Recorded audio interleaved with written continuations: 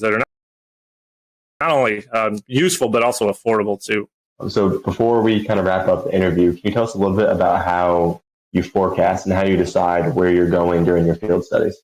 Yeah, the logistics are actually a fair bit challenging. So we are a good distance away from essentially what is Tornado Alley or the Great Plains.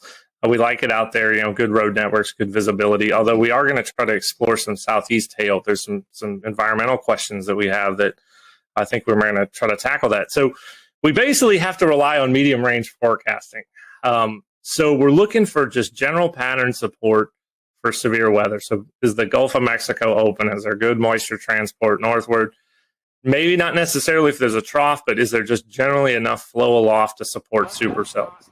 Sometimes you didn't have the surface features underneath the best flow aloft. It kind of became a day-to-day, almost a mesoscale type forecasting scenario, which is very hard for us in terms of when we pull the trigger. So we work our teams on about a 48-hour lead or 48-hour kind of go, no-go scenario. Using DFS output, Bureau output, try to get our best feel that we're going to get at least 3 operation days out of a mission. We got to have some kind of confidence that we're at least going to get 3. It's just not worth shipping equipment out and bringing the team to the field. So, okay, say we give a go. We actually ship 5 big Pelican cases of equipment. FedEx is fantastic. Out to some target cities, and it's usually where we can store equipment. So Norman, Oklahoma at the National Weather Center, have lots of colleagues there. We've used my wife's grandma's garage in Wichita to store all the cases and equipment. So we do that, pick our target city, fly in. We use rental vehicles. We do try to stay out of the hail as much as we're researching hail, and we've done a pretty good job of that. And we outfit them, get our instruments ready, take all the equipment we need, leave the cases behind, and off we go. And usually each mission is about 7 days. So there's some logistical challenges there, given our distance, but we've managed it quite well over the years. When you're renting the car, do you have to kind of stay quiet about what you're really doing with the car?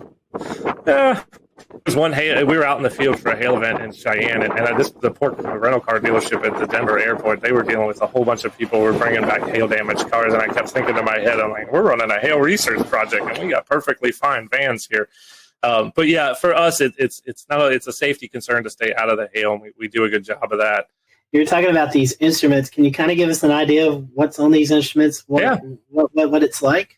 Yeah, certainly. They're on little tripods. They're basically little engineering tripods, and then the plate itself is a little small pyramid. It's 1 foot by 1 foot, and it's actually based on a design that was developed at NASA, Kennedy Space Center, and was published in the literature. So we use that same plate design. It's got a little acoustic sensor, a piezoelectric disc that can record the vibration of the plate. So the higher the signal amplitude of that vibration, the larger the kinetic energy of the hailstone that hit the plate. And then we can work backwards to estimate a size. The unique thing about ours, we actually use robotics microcontrollers as our data system. We use an Arduino Do. It's about $35. A lot of maker components. We needed to make them cheap so we can have a bunch of them. And it samples really, really fast, about 5,000 times per second. So we can actually resolve impacts at 0.05 of a second. So that's pretty neat. And it's got some switches for on, off, and data control to make it easily user-friendly. I think we set a record for deployment time of one of these this year in under 20 seconds. I'm going to give out the shout out to Hank Pogorzelski, who's in our Tampa office, who's been with us in the field every single year since we started. Hank went out the door, set the probe up, and was back in the car before I could log the information of where the actual instrument was. So it had to be somewhere in the 15 to 20 second range. So big old tip of the cap to Hank. I think he set a time speed record there. Well, Ian, we've certainly appreciated you giving us some of your time tonight. And if our followers want to continue the research you guys are doing or follow along, how can they do that? Yeah, so we got a couple ways. So first of all, if you're a consumer out there and you want to see some of these DIY resilient type solutions and things you can do for your home, go to disastersafety.org. That's our kind of front-facing consumer website. For some of the research work, you can go to ibhs.org. But please follow us on Twitter at Disaster Safety. You can also follow our hail research specifically at IBHS Hail Study. You'll get kind of an inside look on that Twitter account as to what we're doing in hail. We've had many guests on this show, and I think you've got one of the coolest jobs because you get to use potato guns and mix it with weather. I mean, I don't know how much better that can be. So,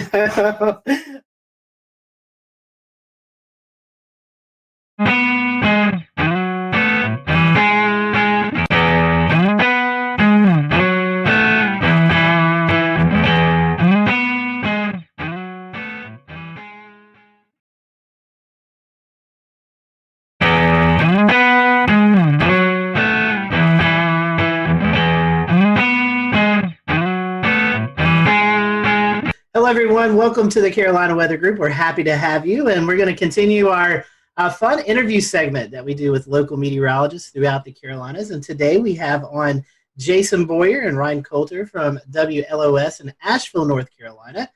They are the ABC affiliate. So if you live in Western North Carolina, I'm sure you've tuned to Channel 13, and we're happy to have Jason and Ryan with us today. One of the main questions that we always ask everybody is how did you know you wanted to be a meteorologist? Everybody has that story. So, Jason, I'll let you start. What's your story? Well, my story goes back to, like most, to when I was very young.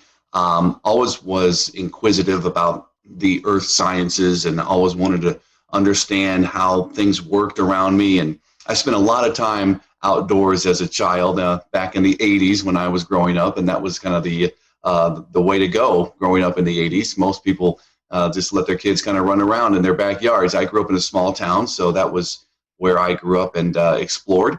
But I think it was around third grade, and this is the most stunning and life-changing moment that I remember. I was walking home from school. It was November, and I lived in Illinois then, so we weren't in Tornado Alley per se, but I remember coming home from school, and I could walk home. That's how close I lived. And it was an unusually warm day. In fact, it was record warm that day. I think it got into the 80s. And the sun was out, the wind was blowing. And I was just thinking like a kid, like a third grader, I can't wait to get outside and play ball, ride my bike.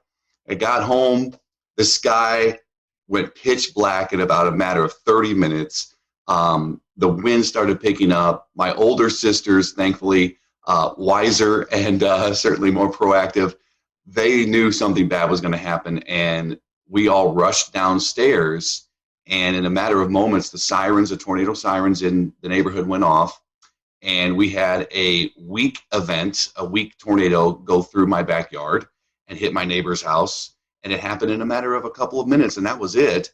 And it was a life-changing moment. When I walked outside, the birds were no longer chirping, and you could see the destruction of my neighbor's house and in the backyard across the street. His entire roof was peeled off. You could see into the house, and the insulation was gutted out. And that was amazing. I mean, frightening, but also to me, an amazing display of what Mother Nature could do. And I think from there, I was really hooked. I knew I always liked science. And then from there on, I kind of just built on that, and had a great teacher in fifth grade, Mr. Morris, that set me on the right path too, and inspired me to continue to study science. So that's how it started for me, and I just pursued it. What about you, Ryan? Yeah, I mean, thank you guys for having me, first of all. Yeah, I mean, my story is really not unique from anyone else who does this either. I mean, grew up, my grandparents lived with us growing up, and, they were avid news watchers, as a lot of older people are. And so anytime the weather came on, I was always, super interested in watching that. They always let me watch that with them. I grew up in Colorado, so as growing up, we had a little bit of everything. Wintertime snow, severe weather in the springtime, and the summertime heat, wildfires. So kind of a mixed bag of everything. You get it all there. And so I grew up around that. And I was in about fifth grade. We had a science fair project, and I actually wanted to make a homemade barometer. And so I figured out how to do that. And I actually wrote into one of the chiefs in Denver. She's still there. And she actually responded to my email. So, as a fifth grader, that was pretty exciting. But I knew, kind of like a lot of other people who do this, I knew that from the time that I was a little kid that, this is what I want to do.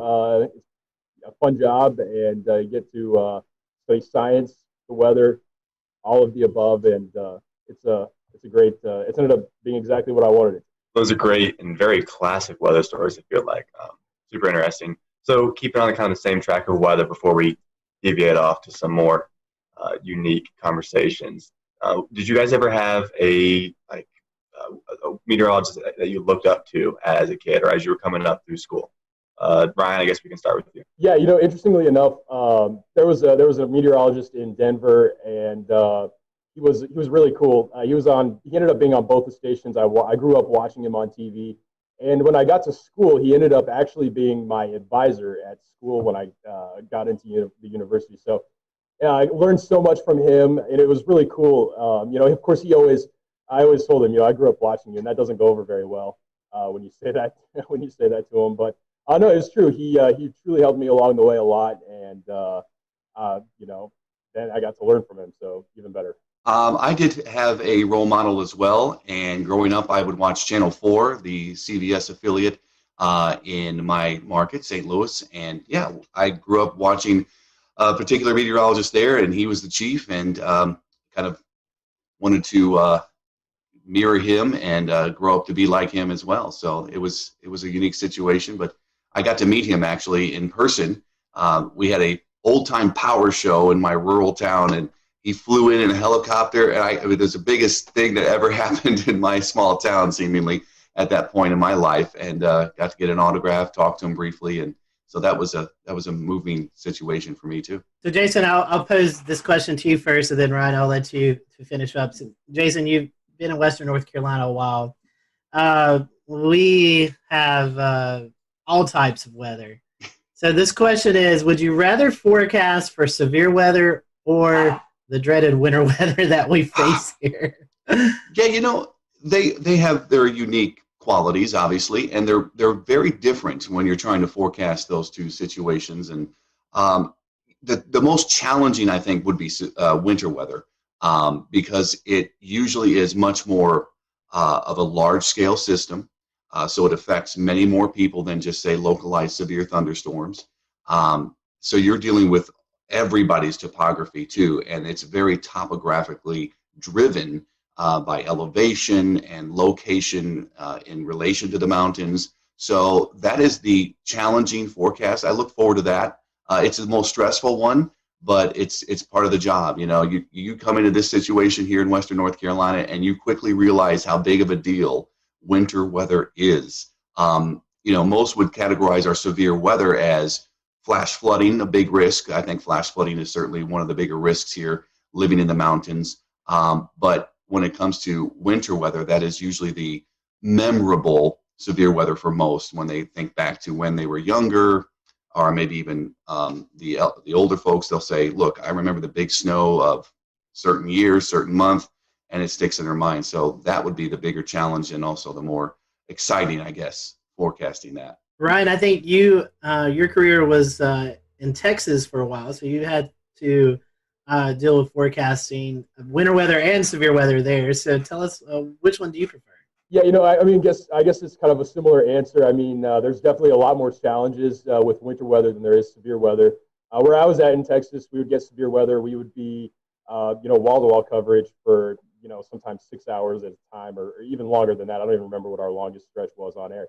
I would say, though, there is more challenges in winter weather, and I would say there's more that can go wrong when we're forecasting for winter weather as well.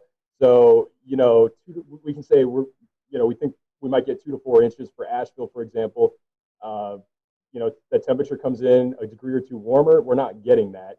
And people get a lot more upset when you miss winter weather forecasts versus severe weather forecasts.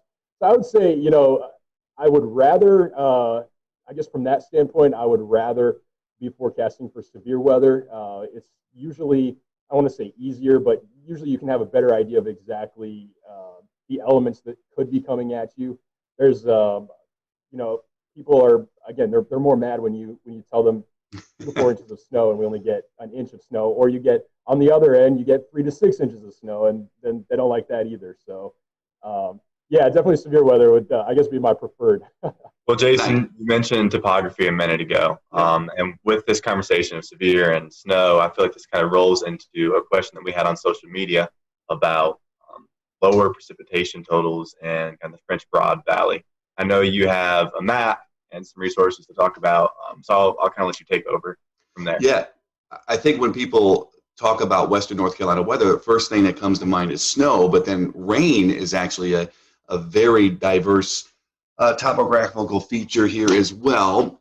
So I brought this 3D relief map just to give you an idea. It's kind of one of my more favorite maps to look at. I could study this. I've looked at this 100 times already, and I could still just look at it almost every given day. So here's the French Broad River Valley right here. This is I-26 running through, and it's a valley. So it's the Broad River Valley. So it's pretty wide considering the other features here. The French Broad starts down in Transylvania County near Rosman and goes north through Asheville and all the way up into the Holston River into eastern Tennessee. But what you have around the valley are higher elevations. So Asheville sits kind of in the middle here, Hendersonville down here, Brevard right there. And the prevailing winds during the spring and summer months are south and southeasterly winds. That will draw moisture from the Atlantic and the Gulf, bring it into the mountains. And because of the features we have from lower elevations in the upstate and Piedmont to highest elevations here, the air has to rise. And so the air will rise and cool and condense into clouds and form a significant rain event down here into the southern mountains, whereas Asheville is in that rain shadow. And the rain will fall mostly to the west and south or to the north and east because we have the Black Mountains and the Craggies up here. So that prevailing wind will certainly help rain form more over this area of the county, Buncombe County, eastern side, and into Yancey. So there's a rain shadow here. There are other rain shadows like in Waynesville. They're surrounded with the Balsam Mountains to the south and west. They don't see nearly as much rain in the valley as they do just west and south of Waynesville as well. So that's kind of how it works in the summer months. In the winter months, the prevailing wind is much, much different. It's from the northwest. So the wind is blowing into the Smoky Mountains and the higher elevations along the Tennessee border. And that's where most of the precipitation is going to fall, near and along the border, whereas there's another shadow effect down here in the valley. So this is why Asheville usually averages a foot of snow a year, and places up in Madison and Yancey County can get up to 50 inches of snow, like Mount Mitchell averages in a particular year. So big difference with the prevailing winds during the different seasons. But that's pretty much how the shadow affects us here in the French Broad River Valley. In fact, south of Virginia, east of the Mississippi River, I believe Marshall is the driest point in that eastern U.S. So pretty neat. Cool. Do you guys have any, what was your most embarrassing moment while on TV? I'll take this one. It happened pretty early in my career. I was working in Tennessee. I started out in the Tri-Cities, Johnson City at WJHL. And I filled in for the morning guy who went on vacation. And I was working one morning, and the newsroom was downstairs. The studio was upstairs. So there was always this climbing the flights of stairs. And one morning I was filling in, and I remember being down in the newsroom, and I looked up and I saw the national weather cut-in. And I knew that there was going to be a local cut-in shortly after. And I remember it was Tony Perkins. He was the meteorologist at the time. I believe he's in D.C. right now. But he was on CBS This Morning at the time. And then I had to run upstairs, end a quick conversation I was having with my news director. I ran upstairs, 2 flights, ran into the studio, ran over to the computer to make sure it was set up, ran over to the chroma key, the green wall, and I had about 10 seconds to situate myself. I was out of breath. I was trying to calm myself down, and I remember I just started talking, and almost instantly I was exhausted. So I started talking about the 7-day forecast, and I got about 5 words out. And you could just tell that I was losing steam, and I started getting real hot. I felt like my temperature went up, and I was getting flushed, and I was kind of panicking in my head, like, how am I going to get through this? You know, you're talking to yourself in your head while you're doing the delivery of the forecast. And I tried to push through it, and I should have just kind of ended early and said, all right, just take a look. Here you go. Enjoy. But I thought I was still, I'm going to make it through, and it was brutal. I could see the studio guy on the headset kind of laughing, chuckling behind the camera. And I just thought, this is I'm bombing here. And I went off, and we had a good laugh after that. But that was really embarrassing, especially when you're trying to make a good impression. I was maybe 6 or 7 months into starting a job. So that was mine. Yeah, I got to think back here on this. So far, luckily, since I've been here, I don't think I've had anything crazy happen here. I will say, though, in my last job, my first job, first day on the air, uh, we have a system. It's called Max. I don't know if you guys are probably familiar with it, WSI. And the way we have it formatted, you have your first weather hits, you have your main weather hits, you have your final weather hits. And unknowingly, I had the wrong weather hit loaded for my first full weather ever on, and I didn't know what to do in the moment. I had my final weather loaded for my main weather, and kind of like kind of like what in TV you always have a time limit that you're set for, and you have to fill that time. And so here I am. I have my current temperature graphic, and I think I had a camera graphic, and then it went right to the 7-day. And so I'm standing there for 2:30 is what we were allotted for. This was the weekend evening show. And I looked back towards the anchor, who's also the producer at that station, and she's just cueing me to keep going. So I think I talked for a solid 2 minutes 15 seconds on the 7-day forecast. And I may have even gone back. I don't remember. I may have even gone back and talked more about the current temps. I don't know. It was bad though. Luckily, I haven't made that mistake since, or if I have, I just will run over and correct it pretty easy now. You learn quickly how to get around things.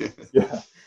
Oh my gosh, that's funny. Both of you guys have experienced this, and tell us what it's like, and then we'll maybe go into some more non-weather questions. A lot of folks may tune in when the weather's at its worst, and you guys are doing wall-to-wall coverage. Tell us a little bit about that. I mean, that's pretty intense for you guys. Jason, you were talking about, you were out of breath, with that little run, but, being on the wall for 2, 3, 4 hours straight, that's got to be mentally, exhausting as well as physically exhausting. Talk to us about that. It certainly is. Most recently, I think this year we had so many of those early season tornadoes, especially for the upstate, and we had wall-to-wall coverage almost every time, obviously, when those were occurring, because our protocol is to stay on when the warning comes out until it ends. And what do you do when you have a tornado warning that goes for 30 minutes and then another one comes out in between and another one comes out in that? So we were going on and on and on. And a couple of times during this early spring season, I was there waiting for backup to come in and help out as well, like Ingrid would come in or Ryan, and you have to go. And if you're solo, you are just essentially repeating a lot, but you're trying to get new information at the same time you're giving the current information. So that's a challenge. You're literally on a computer talking, looking at data that's now happening and trying to analyze that data on the fly, as we say, and also looking at other pages of weather information on the internet, trying to get information from the National Weather Service sites and observers, and then you're on social media pages looking for information from people that are sending you pictures or updated information from what they're experiencing. So yeah, it's a lot of information. And nowadays we're able to get social media information, and years ago when I started out, there was none of that. You had to wait for somebody to call or email you a weather observation, and that would have made it even more challenging, I think, looking back, because what other information are you going to get? The more information you get, the better it is to kind of have things to talk about. And that is, it's unique, and it doesn't happen that often here in this market. We don't get widespread severe outbreaks like they do in the West or the central U.S. And a snow event, a winter weather event, you see for days coming, typically, and you can just lead up to it and get into it and talk about it. You don't really have to be breaking news and breaking into programming for a weather event like, say, snow. But the severe weather events are certainly challenging, and you just you learn from each one.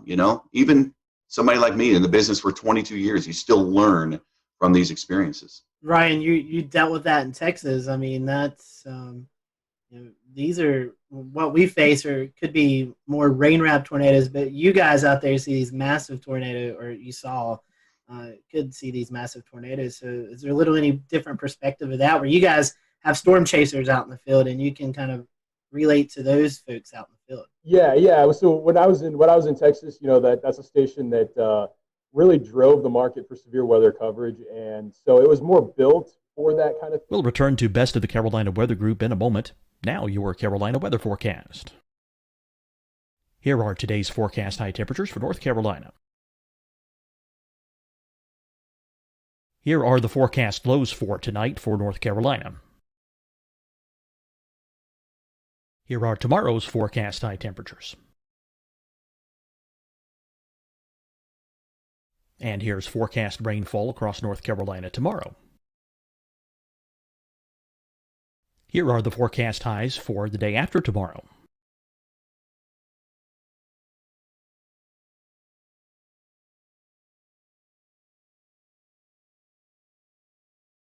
And here's the forecast rainfall across North Carolina for the day after tomorrow. This is the total rainfall forecast across North Carolina for the next 3 days. Here's the severe thunderstorm outlook for today from the Storm Prediction Center.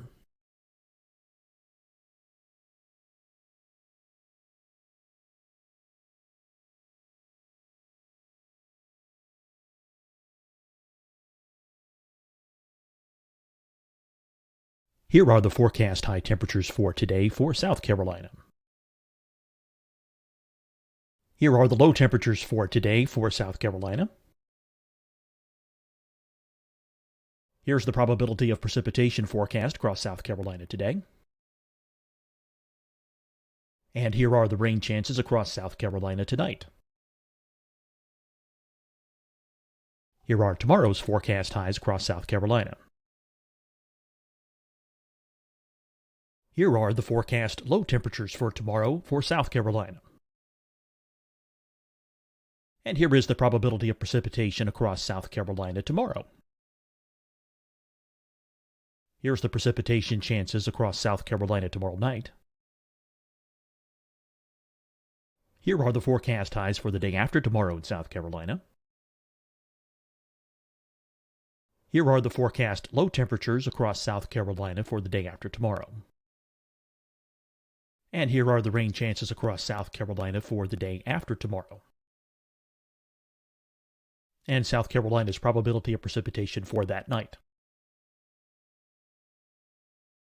Here's the Storm Prediction Center's severe thunderstorm outlook across South Carolina for today through tonight. Here's the Storm Prediction Center's severe thunderstorm outlook across South Carolina for tomorrow and tomorrow night. And here's the Storm Prediction Center's severe thunderstorm outlook across South Carolina for the day after tomorrow through that night. Here's the severe thunderstorm outlook for today from the Storm Prediction Center.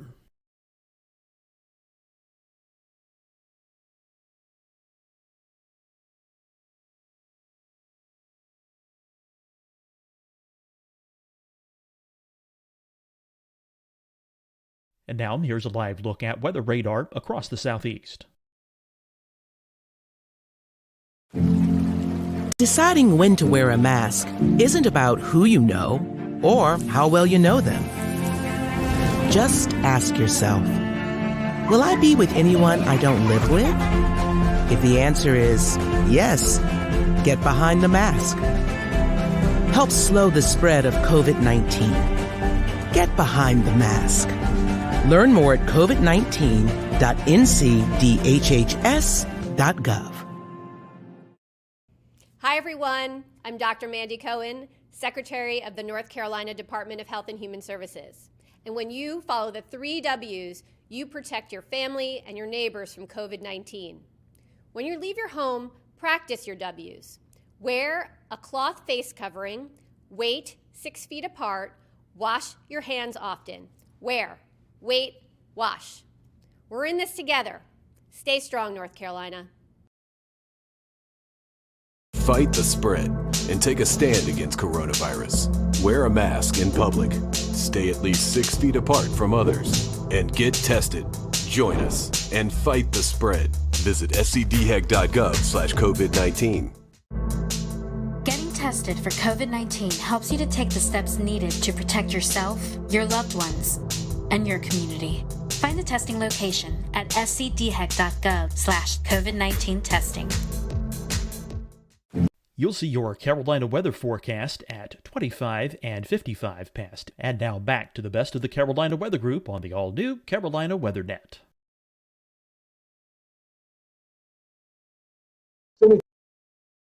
To have two people at the station during these kinds of events, because you have one person off camera that can help to look at and analyze that data, look at radar, see what's going on. We also had in that market we had a crazy amount of cameras. I think there was like 50 or something like that. We could move those around during severe weather events. That's what we used them for. And so you have the other person off camera that can see that. But yeah, I mean, you're going for hours at a time, and I think Jason already mentioned it, but the biggest challenge is trying not to be repetitive. In some cases, you have to be repetitive when there's potentially life-threatening storms out there. I mean, we're talking about tornadoes that could be affecting communities. There could be communities in the path.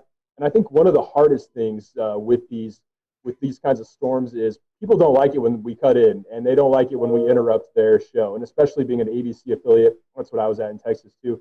We have a lot of basketball. We have big shows. I mean, the Bachelor. I mean, heaven forbid we ever have to interrupt any of those kinds of shows.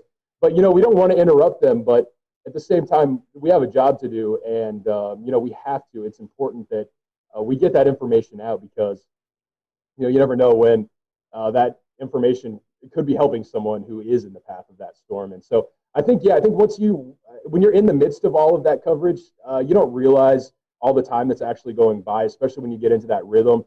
I think that especially in some of those more long duration events, you get off the air and you're like, oh, we were just on for 2 hours or whatever the case may be. So yeah, definitely one of those things though that it can be stressful for sure. Well, we promised that we would stop talking about the weather at some point, so we can go ahead and do that now. You guys can take a little breath and a break from everyday work. So do you guys have a favorite genre, a favorite type of music that you like to listen to in your everyday life? Ryan, I'll go to you first. I'm not too picky. I'll listen to anything. I will say I grew up listening to country, so I mean that's still my go-to. 2000s country, Garth, anything like that, I'll go for. I'm with you on that. What about you, Jason? I went through that country phase many years ago, and I got to get out of that. But I listen to a lot of different genres as well. I grew up in my high school days were in the 90s, so alternative music was big then. So people probably remember Stone Temple Pilots and all that, Pearl Jam. But I don't really listen to that music as much anymore. I've gotten older and a little more subdued with my music choices. But I'll listen to a lot of modern music, pop or rock, and I just don't spend as much time listening to the radio or actually picking out songs anymore. So more of my time is spent just maybe even popping in some classical music just to chill out and get my mind cleared of certain things during the day. So that's what I do. I play music too, so I have a guitar and I love playing music. So that's my escape. Anytime I want to, I can just pick up the guitar and play some songs or whatever. That's something we've found with a lot of these that we're doing is a lot of meteorologists play music on the side. I don't have that ability. Evan, I know you play guitar as well, so you I play a few instruments. Brian, do you play anything? No, I can't play anything. I can't sing either. I mean, no for that. So yeah, no music ability here. Glad we're there on the save link there, yeah. Right? All right, assuming pizza's got cheese on it, so it can't be that. But if you only had one topping to put on pizza, what would it be, Jason? One topping. I think pepperoni would be mine. It's an easy choice, I know. I mean, I love Hawaiian pizza, but if I get one choice, then I'm going to just do pepperoni. Yeah, I mean, I think for me, the choice would be pepperoni, but not to steal Jason's answer, so I'll go with a more controversial pick. I like Hawaiian pizza. I'm gonna go the pineapple on the pizza. I know I'm probably gonna get some flack for it. You are good. That was actually one of our other questions. Does pineapple deserve to be on pizza? So if both of you guys like Hawaiian, I guess that's a yes. Yes, it does. Well, since we're on the topic of food, what's your favorite kind of food? All right, I'll go first. Any food, really. My son and wife are usually finding me in the pantry digging through snacks, and I wish, sometimes I need to quell my cravings, but favorite type of food. If I had to pick one type, I would probably go, tacos. I love Mexican food. I love Italian food, but I love Mexican food. So, man, this one's hard. I like all kinds of food also. Really not too picky. The things I don't like, the one thing I am picky on, I don't like a lot of seafood, but I have a major sweet tooth, and it doesn't matter the time of day. I can go for, you put candy in front of me, I will eat it. It doesn't matter what it is. I'm not picky. Amen to that. Either. So in order to try to keep myself out of trouble on that stuff, I do like, I like Mexican food too. I hate to go with the same answer again, but we see why Jason hired you now. Just similarities here. I would say though, I do like Mexican food as well. Enchiladas, definitely probably one of my top choices. Ice cream would be number one, but besides that, we'll go for a healthier option there. Here's a controversial question. Is a hot dog a sandwich? I've never thought of hot dogs as being sandwiches. I mean, I wouldn't, but again, it's bread, it's meat. I mean, that's what a sandwich is. I don't know. But I don't know why we have to categorize it as a sandwich. I think they're kind of by themselves, hot dogs. I don't know. By the way, there's I guess I lied a second ago. I said I'm not that picky. There's one more food. You don't. I will pass on the hot dogs. I don't know. I mean, I've never considered it to be a sandwich. It's kind of in its own category. I feel like it's a hot dog. Bread. I mean, yeah, it is tricky though, because I mean, again, yeah, you have your bread, you have your meat. Mustard on a hot dog, I guess. Whatever people like. Have the top. I mean, I don't know. That's a good one. I'm gonna go with no though. It's not a sandwich. I agree. We're gonna have to start keeping track of these answers. We have gotten yeses on this. Yeah. So we have to keep track and see what the Carolina meteorologists actually think of hot dogs. So coming back to the Asheville area and away from food, you guys have a favorite location to go visit or hike, something like that in Western North Carolina? Gosh, so many. Convenience-wise, we love the Arboretum. It's close to our house, and we could just jump on there with the bikes and ride. It's pretty easy trails for Hudson, my son, and that's a good go-to. Just hopping on the Blue Ridge Parkway, that's also very convenient. We love going to Grandfather Mountain. It's a little more out of the way, but we love going up there. I love the uniqueness of the rockscapes and the swinging bridge, and seeing off to the east, you have this completely drop off in the elevation, and then you have your mountains around. So those are my two big places, but I could go almost anywhere, and really be happy as long as there's a trail or hiking or biking trail and some vistas. I'm good to go. Yeah, and I'm still new to the area here. I haven't had a lot of time to explore a whole lot, but I will say the close place for me that I could go to any afternoon would be DuPont State Forest. It's kind of crowded this time of year, I've found, but a little bit of everything there. You can get some elevation. You got the waterfalls, so a lot to do there. I've actually spent a little bit of time in South Carolina here more recently. I found some cool places, cool pockets down there. So there's a short drive down there as well. Ryan, you're from Denver. Evan and I, we went storm chasing. We was based out of Denver. We flew in and kind of went from there. So we took our last day. We took our trip into the Rockies, and it was June the 3rd, and it started snowing on us, Evan, I believe. Yeah. So what's your favorite place to go in the Rockies? Oh man, it depends on the time of the year. Rocky Mountain National Park is such a stereotypical answer. That's a great place to go in the summertime. In the wintertime, I mean, I'll take any of the ski resorts. Love skiing, so I'll take any of them any day in the wintertime. Probably not Loveland. I would say more of the Copper Mountains, maybe Keystones of the state. Steamboat Springs is another great place, but even Denver. Man, I know I'm not narrowing this down very well, but Denver's great. Love Denver as well. So I don't know. But, Amen. Well, guys, I know we're nearing our kind of end time, so I'm going to ask one more quick question, and Scotty will close this. So the last one for me is going to be, do you have a favorite weather disaster movie? It can be super cheesy. Well, Twister immediately comes to mind. My wife loves Twister. My son loves Twister. I love Twister. That would be the number one, but The Day After Tomorrow's good. my son loves weather disaster movies of all things. Can you imagine? I mean, he's a perfect child. So he loves any kind of disaster movie related to weather. So I've seen all of them. But yeah, I still think Twister ranks at the top. Oh, that's a tough one. I don't watch a lot of movies. Immediately, Day After Tomorrow came to mind for me.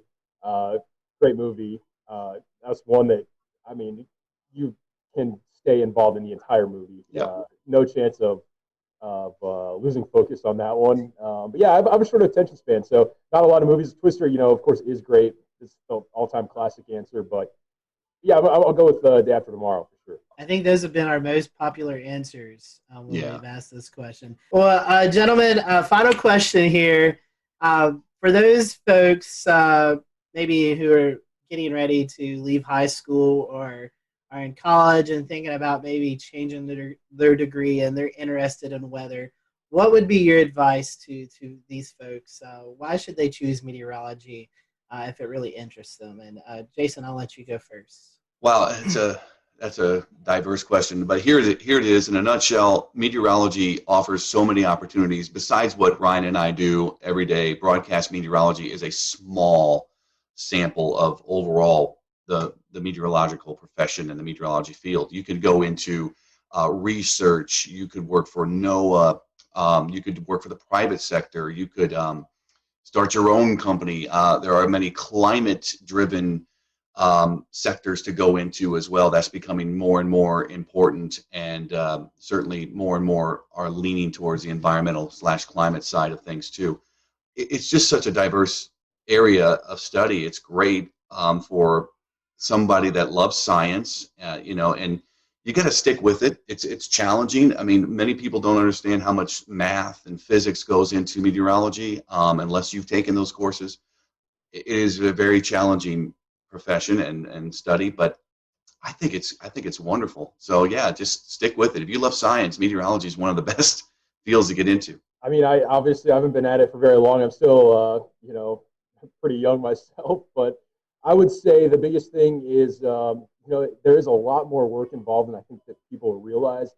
It's something that is fascinating. It's interesting. There's a lot to look at. And again, TV is not the only thing. In fact, I would say if someone wants to go into meteorology just to be on TV, that's maybe a bad idea because, there's so much more to it than that.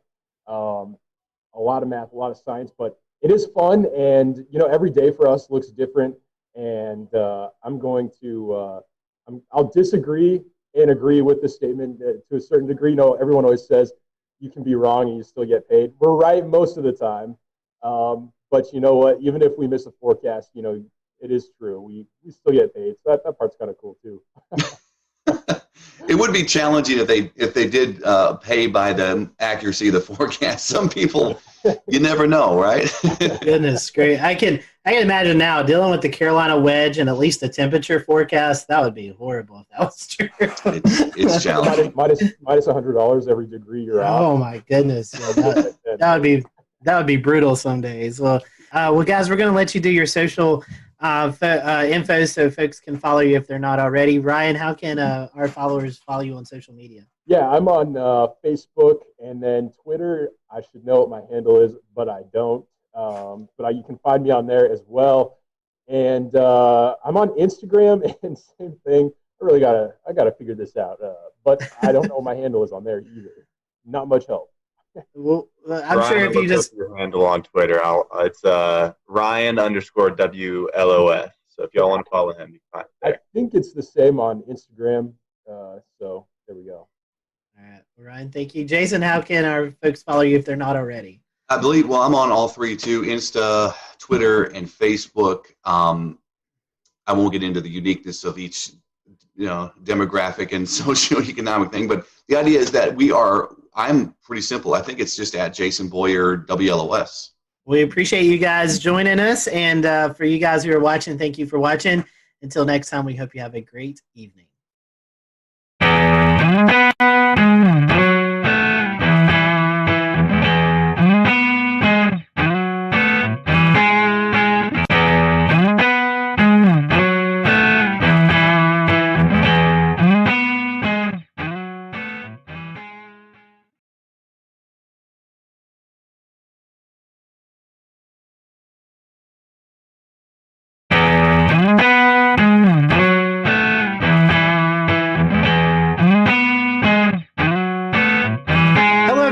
welcome to the Carolina Weather Group. We're happy to have you this evening. Tonight, we are joined by the WLTX weather team out of Columbia, South Carolina. That is the CBS affiliate there. So if you watch Channel 19 at Columbia, you probably see some familiar faces. And if you don't, hopefully after tonight, you'll get to learn about these meteorologists and tune over and check out the weathercast. So Efren, Daniel, Alex, and Danielle, thank you for joining us, and happy to have you all, and thank you for a little bit of your time. So we're going to start off this question, probably one you've been asked several times, but we're going to ask it again. How did you guys, how did you know you wanted to be a meteorologist? What persuaded you to do that? And Efren, I'll start with you, and I'll just let the team continue after that. The interesting thing is that when I went to school, I actually wanted to be an aeronautical engineer. Then I had an interest in weather, but I never had an interest in meteorology as far as a study. And I took one class, and it was an orientation to professional meteorology. There was a one credit class, and I got hooked. It came down to really the same thing. I'm always talking to kids, high schoolers, college students, and come down to the one word I always say when I talk to people about meteorology. It's why. Why is it sunny? Why is it hot? Why does that cloud look like it's cut in half from the bottom? Why is it raining at my house, but my neighbors who are just a quarter mile down the road, they're not getting a lick of rain? Why? And that's where my interest really came in. Why is the weather the way it is? And every time I ask the question, and still today, it's that passion of wanting to know why it is. And even finding out why it is, I just still wanted to know more. It's like those little kids who, when I was 8 years old and sitting on the lawn and looking straight up and going, that cloud looks like a dog, and that cloud looks like a tree. Those are the things that really got my interest peaked when I was a kid. But it wasn't as an adult that I realized that there's a very big interest, and I just want to know more. So I always knew I loved the weather. For me, it was flying to Florida for the summer and seeing all those big puffy clouds, and just wondering, how do clouds that produce so much rain, stay afloat, as a kid. I was just so amazed by the idea that it was just totally sunny along the approach when you're flying into, let's say, like Orlando, for example, and then by the time you're at the airport and you're getting the taxi, it's pouring, So just the power of the weather in the Southeast was actually what started it. But I'm from New York originally, so it wasn't the snowstorms and things like that that initially did it for me. So that was kind of a surprising thing, because a lot of my, fellow colleagues and friends that I went to school with, it was snow for them because I went to school at Rutgers in New Jersey. So yeah, I originally wanted to be kind of more of the operational forecasting side of things. But then I realized when I was in school after Hurricane Sandy that I wanted to do more television and communication, because a lot of people were impacted by storm surge because they had no idea what it was. It wasn't well communicated, as far as the city evacuating people from for Sandy. Hurricane Sandy wasn't a hurricane when it made landfall. So there were just so many communication things. I mean, we see it now with the derecho show in the Midwest. People don't know what a derecho show is. And so there's all of these different things that kind of go into the communication aspect that I was like, that is absolutely where I feel comfort. I need to, kind of explain what's happening because I love learning about the weather and why it's happening. So that was sort of what did it for me. I'm kind of like Alex. I grew up outside of Philly, but it wasn't snowstorms that did it for me. I have a lot of good memories of snowstorms, but kind of like the two big things I remember growing up was sitting on the back porch, dangerously close, just listening to thunderstorms and this is the coolest thing ever. And then just kind of growing up, the news was always on in my house. And for my 15th birthday, I think my mom took me to the Today Show so I could meet Al Roker and do that whole experience. So I knew I kind of wanted to do news, but I hated writing, and I naively thought weather's cool. I love science. I'm never gonna have to write as a meteorologist. Wrong. But I kind of just like combined a lot of different interests, and it really worked out, and it's been great. And it's fun, like Alex said, communicating while also like being a scientist and kind of digging deep with the math and science was always kind of what I leaned towards growing up. Well, I'll go ahead and tell you, back in 1984, a tornado destroyed the school I was in. And so that kind of sparked a little bit of interest for me. And then Hugo back in 1989, that was a big deal as well in South Carolina. And all y'all know it as well. That's still the litmus test for hurricanes is Hurricane Hugo. But I think those are the two things that kind of sparked my interest. I do apologize. I'm sitting in the car. They don't like for us to stay in the station. So I'm sitting in the car kind of holding the phone. You look good, Daniel, and you sound good. Appreciate that. Hugo, definitely one of those benchmark storms for the Carolinas. Speaking of that, Daniel, I heard you mention Al Roker. So our next question, was there a meteorologist that you looked up to growing up, or maybe even in college with internships, someone that you looked up to as you went through your career? I can start. So yeah, Al Roker, like when I was growing up for sure. And then, so I got to go to school at UNC Charlotte. And so being in Charlotte, Panovich is who you kind of watch and who you're kind of like following along.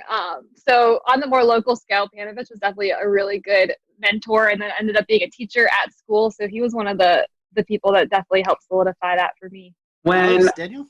When I was a kid, I watched a lot of Weather Channel. Anytime I was sick at home, I was so excited that I could just watch that all day long and, just hear the forecast around the country. So honestly, growing up seeing a lot of those meteorologists, all of them, I was just totally attached to and interested in because I felt that they were very knowledgeable and that they dug in deep to the weather. So I appreciated that always. I have to say, probably in high school, Stephanie Abrams her career was really starting to rev up. And I probably looked up to her the most because she was just so, her personality was just what it was. She wasn't really afraid to hide it on air. And I was always, in high school, the kind of person who just said whatever came to mind. So I felt like I could kind of relate to her. And she also, was big on the science and on the math. She was from Florida. I loved Florida weather, so there was like that connection I always felt with her whenever I would watch her on TV, because she was really into the science, but she also had like this personality where she was like unapologetically herself, And so I think Stephanie Abrams was definitely a person during my formidable years that I looked up to. Well, I'll jump in. Crazy enough, since I live where I work where I grew up watching Jim Gandy. So that was kind of a guy that I always enjoyed watching. And crazy enough, he came to my school when I was in third grade. That was like seeing a rock star. And then luckily I was able to work with him for, almost 14 years. So that was kind of cool. Kind of dating myself because the Weather Channel was not necessarily huge when I was coming along. So I do remember watching Cantore, and I met him a few years ago, and he seemed to be a pretty nice guy as well. Something that you guys have dealt with already this year, severe weather in the Columbia area. So our question is, which one do you find more challenging forecasting, severe weather or winter weather, which we get a little bit of in the Carolinas? Alex, I'll let you start. That is a great question. So for me, obviously the tornado outbreak the day after Easter was something that I hadn't anticipated, prior to seeing that, synoptic setup could even happen in South Carolina, just because it's so rare to have tornado outbreaks like that. A lot of times, our tornado outbreaks come from our tropical weather, where we're on the dirty side of the storm. And so those are a little bit easier to sort of convey, whereas, a morning tornado outbreak where we had, I believe, like 3 or 4 EF3, big tornadoes in the Midlands in the, 5, 6 o'clock hour of the morning, that was definitely, I think, a big challenge. But, winter weather here, we're going on now, our 7th year without any significant snow. So I think as the years go on, there's a whole generation of people that aren't used to snow, either because they didn't live here at the time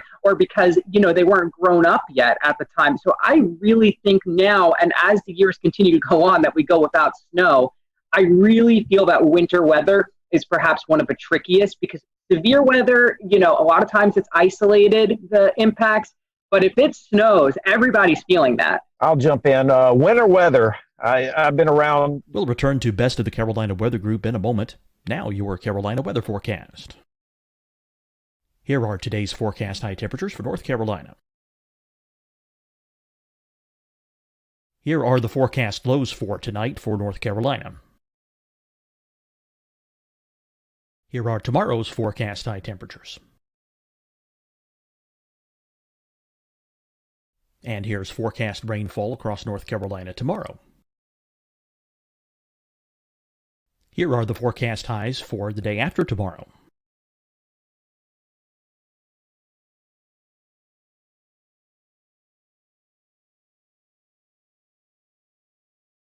And here's the forecast rainfall across North Carolina for the day after tomorrow. This is the total rainfall forecast across North Carolina for the next 3 days. Here's the severe thunderstorm outlook for today from the Storm Prediction Center.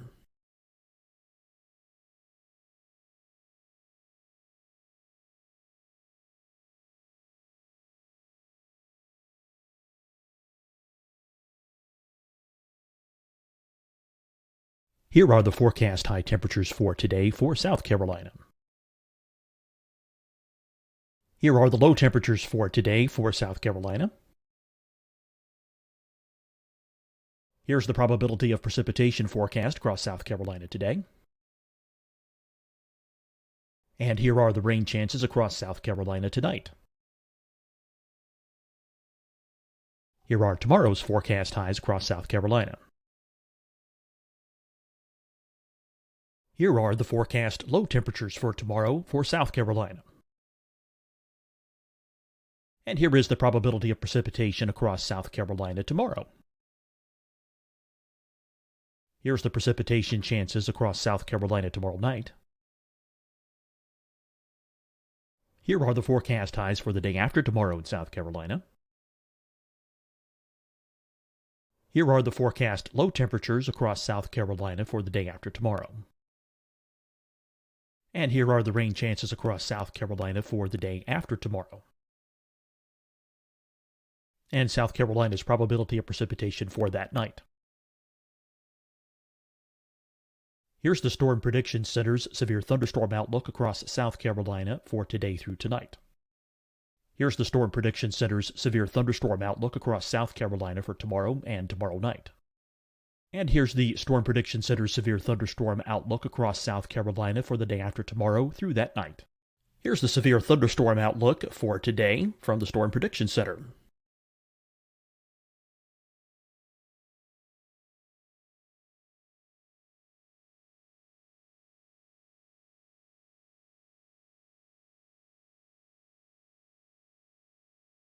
And now here's a live look at weather radar across the southeast. Deciding when to wear a mask isn't about who you know or how well you know them. Just ask yourself, will I be with anyone I don't live with? If the answer is yes, get behind the mask. Help slow the spread of COVID-19. Get behind the mask. Learn more at covid19.ncdhhs.gov. Hi, everyone. I'm Dr. Mandy Cohen, Secretary of the North Carolina Department of Health and Human Services. And when you follow the 3 W's, you protect your family and your neighbors from COVID-19. When you leave your home, practice your W's. Wear a cloth face covering, wait 6 feet apart, wash your hands often. Wear, wait, wash. We're in this together. Stay strong, North Carolina. Fight the spread and take a stand against coronavirus. Wear a mask in public. Stay at least 6 feet apart from others. And get tested. Join us and fight the spread. Visit scdhec.gov/COVID-19. Getting tested for COVID-19 helps you to take the steps needed to protect yourself, your loved ones, and your community. Find the testing location at scdhec.gov/COVID-19 testing. You'll see your Carolina weather forecast at 25 and 55 past. And now back to the best of the Carolina Weather Group on the all-new Carolina Weather Net. Yes, since 2007 at this point, and winter weather is always the big thing. And I remember in 2013, we forecasted 1 to 3 inches of snow in Columbia, and we missed by 50 miles. The city was shut down, and it was blue skies outside. And even now, it's become even a bigger deal because of social media and all the bad information out there. So, in my opinion, for a snow or ice event in South Carolina, that's the bigger challenge. Maybe not from a forecasting standpoint, but from the standpoint of social media and people getting the wrong information out there and calling us names because we're not buying into the hype sometimes. Good point. Danielle, I want to bring you in. You graduated from UNC Charlotte. You didn't prepare for doing weather from home, I'm assuming, and class there. So what are your thoughts? No, I barely made it 9 months into my career per se that I had to like transfer to my 500 square foot apartment. So I definitely was not equipped like other meteorologists have their green screens, blah, blah, blah. I didn't even have this map here. The station was like, we're going to throw something on your wall for you. So I was not prepared whatsoever, but I think I really do like what it has offered. Now that we're going back to the station, it showed like how much flexibility we could potentially have in our job. Like we can work and build our graphics and do everything at home on a quiet weather day. And I live across the street from the station. I can pop over, do my show, and come on back.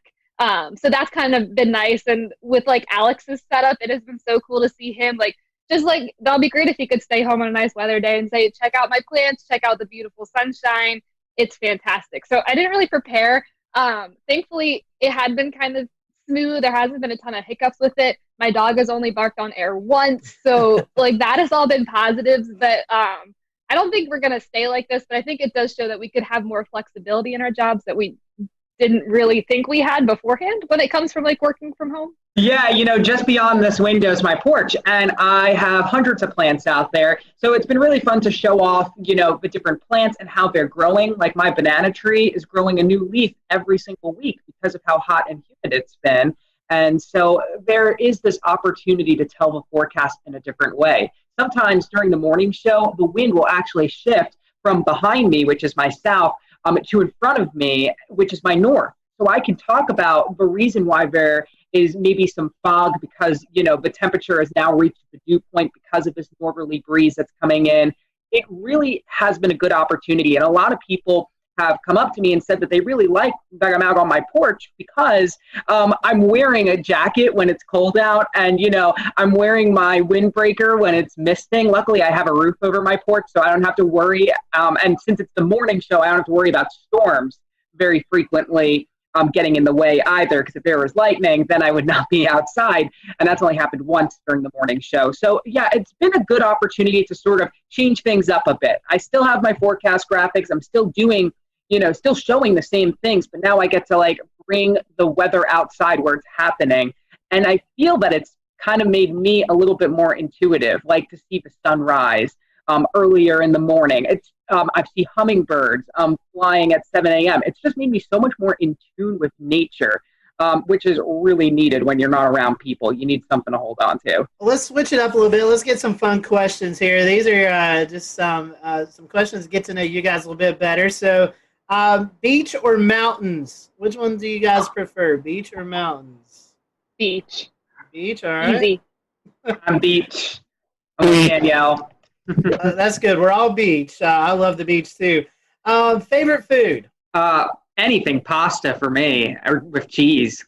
That's my anything Italian food is great.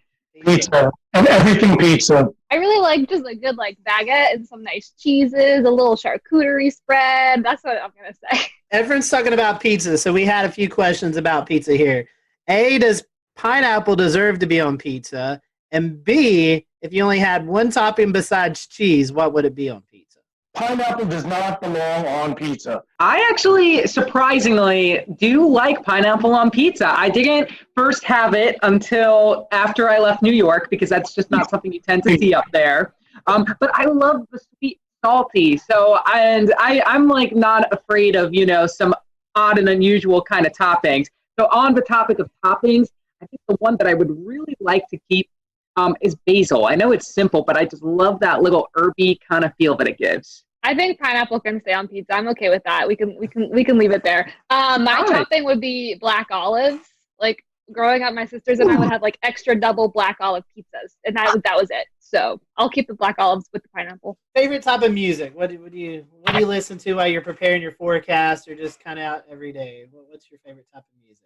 Oh, I go for all the decades personally. And I do listen to music in the morning. A lot of times I'll listen to our other sister stations to see what they were talking about because we have sister stations across the country. But when I'm not doing that, I'll listen. I think this morning I was listening to Fleetwood Mac. I was listening to the Supremes last week. It's just like all over the place. I love it. But generally my favorite music is kind of like that alternative rock kind of thing. Like I still listen to like the Foo Fighters and the Killers, like all those bands that were popular in the 90s and 2000s. They're still releasing pretty good music, so I like them. I'm country all the way. And then whatever Spotify will like say is popular, I'll like shuffle because I don't think I'm a good playlist maker. But if I have to pick, it's going to be country. Favorite disaster or weather-themed movie? I agree with Twister. We actually did a senior project about all of the things that were wrong with Twister. That was our final assignment in mesoscale meteorology, and that was a lot of fun because, I mean, you got to watch Twister and, kind of pick it apart with the things you learned. It was really fun. I'm going to go Twister, too, just because I know I've seen it. I don't like disaster movies. They stress me out. I feel like I heard a couple of weeks ago there may be a Twister 2 coming out soon. Oh. So we may all have to get together and kind of do what you did, Alex, and kind of point out the inaccuracies of the movie. I'm down. That sounds so fun. All right, we have one more controversial fun question, and then we'll kind of start to wrap up. This is one that we've done with all of our specials here, and it goes back to food. Is a hot dog a sandwich or not? Oh. A hot dog, is it a sandwich or is it just a hot dog? Some people say it's a sandwich, some people no. What's the definition of a sandwich? Well, they say it's two pieces of bread and a meat, but a lot of people say that doesn't qualify. A hot dog doesn't qualify. Bread. It's one bread. That's one bread. True. That's a good point. I'm with Efren. That is a really good argument. Final question. This is one to promote your city, Columbia, or your forecast area there in the Midlands. Tell us why we should visit your area. Give us maybe your favorite spot to hang out at, something that anybody should go out and see if they're in the Columbia area. We have so many river walks.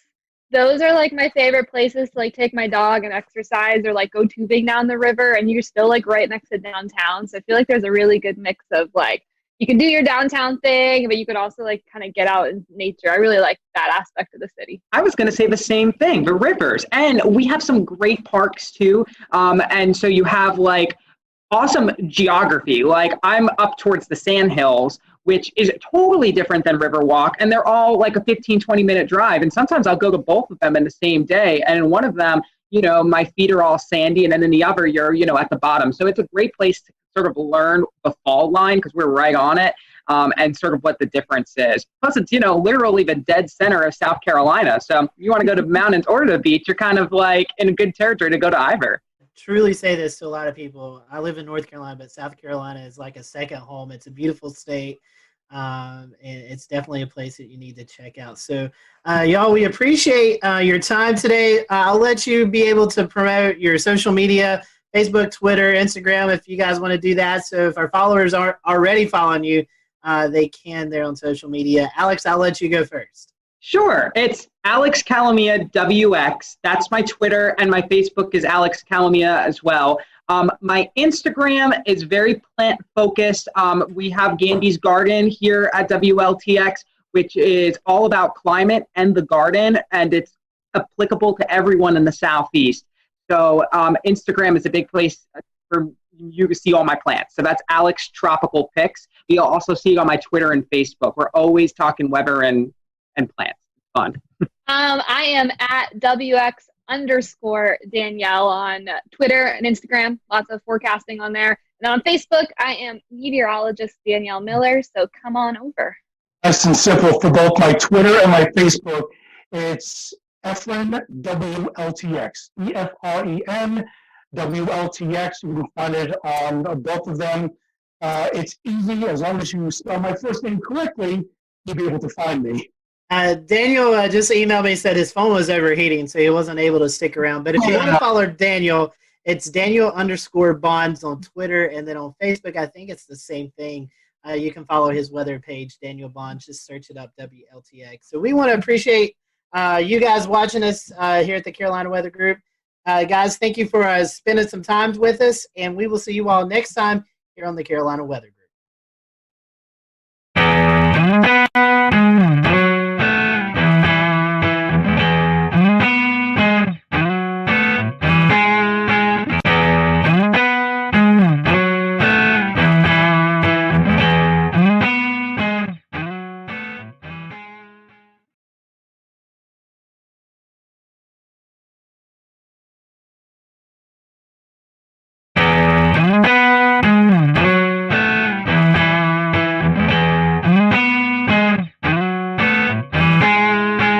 Thanks, James, and welcome everyone to the Carolina Weather Group, Quarantining with Mets. We're happy to be joined by the WMBF weather team out of Myrtle Beach, South Carolina this afternoon. We have on with us Jessica Dobson, Robert Whitehurst, Andrew Dockery, and hopefully Jamie Arnold will be joining us here in just a little bit. So over the next 40 minutes or so, we're going to be getting to know your local forecast team there in Myrtle Beach, and hopefully we'll reveal some fun things that you may have not known about those. So welcome to the show. We appreciate y'all joining us, and we always like to start off with some fun questions. So, Jessica, I'm going to start with you because you kind of talked about this a little bit earlier. Iced coffee or hot coffee? Which do you prefer? Usually iced coffee all the way. I've been on this whole whipped coffee kick. Andrew hasn't heard me shut up about it for a long time now. But iced coffee on most days, unless it's like winter outside. And then sometimes I'll go for a warm cup. Andrew and Robert, you guys have a choice? I would say I'm an iced coffee guy. I wasn't until I moved here into Myrtle Beach. And once you get into the humidity here, you're almost kind of forced to be an iced coffee guy. So I do hot coffee in the mornings, but if I have it in the afternoon, it's usually iced. And yeah, that whipped coffee, Jessica talks about it nonstop, and it is very good. I wouldn't steer you wrong. Yeah, I think it's 50-50. It depends on the season. And it depends on where you're getting the coffee from. Ooh, Dunkin', I love Dunkin's hot coffee. I'm not a big fan of Starbucks hot coffee, but I like Starbucks iced coffee and cold brew better than the iced coffee at Dunkin'. That is a well thought out answer. Yeah, I discovered this thing too. It's called a hyper chiller. And so what you can do is brew hot coffee at home. You pour it into the hyper chiller that's frozen, and you spin it around for 30 seconds, and you have iced coffee that's not watered down. Wow. I don't own any stock in this hyper chiller either, so I don't get any commission if I sell any product. How many sugars and creams, though? You know what? You're really, that's a hurtful comment right there. That's what gets me at Dunkin'. I'm like, load it up. Just keep squirting it. And my coffee is like white, okay? What are y'all's favorite weather or disaster-themed movies? I guess we can go in the same order again. Start with Jessica. Twister is for sure. I mean, that's very typical, but that came out when I was younger. And, you know, Jessica, she had blonde hair. I have blonde hair, so it just kind of really, it stuck with me. Love that movie. And also one that I grew up watching, I feel like it was on ABC Family a lot, was Night of the Twisters. It's very corny, like 90s one, but that's another. I think for me, Twister was a big one. I'm not a big movie guy, though, if I'm being honest. Especially when it comes to weather movies, I just critique them really bad. But another one that stands out that I did watch a lot, which is even worse, is The Day After Tomorrow.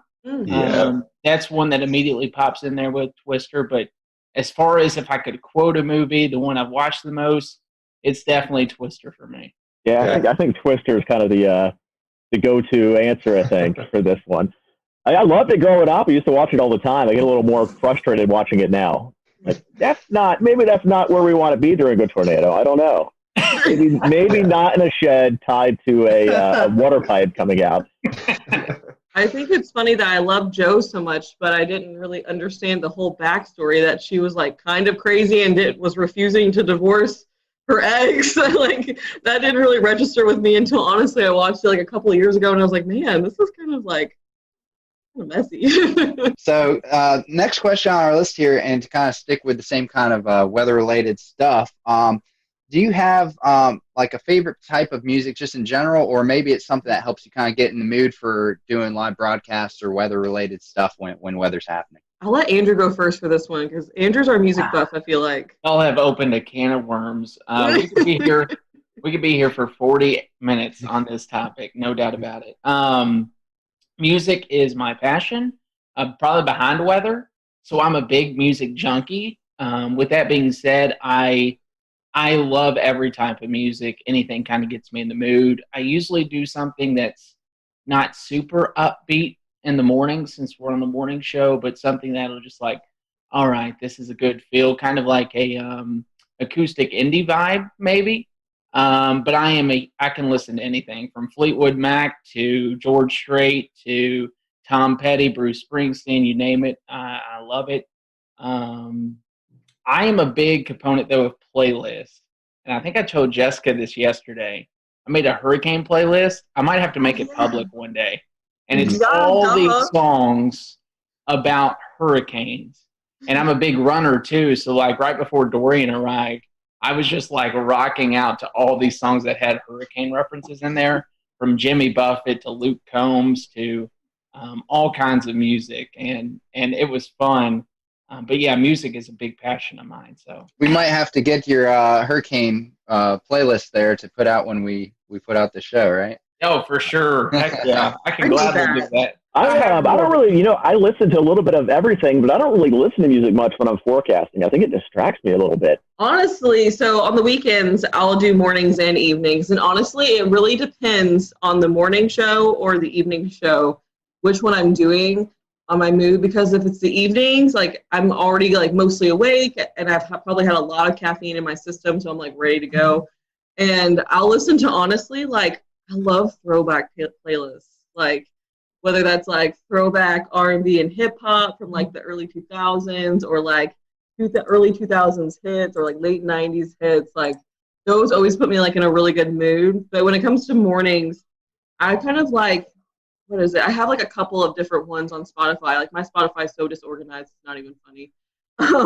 I'll like think of a band and I'm like, oh, I want to listen to that kind of music today. But mostly like things kind of more chill, probably like Mumford & Sons or Neon Trees or Kings of Leon too. I listen to them a lot in the mornings. It really depends. Like my mood changes also throughout the morning. Sometimes I'm like, no, I need something a little more somber. Like so it really depends too for me. But I like all music too. Like I'm the worst when I'm driving in a car with someone else and a song comes on and I start singing it and it goes down from there. Like the Spotify playlist used to work great for me until I had a daughter, and now it'll go from Luke Combs to the Frozen 2 soundtrack.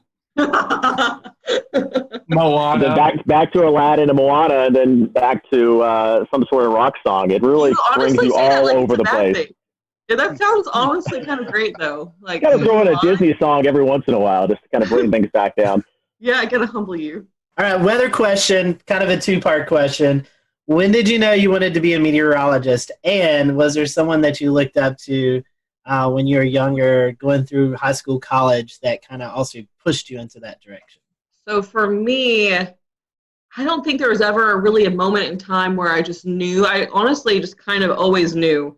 Like even when I was looking at colleges, I was like, okay, well, I'm going to do meteorology. But I didn't know I wanted to do broadcasting because I used to be really shy. I don't really know what happened. Something happened, so now I can't shut up.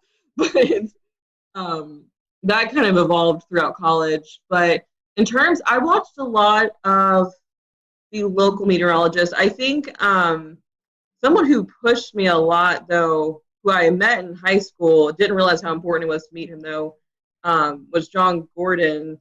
he really pushed me to just kind of like take on my own personality when it came to weather. He works with, I don't know if you guys are familiar with him. He used to actually be a hurricane hunter. Now he's the MIC at the National Weather Service in Louisville. And I volunteered with him one summer, and like it totally changed everything for me. But I always grew up watching the meteorologists on air. There weren't always a lot of females though, so it was kind of hard for me to kind of, I never really had one specific person I looked up to, because I kind of watched them all. So yeah, long story short. I think for me, I was in 5th grade. I grew up terrified of thunderstorms. Couldn't stand them. And I turned to the people on TV to kind of guide me through the storm, as corny as that sounds. My mom was in TV her whole life. She's behind the scenes. So she is a research director. She's been doing that for years. And I kind of had a firsthand like experience into what broadcast meteorologists do. So I would go to work any chance I got with mom and shadow all these meteorologists and be like, hey, listen, I don't like storms. And that actually grew a passion more out of fear back when I was in like 5th grade to, oh my goodness, this is crazy. Like the power of the atmosphere is so amazing. So I think the big mentor for me was Kevin Harnick growing up.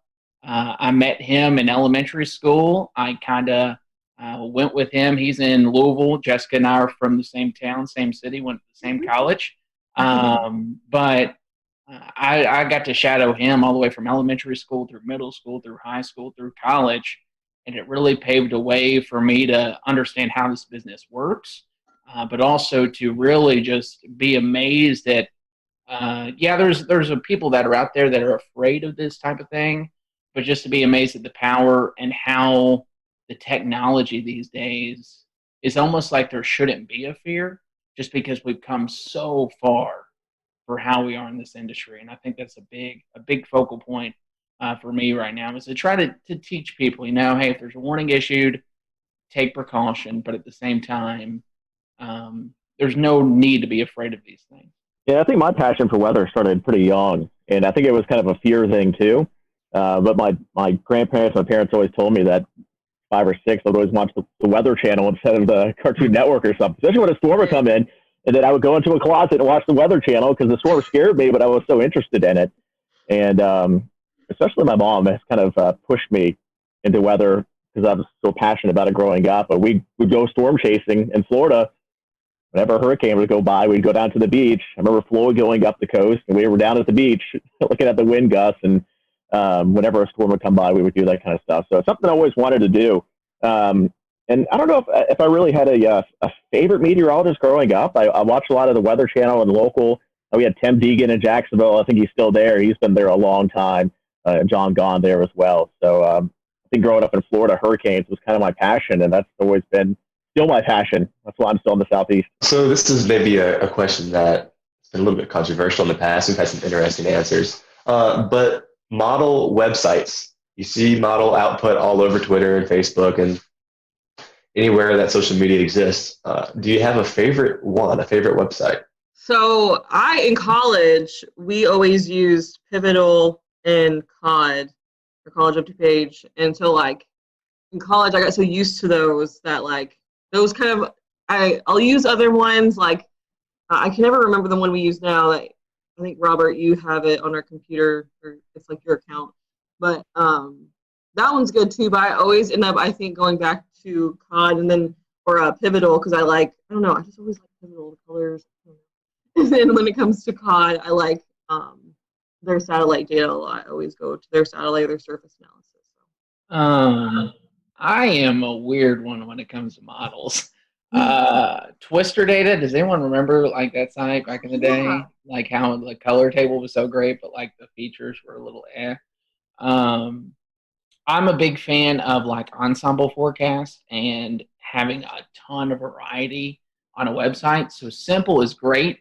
Otherwise I get distracted. So I try to do COD throughout like a 48-hour window. And then I transfer over to weather models, which Robert and the team use, and then WeatherBell. I love WeatherBell. I love weather models. And those two are like, I would say my 1 and 2. But if it's coming to a quick 48-hour look of a forecast, it's usually Pivotal Weather or College of DuPage if I need to get something out quick. Otherwise, I'll spend way too much time on the other two. Yeah, I think a lot of them, each have their strengths. Yeah. Like a Pivotal Weather with the clickable soundings for the Euro and the UK Met and all the extra data now. That's great. You can't really find, I don't know where else you can find that kind of stuff right now. Obviously, you could break down the levels yourself on Weatherbell or weather models, but to have those. We'll return to Best of the Carolina Weather Group in a moment. Now, your Carolina weather forecast. Here are today's forecast high temperatures for North Carolina. Here are the forecast lows for tonight for North Carolina. Here are tomorrow's forecast high temperatures. And here's forecast rainfall across North Carolina tomorrow. Here are the forecast highs for the day after tomorrow.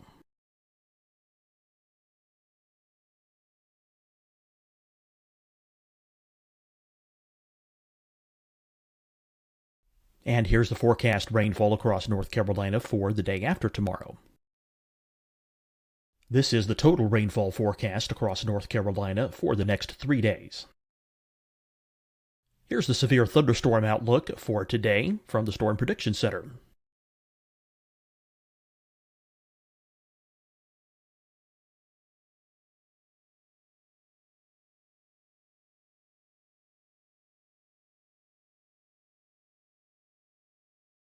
Here are the forecast high temperatures for today for South Carolina. Here are the low temperatures for today for South Carolina. Here's the probability of precipitation forecast across South Carolina today. And here are the rain chances across South Carolina tonight. Here are tomorrow's forecast highs across South Carolina. Here are the forecast low temperatures for tomorrow for South Carolina. And here is the probability of precipitation across South Carolina tomorrow. Here's the precipitation chances across South Carolina tomorrow night. Here are the forecast highs for the day after tomorrow in South Carolina. Here are the forecast low temperatures across South Carolina for the day after tomorrow. And here are the rain chances across South Carolina for the day after tomorrow. And South Carolina's probability of precipitation for that night. Here's the Storm Prediction Center's severe thunderstorm outlook across South Carolina for today through tonight. Here's the Storm Prediction Center's severe thunderstorm outlook across South Carolina for tomorrow and tomorrow night.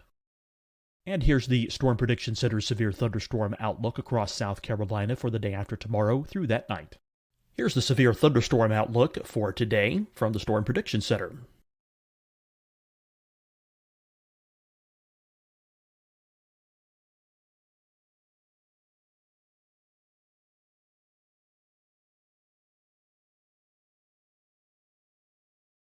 And now here's a live look at weather radar across the southeast. Deciding when to wear a mask isn't about who you know or how well you know them. Just ask yourself, will I be with anyone I don't live with? If the answer is yes, get behind the mask. Help slow the spread of COVID-19. Get behind the mask. Learn more at covid19.ncdhhs.gov. Hi, everyone. I'm Dr. Mandy Cohen, Secretary of the North Carolina Department of Health and Human Services. And when you follow the 3 W's, you protect your family and your neighbors from COVID-19. When you leave your home, practice your W's. Wear a cloth face covering, wait 6 feet apart, wash your hands often. Wear, wait, wash. We're in this together. Stay strong, North Carolina. Fight the spread and take a stand against coronavirus. Wear a mask in public. Stay at least 6 feet apart from others. And get tested. Join us and fight the spread. Visit scdhec.gov/COVID-19. Getting tested for COVID-19 helps you to take the steps needed to protect yourself, your loved ones, and your community. Find the testing location at scdhec.gov/COVID-19 testing. You'll see your Carolina weather forecast at 25 and 55 past. And now back to the best of the Carolina Weather Group on the all-new Carolina Weather Net.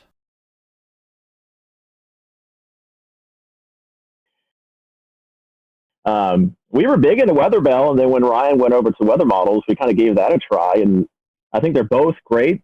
The navigation certainly gotten a lot better on both of them. I think when they first started, it was like, there's all this stuff, but I don't know how to get to it. You'll find it once. You're like, I really want to save that. You come back and you couldn't find it. But I think they've kind of improved with those. So we use all three. We're kind of lucky that we have an account for all three. Yeah. I don't know if many people know about this one, but the FSU cyclone phase, that's good. That's good stuff there. You can see, kind of gives you an idea if it's going to be a shallow warm core, or if it's more cold core. What would be your most embarrassing on-air moment that you can recall? I feel like I embarrass myself on a regular basis. So, I don't know. I mean, I have made it before on one of those like viral YouTube like blooper things over something so stupid. I like just stumbled over my words and then I couldn't stop laughing afterwards. And it was just 20 seconds of me like doing the whole where you don't breathe or say sounds. You just like sitting there laughing without making any noises. I did that. That was probably up there with one of the most embarrassing. I don't really, and this, I mean, you can ask Jessica and Robert, they know. I don't get embarrassed often. That's true, yeah. So, like, I think back to, like, my job at Eastern Kentucky when I was the chief at WIMT. I would go out and do face paintings right before main weather and dance with people to learn, like, a jig or whatever it was. So, I've done probably a lot of embarrassing stuff, but to me, I was just doing it just because it was interactive. But something I did not plan that happened was I did a whole main weather and Twitter blew up. This was back at Bowling Green, and it was obvious that my flag was down the entire time. So that was the only thing I can think of. I will never remember or forget that day. But other than that, everything else, it takes a lot to embarrass me, but that day certainly did. This isn't a bad one, but we have a Hurricane Expo we do every year. And I went to a little girl who was with her dad in a live interview. And I asked her, hey, are you having a great time here? And she looked at me and said, no.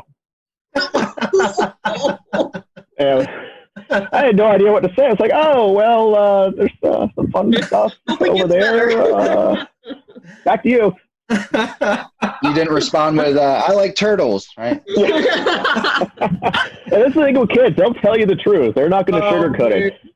Storm chasing. I know Western Kentucky goes out and does storm chasing every year. Have you guys been storm chasing? Any memorable events from that? Oh, my gosh. Storm chasing. I went twice. And best 2 weeks of my life, both times. Like, hands down. Like, second time, they were both great for different reasons. The first time I was in 2016, in May of 2016, which I don't know if you guys remember or not, but that was the whole Dodge City event that unfolded, which was the craziest day of my whole life. Just like a tornado on the ground for I think over an hour, and it had, sister tornadoes at one point, and it was just like complete madness. Like I'd never seen chasers like that before either. And really that whole season I got to see pretty much every type of storm structure you would want to see, whether there was tornadoes or not. So that was really big for me. It was like literally, like everyone says it, but it was literally like everything you learned in your meteorology class and your textbooks, everything you see, but it was like in front of your face. And so that was really cool for me. The second time we didn't see quite as much, but WKU goes over a 2 week span, which I think a lot of schools probably do that too. And we did a lot more sightseeing. We went out to New Mexico, and we got to do a lot of cool things outside the whole storm chasing thing too. But I got to be with like my best friends when they saw their first tornado. So like lots of bonding, and like, it was just the best of both worlds, like being with your friends, but also at the same time learning so much, like being able to share all those like experiences and your same passion with other people. I could go on for days about storm chasing. very near and dear to my heart. I wish I could go back and relive those days. For me, I didn't go on the storm chase trip. I worked 2 years in college while doing school, so I did 19 hours of classes in a 40-hour work week in Bowling Green, which was crazy. The first year I couldn't because of a job. We just lost someone, so I couldn't take off.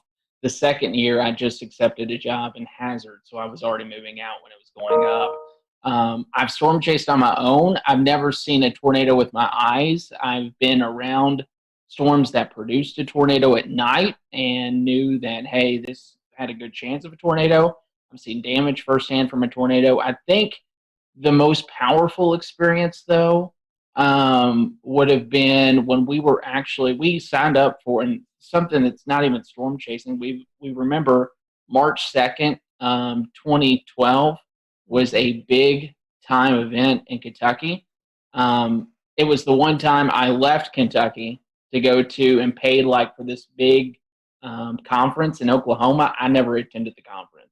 I just sat there and because everyone back home was so freaked out. So that was probably one of the more memorable events, is coming back and seeing the damage of what that produced up in Henryville and all that, because it's still crazy to look back at. But yeah, it's kind of a bucket list thing for me. I've never really done storm chasing much, other than with my mom going to the beach when hurricanes went by. And of course, in Jacksonville, it's always when they went by for the most part. So we could go down to the beach and have wind gusts 40, 50 miles per hour. It was kind of crazy to watch. And they would always shut down the bridges going over the waterway, so we get stuck at the beach for an hour or two until the storm went by. But I've never really done any big storm chasing. I worked in Hattiesburg, Mississippi for a couple of years, and we certainly had quite a bit of severe weather there. A lot of tornadoes, and certainly saw a lot of pretty bad damage around there, but never actually seen one in person. I foresee a WMBF storm chasing trip here in the near future. I am down 100%. So our next question is about favorite non-weather related hobbies. Robert, I don't think we've started with you yet, so I'll let you lead off if you want. I love to get outdoors. So I love to mountain bike. We love to camp, go fishing. Growing up, my dad and I would always go up to North Georgia and go camping for a week and do some trout fishing in the Chattahoochee, going up into the little rivers up and the streams up in North Georgia and to the upstate of South Carolina. So, of course, I'm outdoors for this shot, too. So I guess that I'm a big outdoors guy, too. Hiking, kayaking, boating, running lately has been a big passion of mine, just because I love food, too. So food's a hobby. I love to eat. And then I also, like I said, I love music. So I play guitar, play the mandolin, play a little bit of piano. Any instrument I could play, I try to get my hands on. But yeah, I think those are the big things. I just love being outdoors. I hate sitting on the couch all day. I always have to be doing something. My hobbies have kind of changed over the years. I used to dance growing up. I was on the dance team in college. But obviously now don't really do that as much. But I now that I live near the beach, I don't ever like to be sitting in my apartment. So I go to the beach literally as much as possible. Like when I get off here, I'm probably going to try to go to the beach because it's so nice outside. I love to read. I love reading books, especially recently, like autobiographies about either meteorologists or people in broadcasting, like books that I can take a lot away from. I love to cook. I don't like to clean.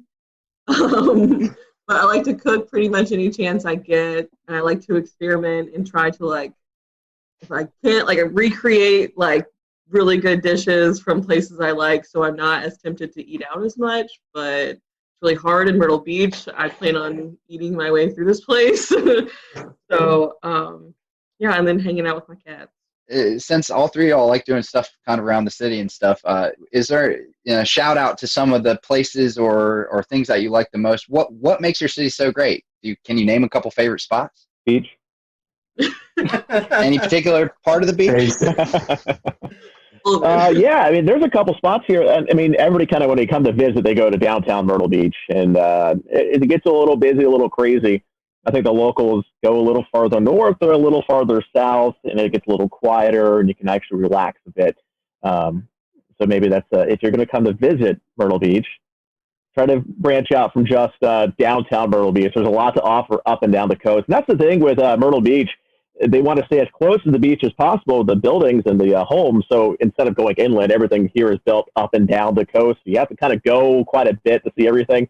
But it's worth a visit from North Myrtle Beach all the way down to Merrill's Inlet. Pawleys Island's beautiful, a little farther to the south of Myrtle Beach. Yeah, I will agree with that. And the food is great too. You can go all the way up into North Myrtle Beach and hit up Flourishes up near downtown North Myrtle down to Barefoot Landing. I think a Flying Fish is a great seafood place there. Highly recommend that. It's a 48 catch to plate rule, so everything is super fresh, 48 hours. And then I'm a big South Strand guy. So what we say by South Strand, south of downtown Myrtle Beach, Surfside, Garden City, Merle's Inlet, the Marsh Walk is beautiful. And then you go even further south, Huntington Beach State Park, Brook Green Gardens, Pawleys Island. It's just a beautiful area down there that I would highly recommend anyone to come check out. Come to Myrtle Beach, check out downtown, and then go south would be my recommendation. And then if you have another day, go north, because you could eat your way through this city in the Grand Strand, no doubt about it. I have not had the chance to really explore that much. I'm just now starting to be able to with all the Corona stuff going on. But I will say I have not been to a single place that I have not loved so far. All the beaches I've been to as far south as, I recently went to Surfside the other day, and that was really nice.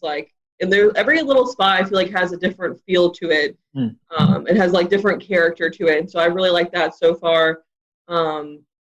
Honestly, have not really even had the chance to eat at any local restaurants except the Boathouse. That was really good. Andrew and I ate there after work or during work one day.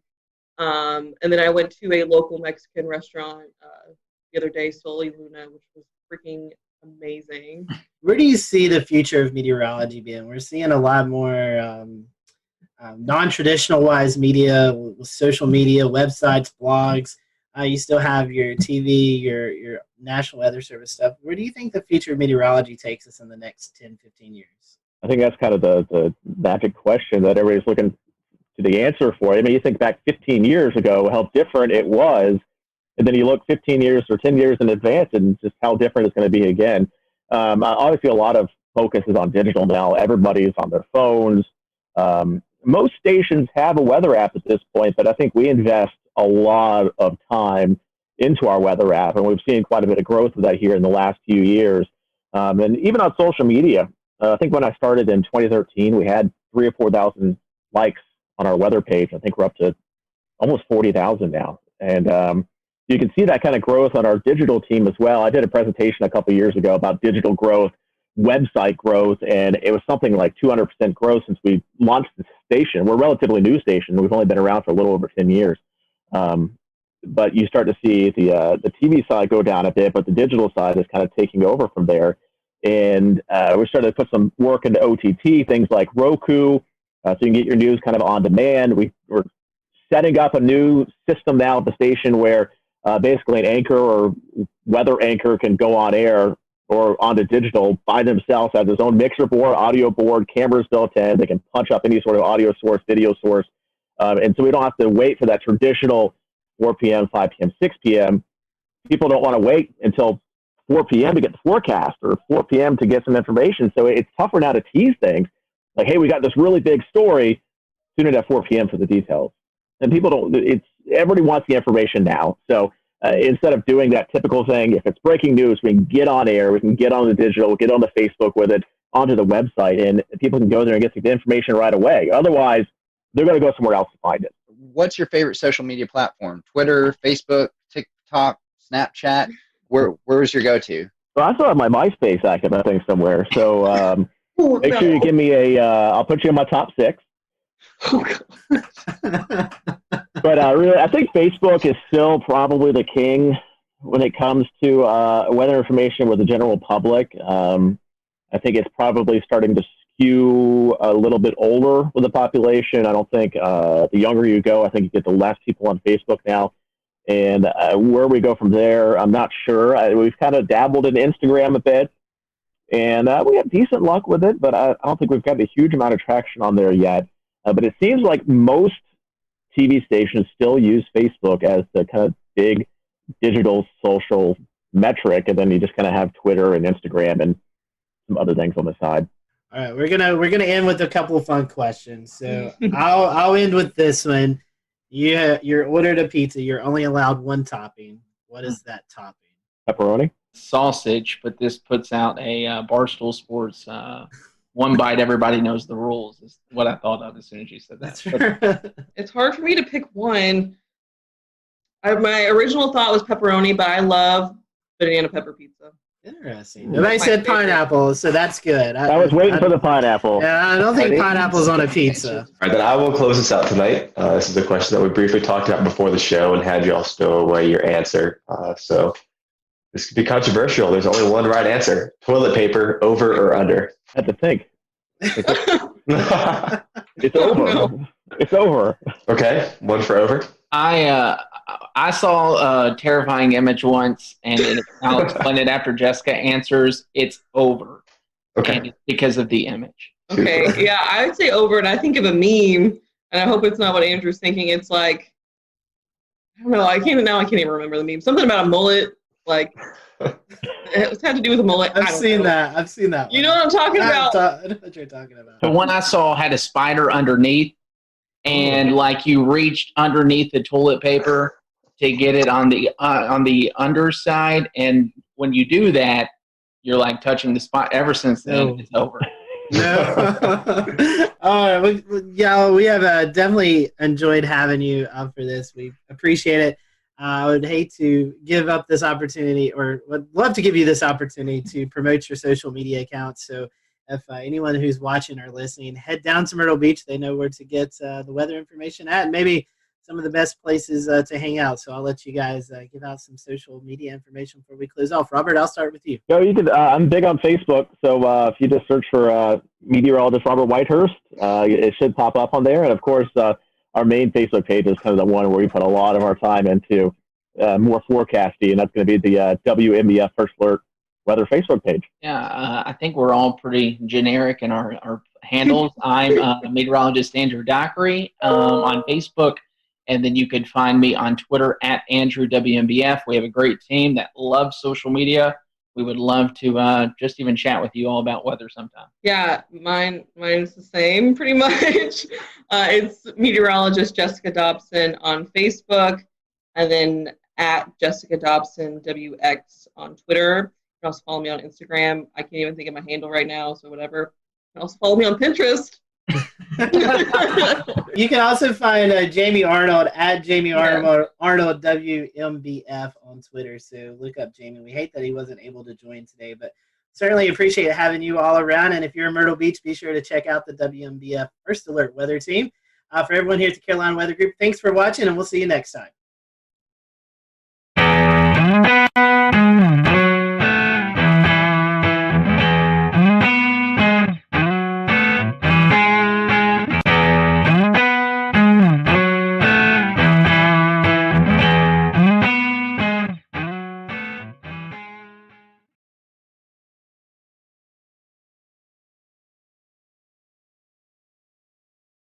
When we found ourselves doing severe weather coverage for Brunswick, Columbus counties, along the coastal areas of North Carolina, just outside the Wilmington area, what we didn't know until after the fact was that we were tracking a EF3 tornado. This is a absolute monster of a tornado that impacted that area and unfortunately did result in some deaths. 2 or 3, if I'm not mistaken, as well as 10 injuries. We got some new video today when North Carolina Governor Roy Cooper visited the communities hardest hit, and I want to allow the panel some time to talk about this, because this in and of itself would be a very big news story for us here in the Carolinas and on this show. And it's just yet, unfortunately, another piece of a very busy weather week that has been playing out. But you can see here the communities still trying to clean up after this storm rolled on through. Let me pop up again for you if I can, and I'm going to ask our group to kind of weigh in on it well too. Is, we look at radar scope imagery from that night. You can see it there on the right-hand side of your screen, the velocity, the measuring of the winds in the atmosphere circling here where the tornado crosses Highway 17, where some of this video was captured just outside Ocean Isle, and then continues for about 25 miles, going 45, 50 miles an hour, at times almost trying to outrun the polygon. The Weather Service working very hard to keep this very fast-moving supercell inside that tornado-warned polygon to try to give people as much lead time as possible. Brad, let me bring you back in. I know you had just finished the 11 o'clock news, but I saw you tweeting about this. What were you thinking at 11:45 at night when you were looking at this on radar? So I had seen that storm offshore in the special marine warning because I was impressed with the signature, but wasn't thinking much about it. Went on to finishing up some emails, and I have all alerts turned on for North and South Carolina. So I heard the tornado warning pop up on my computer, and I looked down, and I was like, "Holy cow!"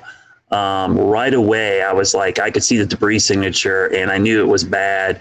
And then immediately, with some of my emergency manager contacts, started getting messages about some serious damage and, requests for search and rescue crews. So I knew it was pretty bad. And when I looked quickly at the map, I knew that area quite well. I actually played that golf course several times. Tiger's Eyes right there, Ocean Isle. It's a beautiful area. So I'm very familiar with that. And I knew, hearing the damage reports, those weren't small homes. Those were well-built, I wouldn't say mansions. Those are nice houses. So for those to be leveled and destroyed, I knew it was a significant hurricane tornado.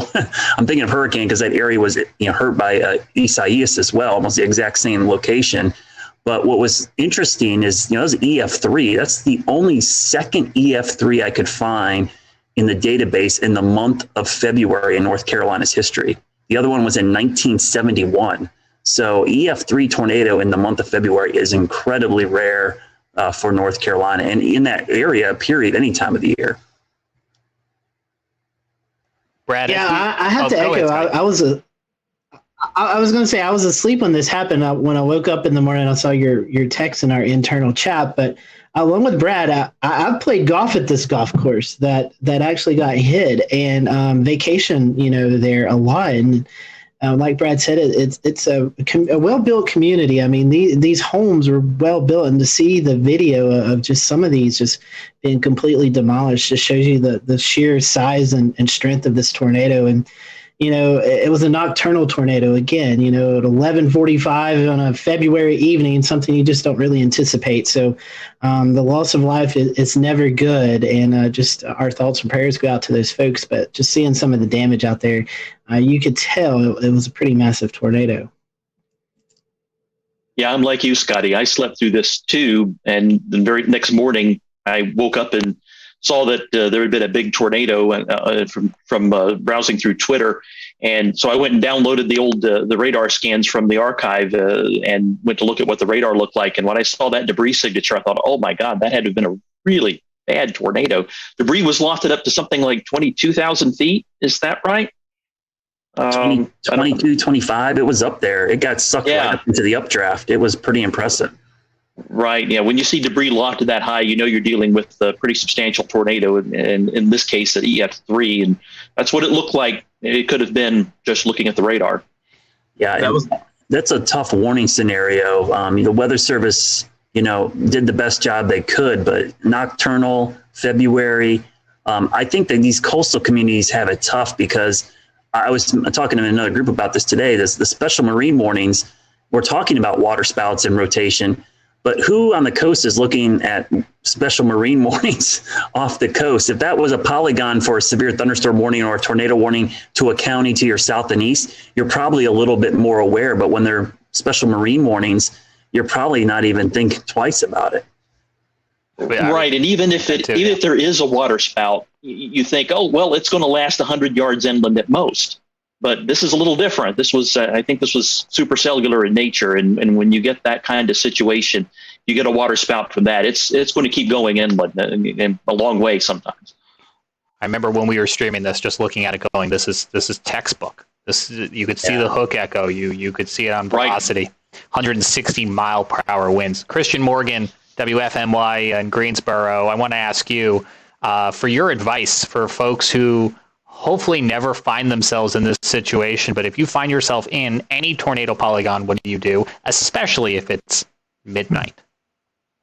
Yeah, guys, I was kind of watching this all unfold, kind of like Frank said. I just happened to log on to Twitter to just kind of see what folks were saying and kind of check out some different things about our upcoming storm this week. And I noticed all of these radar scans and started to notice and realize that. We'll return to Best of the Carolina Weather Group in a moment. Now your Carolina weather forecast. Here are today's forecast high temperatures for North Carolina. Here are the forecast lows for tonight for North Carolina. Here are tomorrow's forecast high temperatures. And here's forecast rainfall across North Carolina tomorrow. Here are the forecast highs for the day after tomorrow.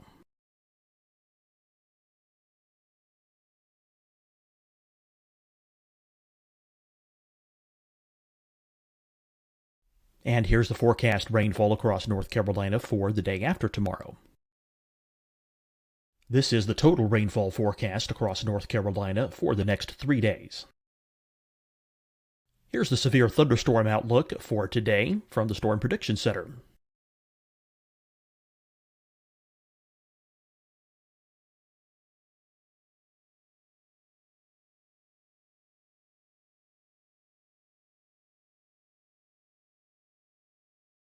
Here are the forecast high temperatures for today for South Carolina.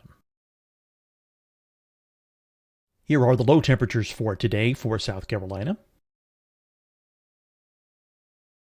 Here's the probability of precipitation forecast across South Carolina today. And here are the rain chances across South Carolina tonight.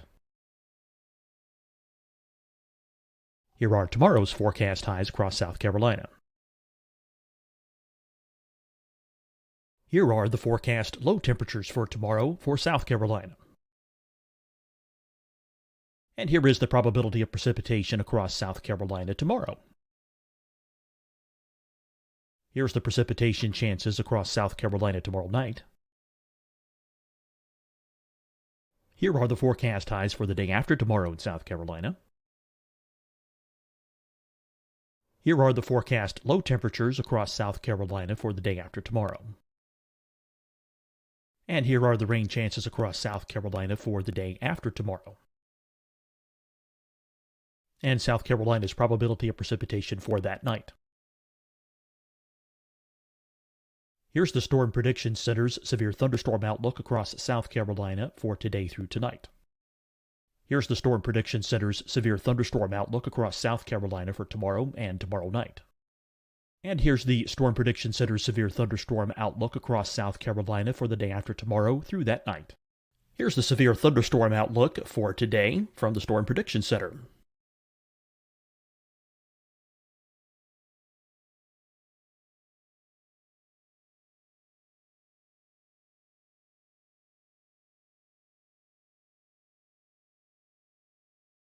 And now here's a live look at weather radar across the southeast. Deciding when to wear a mask isn't about who you know or how well you know them. Just ask yourself, will I be with anyone I don't live with? If the answer is yes, get behind the mask. Help slow the spread of COVID-19. Get behind the mask. Learn more at covid19.ncdhhs.gov. Hi, everyone. I'm Dr. Mandy Cohen, Secretary of the North Carolina Department of Health and Human Services. And when you follow the 3 W's, you protect your family and your neighbors from COVID-19. When you leave your home, practice your W's. Wear a cloth face covering, wait 6 feet apart, wash your hands often. Wear, wait, wash. We're in this together. Stay strong, North Carolina. fight the spread and take a stand against coronavirus. Wear a mask in public, stay at least 6 feet apart from others, and get tested. Join us and fight the spread. Visit scdhec.gov/COVID-19. Getting tested for COVID-19 helps you to take the steps needed to protect yourself, your loved ones, and your community. Find the testing location at scdhec.gov/COVID-19 testing. You'll see your Carolina weather forecast at 25 and 55 past. And now back to the best of the Carolina Weather Group on the all-new Carolina WeatherNet. In the coastal region of North Carolina there.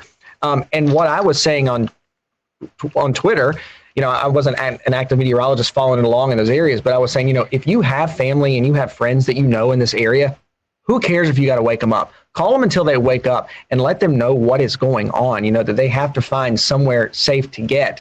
And really, you know, in this situation, you know, we say it all the time and it kind of gets drowned out and people kind of put it in the back of their minds. But really, you got to find that most inner room in your home. If you have a basement, that's the safest thing to do, away from doors and windows. And people say, you know, well, I'm in the next room over. Is that okay? And I'm in the closet in the bedroom that, you know, has windows in it. No, it's not okay. Because especially in a situation like this with such a dangerous tornado, I mean, we see picture after picture after picture of whether it's branches or whether it's beams from houses flying around. They can pierce right through walls and right through doors, and they can come into those rooms and into those areas. So the most inner room in your home, away from doors and windows. If you have a basement, that's the best. You know, and one thing that we always try to say on the air in a tornado warning situation is take shoes with you, take a helmet with you. And people think that sounds crazy at first, but if something comes through the door or something comes through the wall, if you've got a helmet on, just like riding a bike, if you fall off and you have a helmet on, you're going to be that much more protected. And shoes, you know, people say, well, I'm in the home. Well, if you have debris in the next room over and you come out to survey that once things are over, there's no telling what you could step on. So a helmet, glasses, safety goggles, shoes, if you have those things and take them with you, you're that much more prepared and that much more ready in a situation like that. Hey, Christian, I think you guys did the story today. Wasn't there someone whose home was damaged by the ice storm and went down to their beach house because of the damage and then was impacted by the tornado? Yeah, that is a series of really bad luck. You know, they left here, their home was damaged on Saturday with the ice. And so they went to their beach house. I think they left earlier this week to kind of get away while crews were cleaning up their yard, and then found themselves in that situation the other night. And it's like, what do you do at that point? And I think, if I remember right, I didn't watch the story in full detail yet, but if I remember right, I still think some of the family was either en route or was going to be traveling down to the beach house later. And so they had a really hard time getting in contact with those folks. And that, of course, you know, is scary in itself when you're in one place going somewhere to be safe and your other family and your other party there knows what's happening and they can't get a hold of you. It's really, really sad. That is absolutely incredible. That story had another thing worth mentioning. Go ahead, Frank. Yeah, another thing worth mentioning with all the Christian said earlier, do these things that you can do in advance. You know, decide where to go when the sky's blue. Make the plans on that day. Share them with your family. Make sure everyone knows where to go, so that when the tornado warning is issued, you can just do that and not have to think about what to do. You just do what you've decided to do, and it saves you time. That way, if you don't get a lot of lead time, and sometimes you don't, then you know what to do and you can do it and get there faster, and having less lead time matters less. Yeah, that lead time is so critical, and the Weather Service does as best of a job as they can, and it's frankly a really good job, and it's improving each and every year to give people more and more lead time. But, you know, an excellent amount of lead time is, what, guys, 7, 8, 9, 10 minutes, and in this case it might have been even less because of how fast this cell was moving. Yeah. And another thing, I'm just reviewing the radar again right now, and I just noticed why this was kind of sneaky. I understand why it is. The radar near Charlotte, it looks like it has some obstructions to the radar beam to the southwest. And that was clouding what was going on with this storm. And it made it that much more difficult for the Weather Service to warn, because it was kind of in a dead spot for radar. And it just approached from the southwest, and the thing was over Sunset Beach before they realized what was going on, I think. Yeah, I'll just do a shameless plug here. If you're interested in this, we're going to do a show with this with Gannon Medwick. He had a really good write-up today about the situation. So, yeah, a lot of weird things going on at that time. So sorry about that shameless plug, James. Back to you. No, I'm glad you actually. That's more late breaking news because I know you had reached out to him there at WECT to find out if he would come on and talk to us. So I think those are all valid points. And Frank brought something up that I think in hindsight. More people are learning about. I think the folks in that area may have already known about it. So I think there is some hindsight review analysis going on. I will say one of the things that I think was a silver lining saving grace is that this supercell, this tornado, passed just to the side of the radar. If it had gone over the radar, we could have lost eyes on the whole cell for the rest of the night, which I think would have introduced a whole other level of an issue. Certainly. Yeah, just under 3 miles. If it had been just under 3 miles farther east. So we mentioned that Governor Roy Cooper went down to survey the damage today and to meet with folks who were impacted by this tornado firsthand.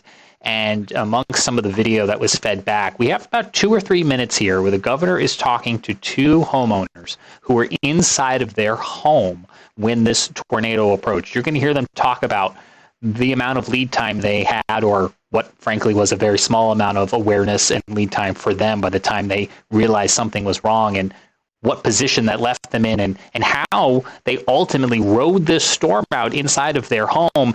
It's a miracle. It's miraculous. It's heartbreaking. It's inspirational. It's a whole palette of emotions. Now, because of the ongoing coronavirus pandemic, the microphones are a little bit further away than they would be ideally. And I'm letting you know that because the first rule of broadcast is always good audio. And you can hear them here, but especially if you're listening on our podcast, I want you to just stick this out with us and take a listen to the conversation the governor is having here with these homeowners. It's an incredible story. They want to invade your space here, but I thought I'd just come over and just see things. Hello, Governor, how are you? Doing okay. How are you guys doing? We're alive. The fact that we're alive is a big positive. I know that's something to be thankful for these days. Yep. So we're thinking about you and hope that everything can be put back together. So sorry about the loss of life here. Yeah. Tragic. That's our greatest fortune. That was not us. Right. This is sticks and bricks. They can be replaced. So is this your house? Yes. Yep. And so were you guys home? Oh yeah. We were in this under the curtain. So what happened? How did you guys? Where were you? I was in bed and I heard the hail, and at that point I said it's time to get up. And by the time I turned my back, the doors came in and hit me in the back and knocked me down to the sofa, to the bed. And that's probably the only thing that helped me survive, being knocked down. So, oh yeah, well you heard the hail. The amount of time between the hail hitting and the noise of the wind was instantaneous. There was no gap.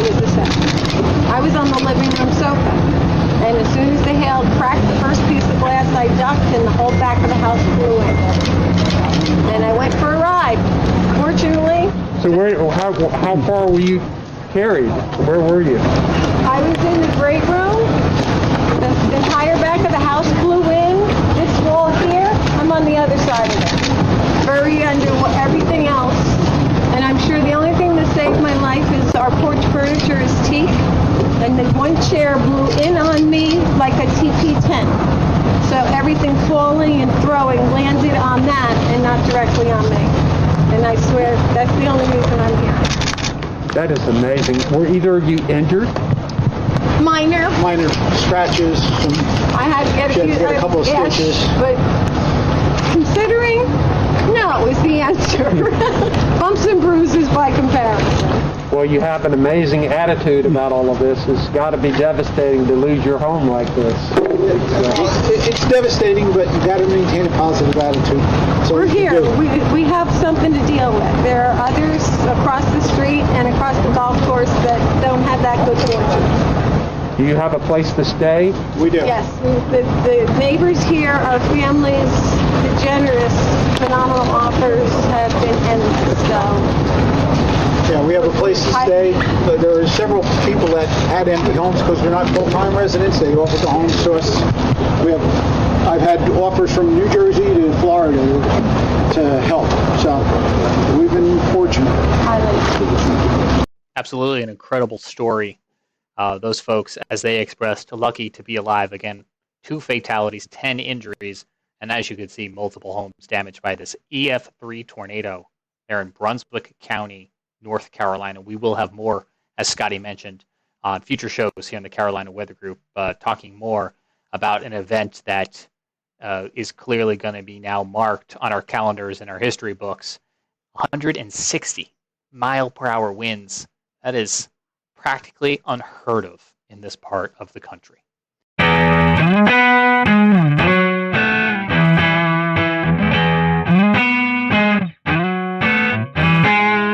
Hello, everyone. Welcome to the Carolina Weather Group. We're happy to have you this evening. And man, I am excited about this show. We have featured Frying Pan Tower, Frying Pan Shoals, out off the coast of North Carolina several times during our hurricane coverage that you most likely have tuned into from one time or another. And I've been wanting to get Richard on the show, and Shay worked his magic and was able to get Richard Neal on the show. Richard is an engineer and the director of Frying Pan Shoals Tower out in the Atlantic Ocean, where he currently is right now. And it's just hard to believe that technology's come so far along that we can actually talk to Richard, who's out in the middle of the ocean right now. So, Richard, welcome to the show. We are happy to have you. And, I just want to talk a little bit. Our first question for you is more of a just kind of getting to know you question. And normally it's how did you get hooked into the weather world? And so I know weather plays a little bit into what you do, but how did you get involved in this project? I mean, this is just such a fascinating story about you guys. Well, like a lot of guys, after work, I still have my hands on the keyboard and I'm working on things and I'm surfing the web. And this is back in 08, 09. And I was like, well, there's got to be great things that are giving away because we're in a recession and everything. So discounted, and let's search for government surplus in North Carolina. And the first thing that popped up on screen was this big old warehouse. And no, that's crazy. Swipe right or left, whichever it is. Next one was a whole bank building, and then some FEMA trailers, then some strange big metal box out on legs in the ocean. And that was kind of the fish hook that caught me. So ended up getting it. Won the auction. A little bit about you. Assuming you was looking up stuff in North Carolina. Are you originally from North Carolina, or how did you get here? Well, I was born and raised in Oklahoma, which is not exactly a land of oceans or mountains. And so I had a chance to come do a job interview over here back in the previous couple decades.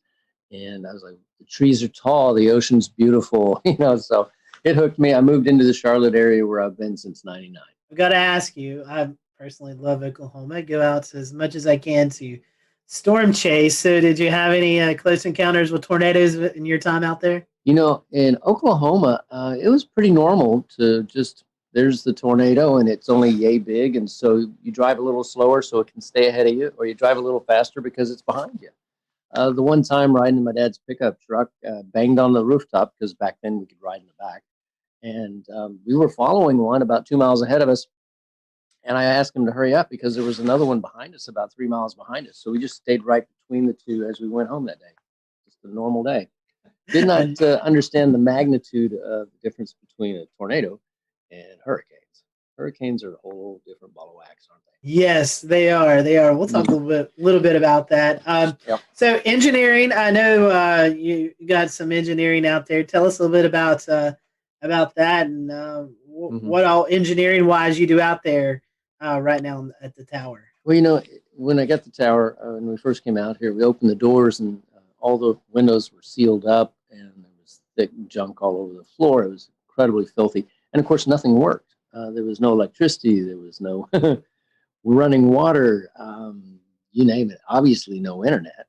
And so the name of the game was basically, how do we reestablish? And so if you can think of walking into a garage that people had walked out of 2 decades before, leaving most of the tools in there, almost like a put it together puzzle. Figure it out, and you can make it work, that sort of thing. That was what it was. So found that there were holding tanks of water, found that the wiring was redundant because in the classic military Coast Guard sense, you never modified a circuit. You just added another one and added another one. So, oh my gosh. So it's really stretched my brain, everything from the structural to the mechanical to the electronics to you name it.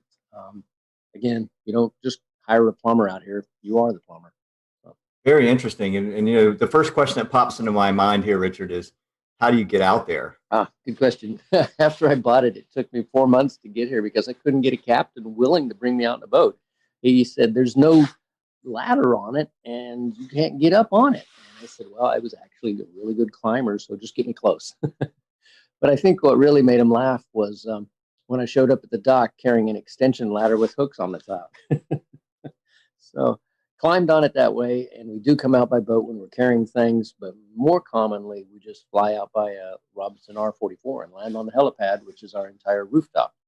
So it was here a couple times today dropping off researchers. Very interesting. So no Jacob's ladder. I mean, you're just strictly helicopter at this point? Helicopter and boat, because one of the legs does have a reestablishment of handholds. You do have to be a little bit of a monkey to jump from a boat to a leg and then climb up freehand 65 feet of handholds. So you're telling me if you're not a fan of heights, that might not be the best way to Not a go good up. idea. But, you know, that's actually how we get the first person on, usually one of the crew. And then we snatch everybody, if you don't like heights, we snatch everybody out of the front of a boat with a hoist and just pull them straight up. And that's actually really, really safe because the person's sitting there with a harness or whatever, and until they get hooked in, they're perfectly safe. They're just sitting in a boat, right? Then we grab them, pull them right up, roll them inside, just tell them to stand up. That's all there is to it.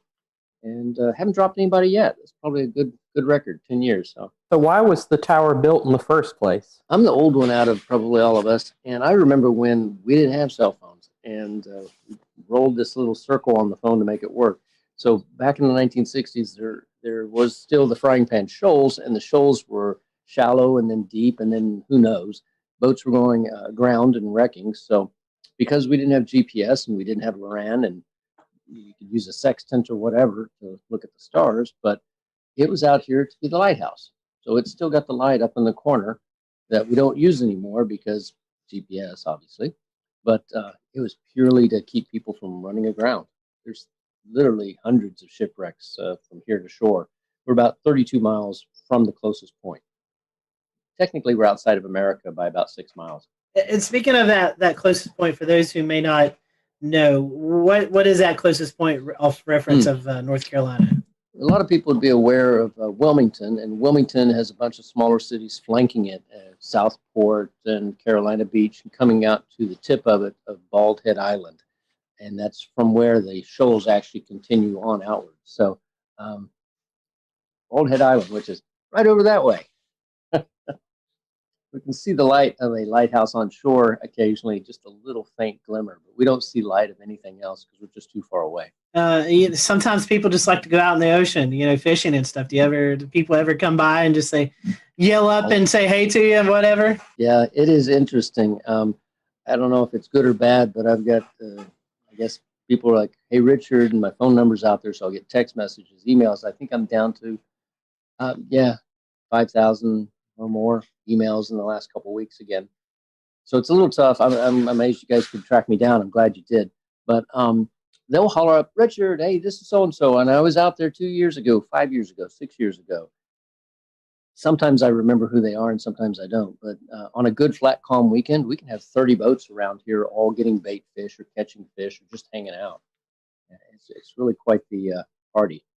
Yeah, I was going to say, I've done spearfishing at the Chesapeake Light Tower to the north up there. That's a popular spot. And there's, there's a lot of fish. There's a lot of great, fish that hang around these things. It's an object in the water. It goes in depth. There's teeming life around it. It's kind of neat. Yep. We've got a lot of bugs underneath this. And bugs, in layman's terms, are lobsters, spiny lobsters. They average about 8 pounds here. So you kind of took up my next question was going to be about the B&B. And how long that ran for? Yeah, we were doing that from 2012 when we had our first family stay out here, which was quite interesting. They were like, "Yeah, we know it's sort of a B&B, right?" And then we shifted over in 2018 purely to the nonprofit, and we still have a lot of people come out, but it's not in the sense of coming out and hanging out. It's come out and participate. The walls in here are nice and blue because we had 3 or 4 volunteers a couple of weeks back, clean and scrape and put it all back in order. How many people do you normally average in a year, Richard, that come out and volunteer? I mean, I know it can vary, but it's it's a really great question. We've had thousands out, and that's because many people will come by in their boat and then they'll come on up and maybe they'll carry something out. I occasionally get a call on the Marine Band radio. Hey, Richard, we're here and we brought you that extra water, or we brought you some food, or we have too much beer and we can't get rid of it. We need your help. So, or we have fish that we've caught, and like, yeah, come on up, let's share it and have a meal, and then head out the next morning. But with 8 bedrooms and a crew room in addition, and about 6,000 square feet, and a rec room and a stainless steel kitchen and a big generator room where we can cut and torch and do all the types of mechanical things you would want to. It's actually got a place for all different kinds of people. We've got people that came out and did nothing but work on our garden in the back corner. So we've got a garden that grows. Go figure. And for those who are maybe wanting to know, you do a fantastic job on social media, the Facebook page, of just sharing your experiences from day in and day out. And it's a really cool thing. If you go to Facebook and type in Frying Pan Tower, Richard, you do a great job on social media, just kind of showing the behind the scenes look there. Yeah, it's funny. People ask what the tower is really like and how it survived these hurricanes. And some of the things that I've learned is that the engineers that put it together had a fair amount of experience with what they call Texas tower or Texas oil rigs, the genre in the 40s and the 50s. So they made this thing stupidly overbuilt. I mean, massively structurally strong. With the legs, I just got a blueprint that I hadn't seen in 10 years. And it actually indicates that when they set the base pilings down, they actually took pipes and then hydraulically rammed them through the legs down into the bedrock to the depth of, if you can imagine this, 296 feet. Wow. That's incredible. It's a football field of steel down into the bedrock and then filled up with cement. So, and the casing on the pipe that actually is water level down is multiple layers, so it's approximately 3.5 inches thick. We just, we have to worry more about anything above water and just keep welding on parts there. So, yeah, I've gotten a chance to become a more proficient welder.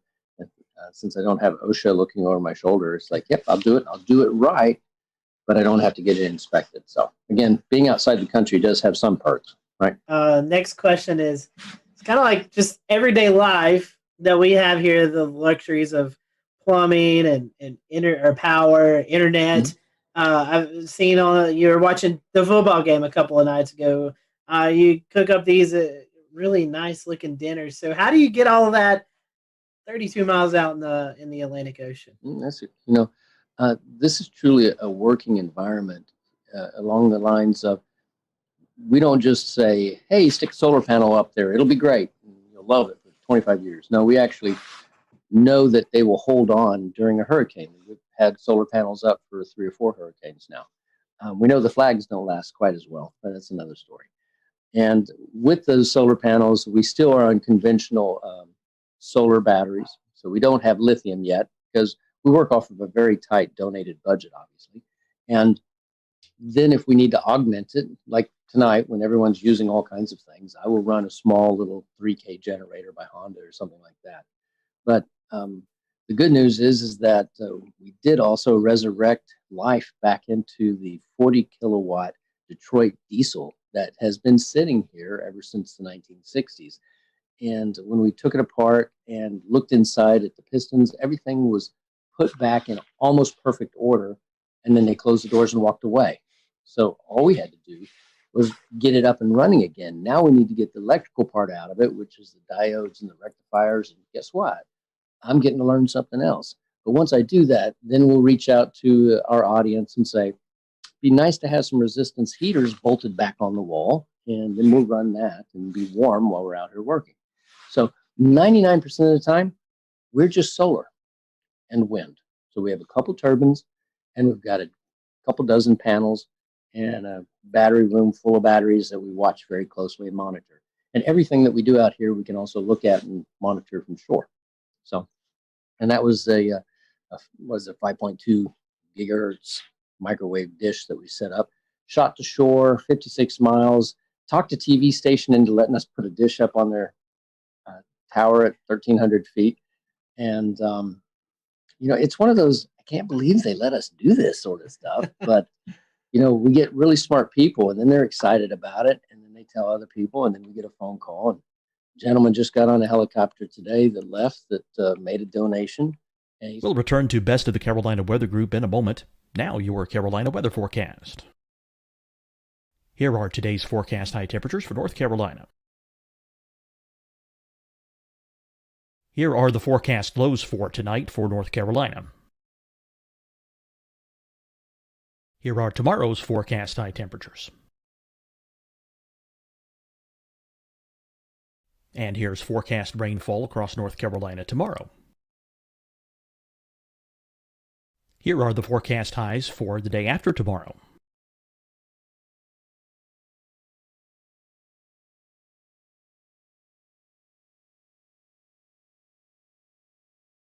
And here's the forecast rainfall across North Carolina for the day after tomorrow. This is the total rainfall forecast across North Carolina for the next 3 days. Here's the severe thunderstorm outlook for today from the Storm Prediction Center.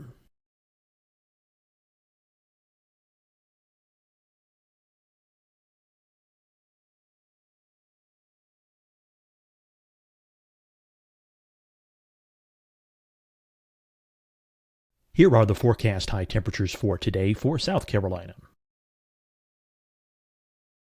Here are the low temperatures for today for South Carolina. Here's the probability of precipitation forecast across South Carolina today. And here are the rain chances across South Carolina tonight.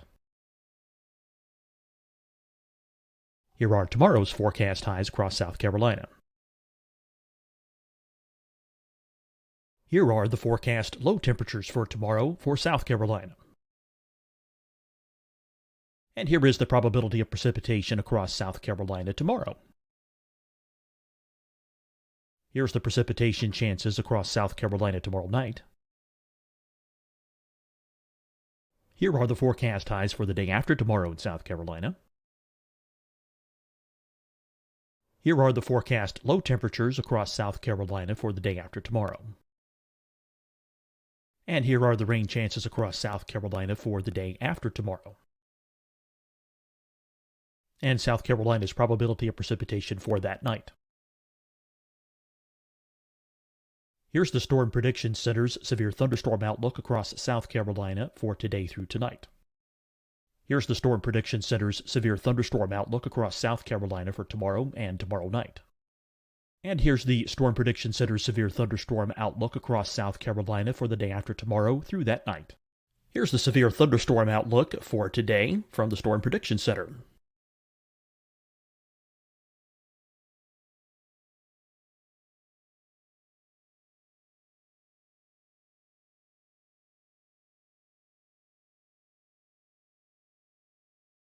And now here's a live look at weather radar across the southeast. Deciding when to wear a mask isn't about who you know or how well you know them. With anyone I don't live with, helps slow the spread of COVID-19. Get behind the mask. Learn more at covid19.ncdhhs.gov. Hi, everyone. I'm Dr. Mandy Cohen, Secretary of the North Carolina Department of Health and Human Services. And when you follow the 3 W's, you protect your family and your neighbors from COVID-19. When you leave your home, practice your W's. Wear a cloth face covering, wait 6 feet apart, wash your hands often. Wear, wait, wash. We're in this together. Stay strong, North Carolina. Fight the spread and take a stand against coronavirus. Wear a mask in public. Stay at least 6 feet apart from others. And get tested. Join us and fight the spread. Visit scdhec.gov/COVID-19. Getting tested for COVID-19 helps you to take the steps needed to protect yourself, your loved ones, and your community. Find the testing location at scdhec.gov/COVID-19 testing. You'll see your Carolina weather forecast at 25 and 55 past. And now back to the best of the Carolina Weather Group on the all-new Carolina Weather Net.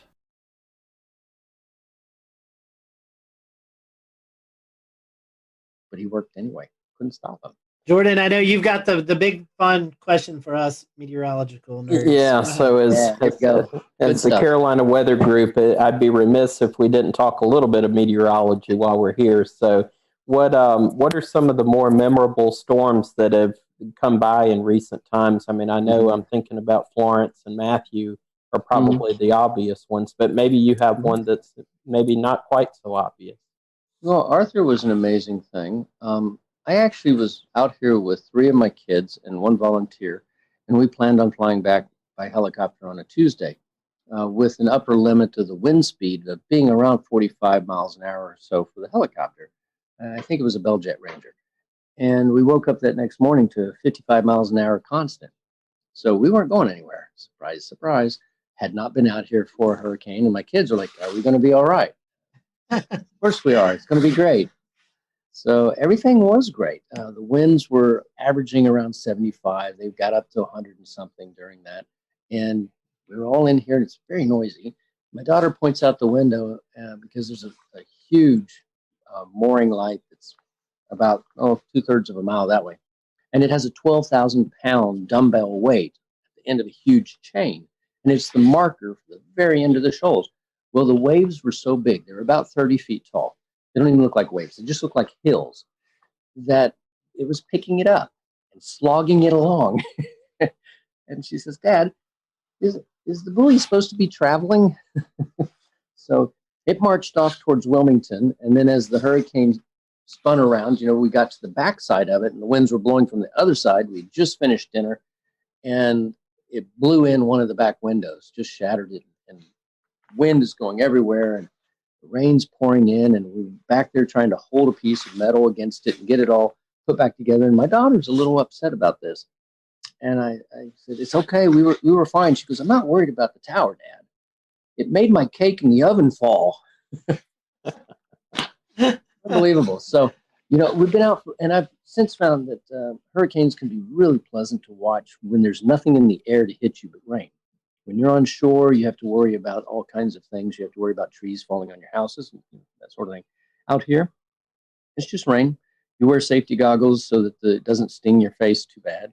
And anything under 100 miles an hour, it's not going to blow you off the top. Over 120 miles an hour, it gets a little dicey. We had some gust to that during a couple of them.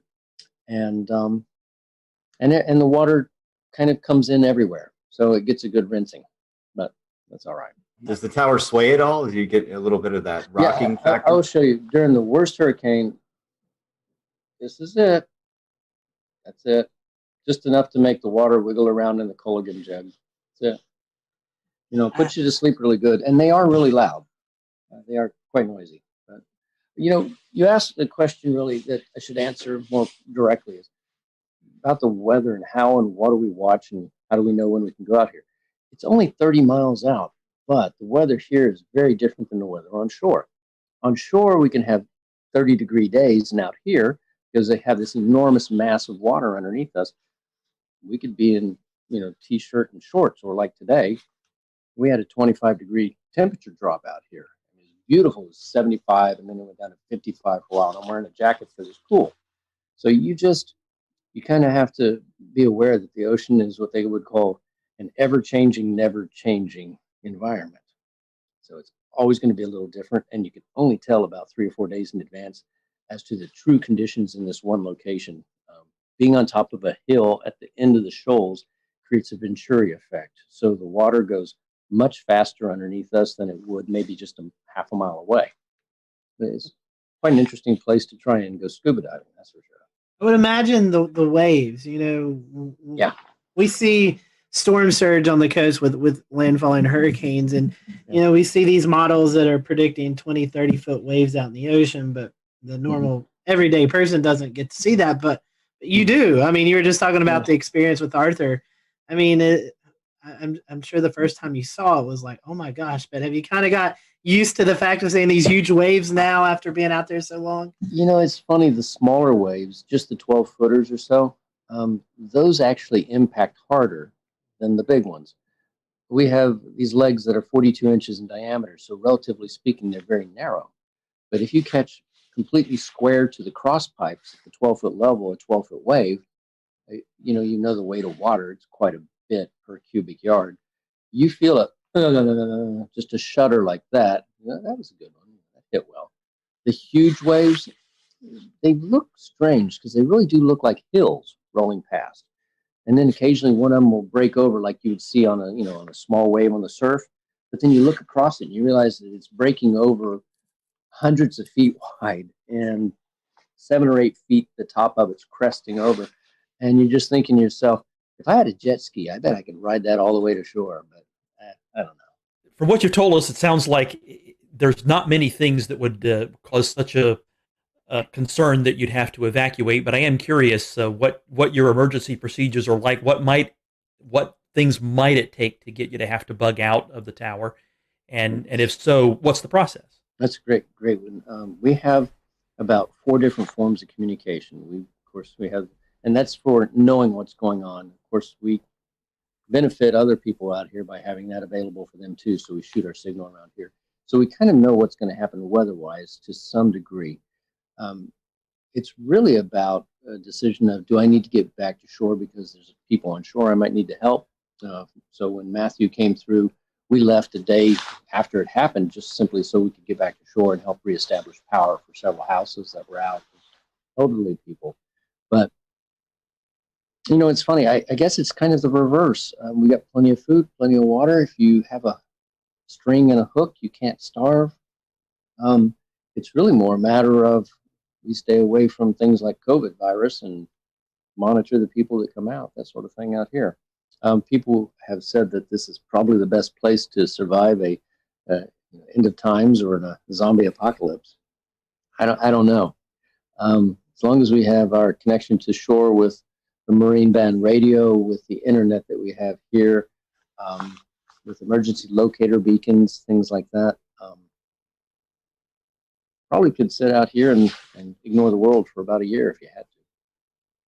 Nice. Not that I want to. I got family on shore. Speaking of that and COVID, I know one big thing is folks coming out there and helping you. What was there downtime? I'm assuming there was downtime where you didn't have folks out on the tower.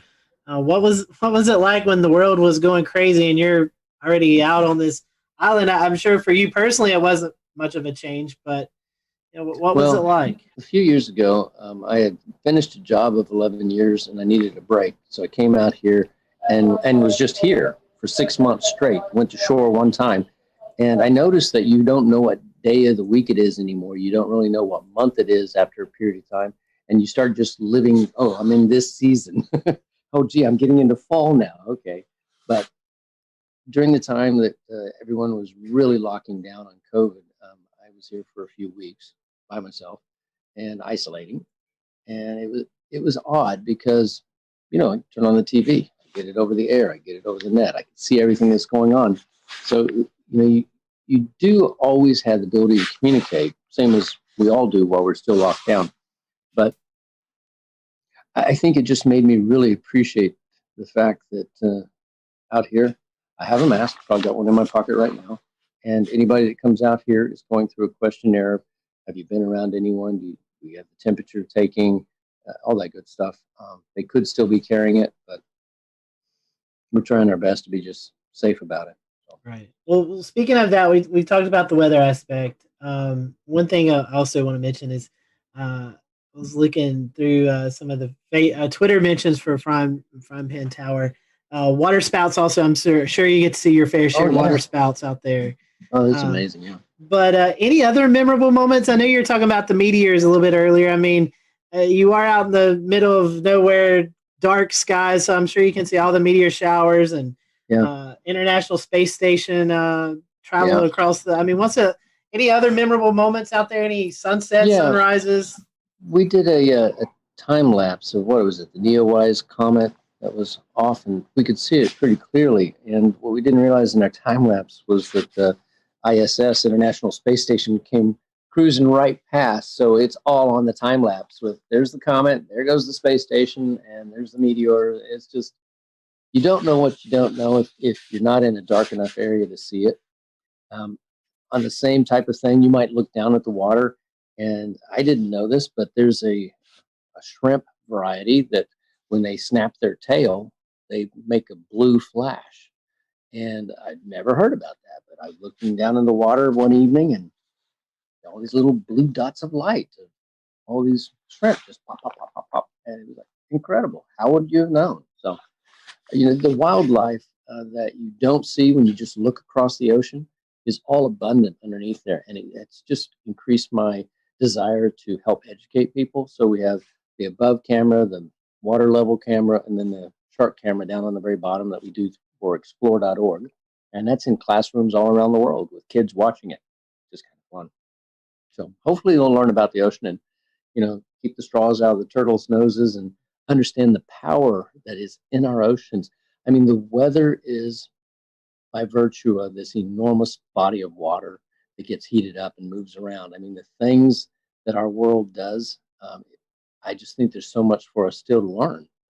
And I really applaud what you guys are doing on sharing and discussing what's going on with the weather, because, it's not a matter of do I have on a jacket so I can go from my apartment to the car. It's what's happening in the world and why are there, storms and fires in different places. And that's all about weather and what's happening, right? Yes, that's true. The one thing I'd like to learn, those spiny lobsters, how do they compare to Maine lobster? What do they really taste like? Oh, I had thought they would be, because they're so large, that they would be tough, right? No.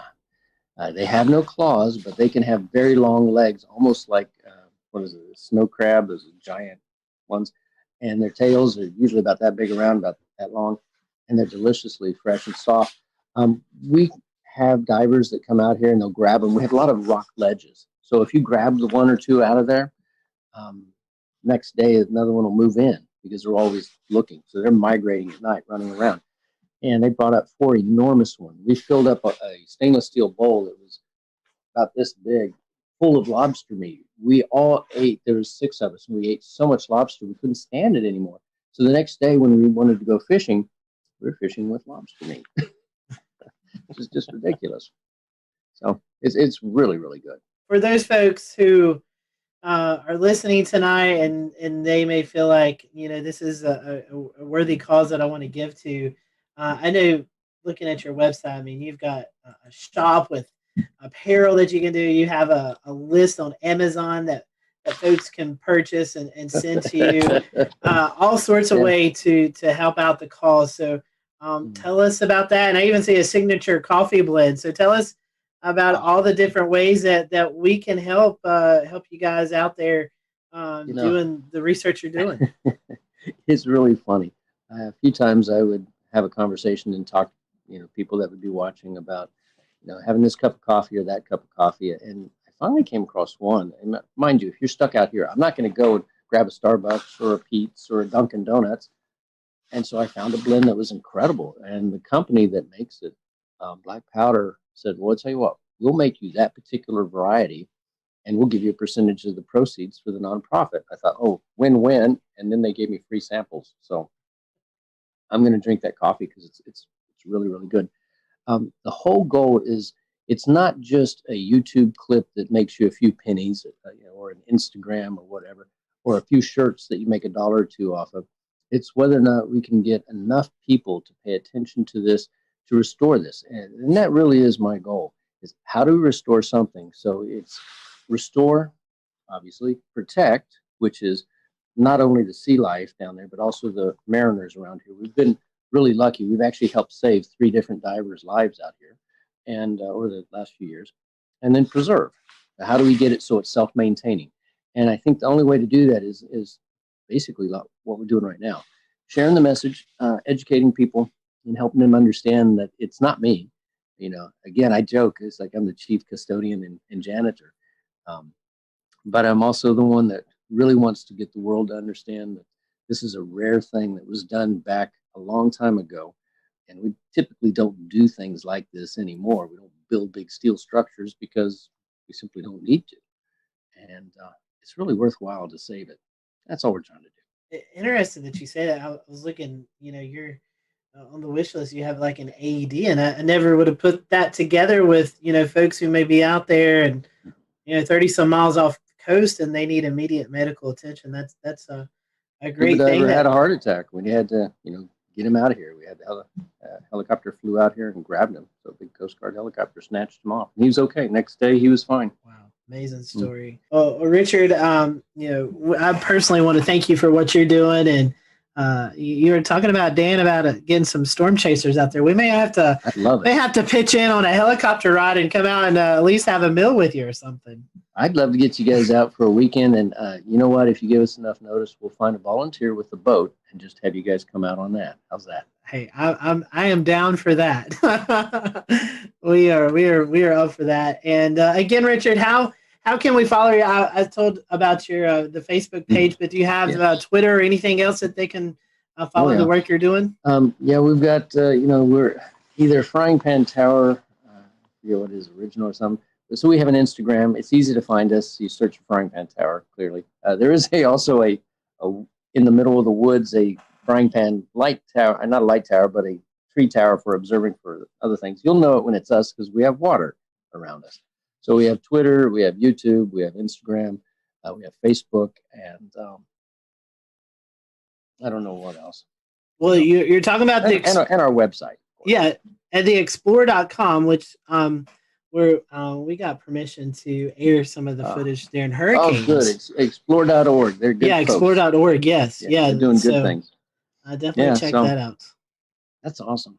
Yeah, good deal. Well, Richard, we thank you for your time. And for those who are watching here on the Carolina Weather Group, we hope you have a great rest of your week, and we'll see you next time here on the show.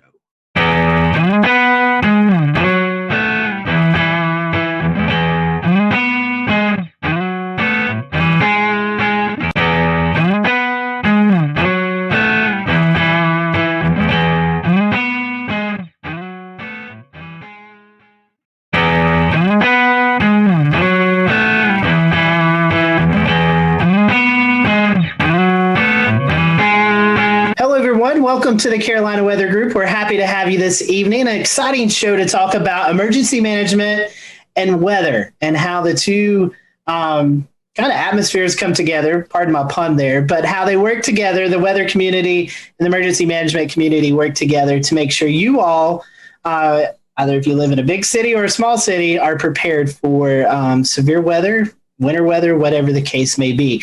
Joining us tonight is a familiar face if you've been a longtime Carolina Weather Group fan, Miss Ashley Morris, Emergency Management Planner for Baltimore County in Baltimore, Maryland. So last we had Ashley on. She was in Texas, so she's moved closer to us. So that way, if we ever travel, we don't have to go out to Texas. We can just go up to Maryland. So Ashley, welcome back to the show. And we also have with us Felix Nance, who is the emergency manager for the city of Hominy, Oklahoma, just outside of Tulsa. So Felix and Ashley, welcome to the show. We're going to kind of give you Ashley, I know you've probably already answered this question a long time ago, but we'll give you the opportunity to answer again.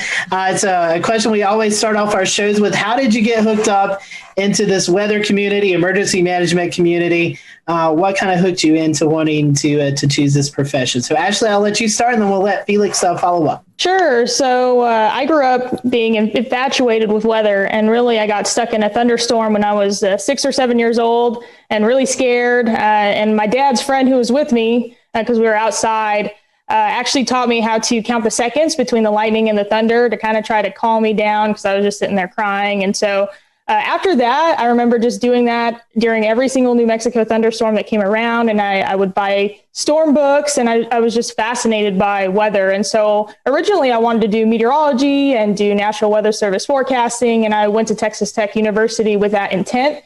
So I got a bachelor's in geophysics and atmospheric science, and then got up into grad school. Have always been very passionate about kind of the warning systems and the watches and warnings part of weather. And so I kind of stumbled upon emergency management and found out that emergency management is really the field that we're able to make evacuation decisions and do a lot of that public safety stuff, which is what really fueled a lot of my passion with weather safety earlier. And so very much an emergency manager, but very much a weather enthusiast, but also have that background too, to where I can actually do weather forecasting for my office and provide a little bit of SME on the weather side. I got into it, well, years ago when I worked for the Red Cross, first job at a high school, and I was an emergency services specialist. Of course, one of the things Red Cross is known for is responding to disasters, and that's how I got interested in the weather back in the days of the weather wire,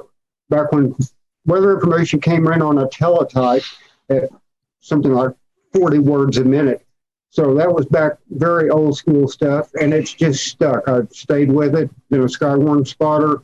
It's just a natural progression, actually, from that point on. Questions for both of you here. I want to ask exactly what your role is like and your day-to-day life. What is the typical day in the life of an emergency manager? So it kind of depends on your location, your position, and what you're kind of designated to do. So as emergency managers, we're in the art of doing disaster preparedness, response, recovery, and mitigation for either a city, county, state, or the federal through FEMA.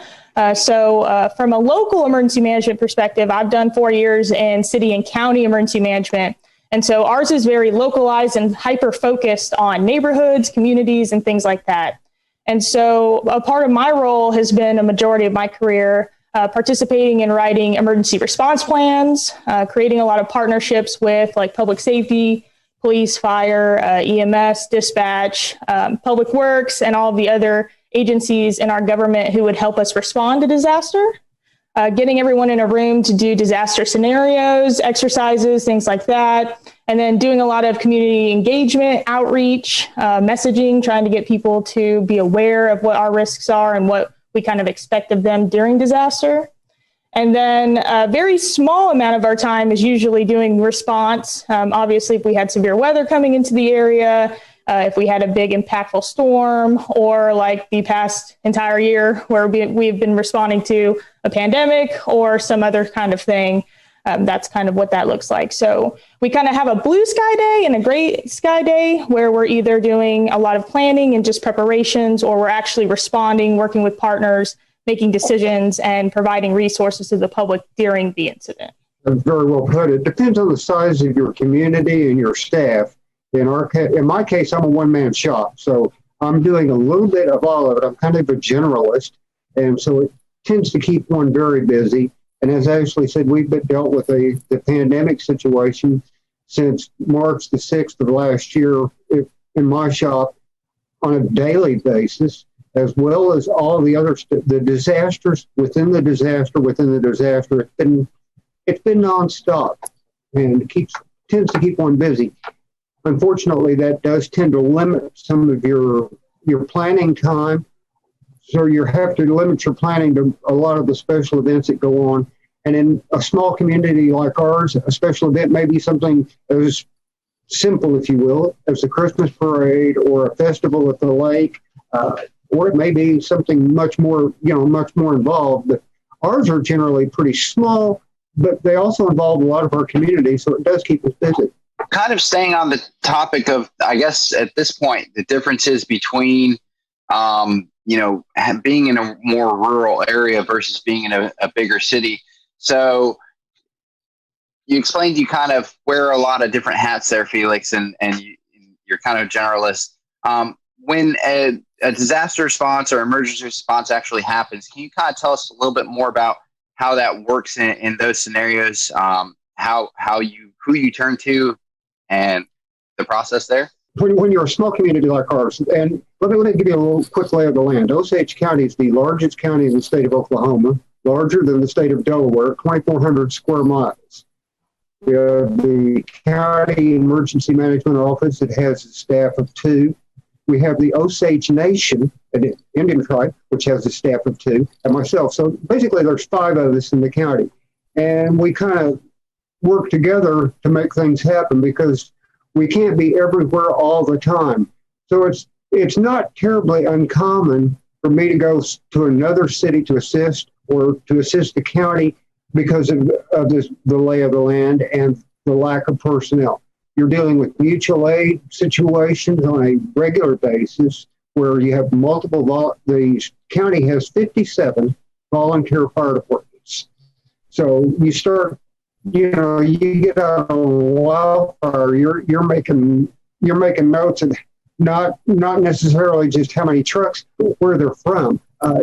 It's a conglomerate affair, and it works pretty well because everybody works together, and that's the key. So We'll return to Best of the Carolina Weather Group in a moment. Now your Carolina weather forecast. Here are today's forecast high temperatures for North Carolina. Here are the forecast lows for tonight for North Carolina. Here are tomorrow's forecast high temperatures. And here's forecast rainfall across North Carolina tomorrow.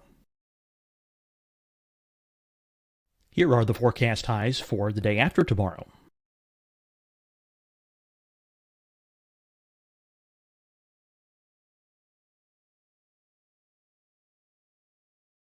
And here's the forecast rainfall across North Carolina for the day after tomorrow. This is the total rainfall forecast across North Carolina for the next 3 days. Here's the severe thunderstorm outlook for today from the Storm Prediction Center.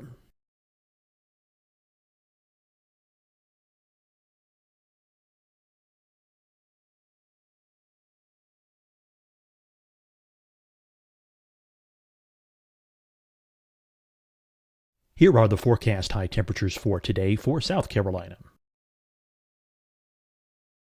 Here are the low temperatures for today for South Carolina. Here's the probability of precipitation forecast across South Carolina today. And here are the rain chances across South Carolina tonight. Here are tomorrow's forecast highs across South Carolina.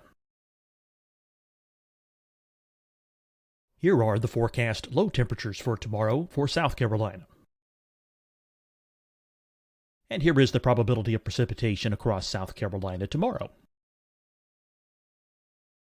Here's the precipitation chances across South Carolina tomorrow night. Here are the forecast highs for the day after tomorrow in South Carolina. Here are the forecast low temperatures across South Carolina for the day after tomorrow. And here are the rain chances across South Carolina for the day after tomorrow. And South Carolina's probability of precipitation for that night. Here's the Storm Prediction Center's severe thunderstorm outlook across South Carolina for today through tonight. Here's the Storm Prediction Center's severe thunderstorm outlook across South Carolina for tomorrow and tomorrow night. And here's the Storm Prediction Center's severe thunderstorm outlook across South Carolina for the day after tomorrow through that night. Here's the severe thunderstorm outlook for today from the Storm Prediction Center.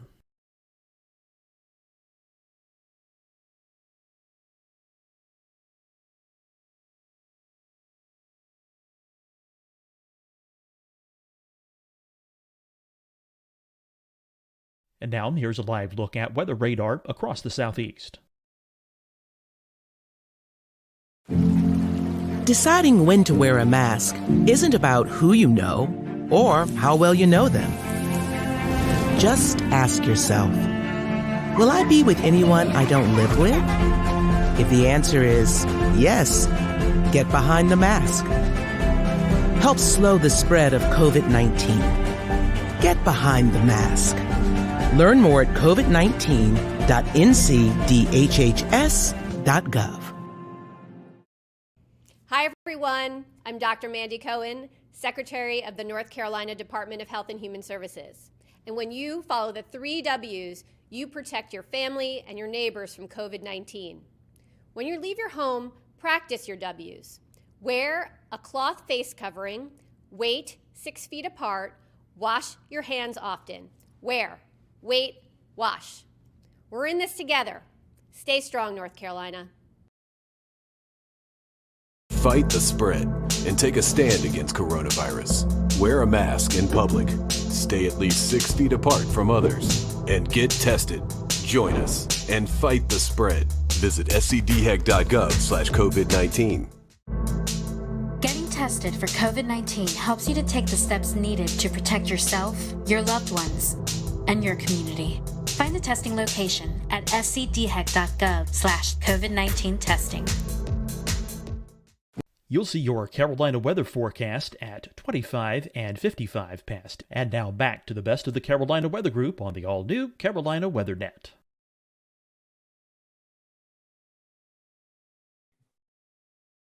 The blue sky days are the days you make the big progress, because that's when you make the connection.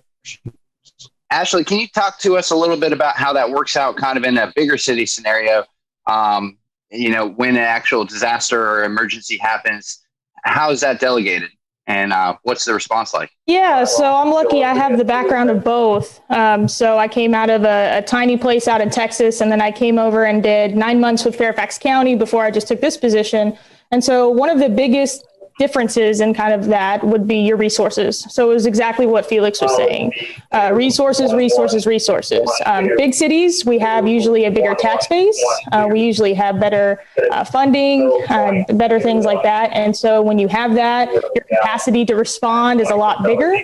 You don't have as many mutual aid needs or community needs. We can usually throw money or resources or whatever we need at it. And so something interesting about Fairfax was that we would have severe weather setups where in Texas, I would be a little concerned. I'd probably kind of do like a light EOC activation, or maybe I would just sit in the EOC just in case we got severe weather. And in Fairfax, you would think you would do that because you have a huge population. But because your police, your fire, and a lot of your public safety is so massive and they have so many resources, it takes a lot for them to get tapped out. So we would have those squall lines with the trees down and stuff, but it wasn't a problem for Fairfax because we have massive amounts of department resources. And so that was something that I had to learn that was a lot different, just having those resources and those needs to actually be able to respond. Ashley, kind of piggybacking on that, Maryland's it's a pretty extensive urban area. Does your like territory go out to like Catonsville and Ellicott City where we see that major flooding over there, or do you handle that as well? We do from a first response perspective. So we do have like regional teams doing like swift water rescue, things like that. And so like our fire departments, even in the state, are very well linked to where they can deploy and do that mutual aid like they need to. From OEM and from Baltimore County, so I'm kind of back in one of those smaller roles being with the county. We're just establishing our program. So it's me as a planner and then a couple of fire personnel. And so depending on what the threat is and depending on what the threat would be to my county, we would probably sit back and make sure that Baltimore County would be okay. And then if they needed OEM support, we definitely would offer that. Luckily, we have a great state emergency management agency that keeps us all connected.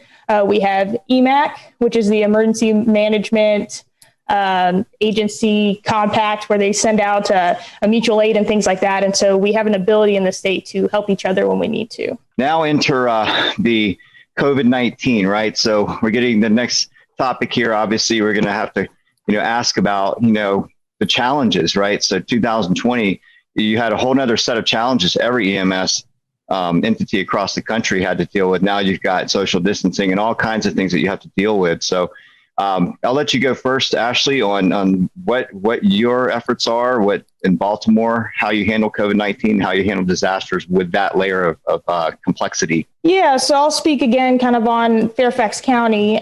So we're a bigger jurisdiction. We have a pretty big public health, and it is a county public health agency where that's a lot different from other counties in Virginia because they actually have a state program. So we have state public health and a county. So we were able to have more county resources to throw at it. Because it is a disease or an epidemic or pandemic, that's all going to be related to public health. So they're going to be the lead agency.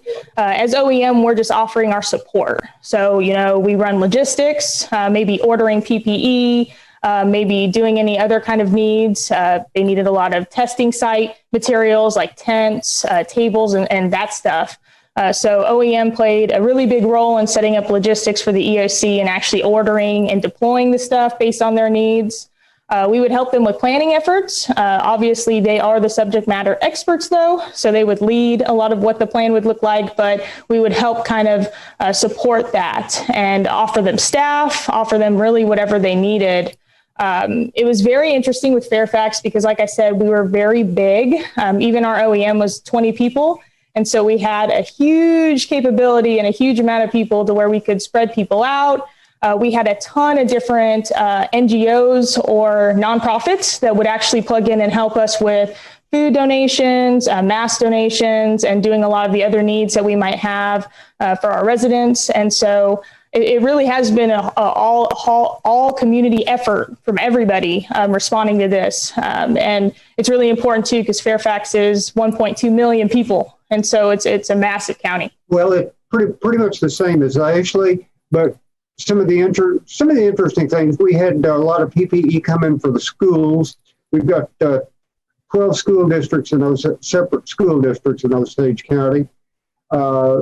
We had a 6-county area that got together at a pod, picked up all the stuff for the local Osage County, brought it back to Hominy and sorted it here, and then distributed it to the schools. So there's an awful lot of work that goes on behind the scenes that people don't see and things like that. Then one of the most interesting things, we've been working with our senior citizen center here. They cannot have in-person meals or in-person feeding in the senior citizen center. And they've had trouble getting disposable trays and other supplies that they need.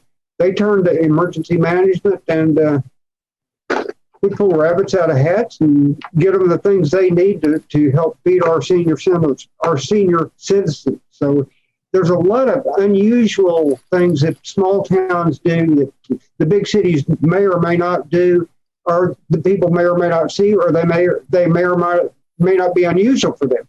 I mean, picking up the phone and ordering a specific item in a big town is not unusual. In a small town, it may take some doing to get certain items.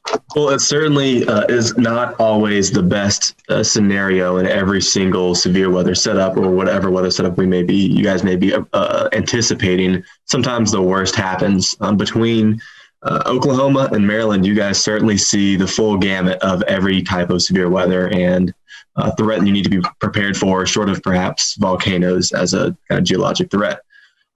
When you guys have to make the hard decisions, which I'm sure you certainly do, what goes into that emotionally, and when you just have to make that decision, how do you do that? Ashley, I guess we'll start with you. If we're making response decisions, it's always going to be priority based, and typically we put lives as number one always. And so any kind of action that we're taking, whether or not it's even in preparedness, but even in response, we're going to try to do what we can to save as many people that we can, and then also stabilize. So it goes lives, and then property, and then economic recovery and economic stabilization. So it is really challenging. I think that there are some situations where, you might be faced with a really tough decision. Like, for instance, a dam. You might have a dam that could break, and if it breaks, it might flood 2,000 homes, or you might have to do the emergency release and it might flood a neighborhood. That's a really hard decision to make. But I think that we tend to kind of err on trying to protect as many people as possible. And usually we can kind of have that support from our community in advance. But yes, we are faced with very difficult decisions in a lot of our incident management. Felix, I'm sure that you know just about everyone in Hominy, and everyone knows you. With a 2,000 person town, it's a lot more personal than perhaps it may be with the 1.2 million, I believe it was, in Baltimore. Does that sometimes weigh on you when you see disasters unfolding in your area? It absolutely does, because the chances are, if you don't know the people personally, your kids knew them or went to school with them. So yeah, they're not strangers by any stretch of the imagination. They're your friends and neighbors. But that's also part of the strength of the community, because they are friends and neighbors, and the community bands together. A lot of what we do is in a situation with a storm is the pre-storm warnings and get the information out. In the response phase, we leave that to fire and EMS for the rescue part and law enforcement, but we're also out there with them. And not just the day of the event, we're out there with them for a long period of time afterwards. We had a flood in in May of 2019 that affected 71 homes and 9 businesses in our county. And I told the city manager, I said, "You signed on for the long haul. We're going to be at this as well." We're still we're just now starting into the mitigation phase of that. But part of it is you were working individually with each family. And as we were doing debris removal, I told the guys, I said, "Now, break this stuff out with the backhoe out into the street, scoop it up, and put it in the truck." I said, "I want you to remember, that's someone's life you're taking away in the truck. It's not debris, it's not junk, it's not trash until you get around the corner. It's their life." And they all looked at me like, "Never thought of it that way." I said, "Yes, that's everything those people own in some cases. And it's right there in a pile in the front yard, and you're taking it away. They're starting over from zip." So it changes your perspective. And the perspective of your people.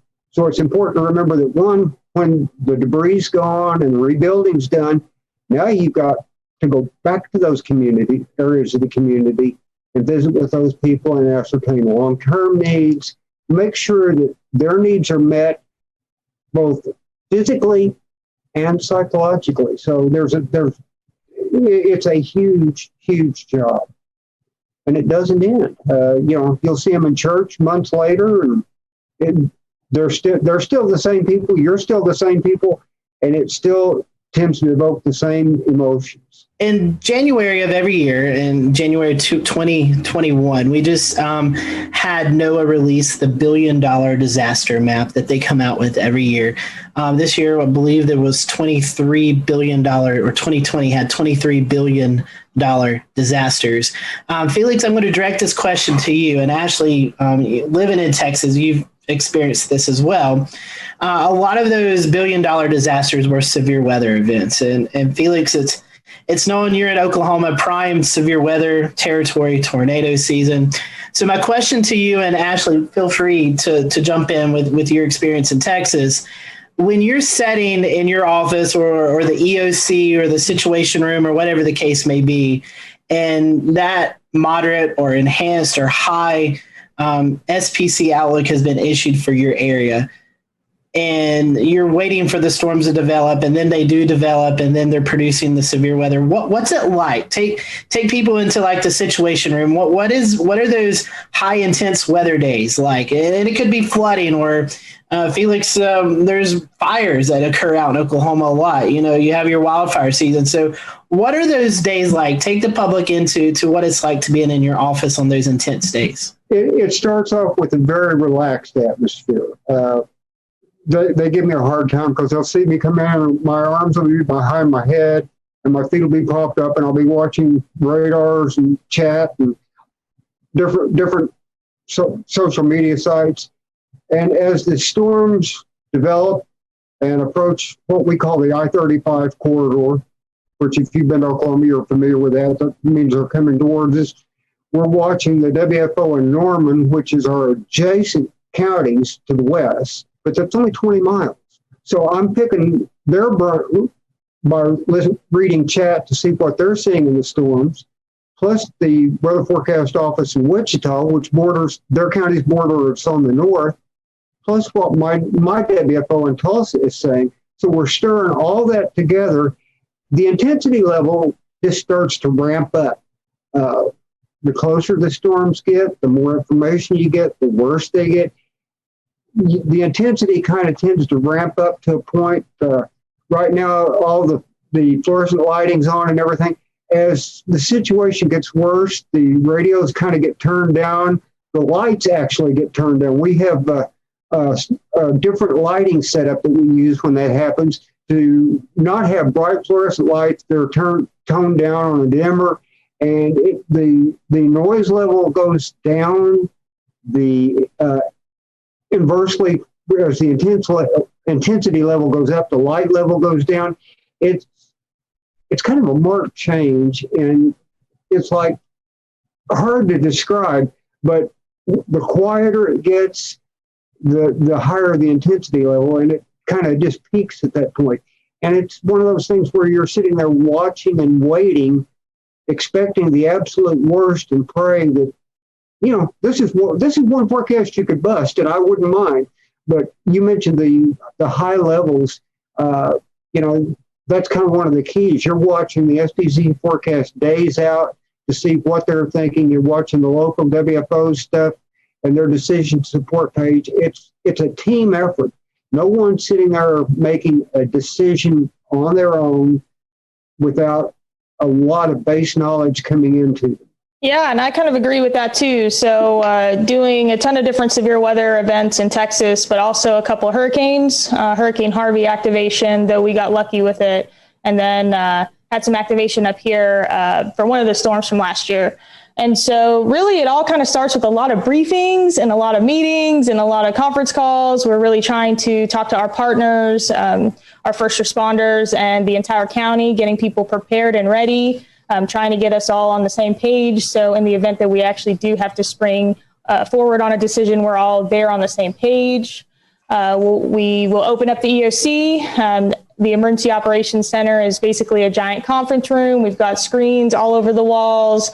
We put weather radar up on the screens. We put all the different news agencies, local news, national news, all kinds of things for situational awareness.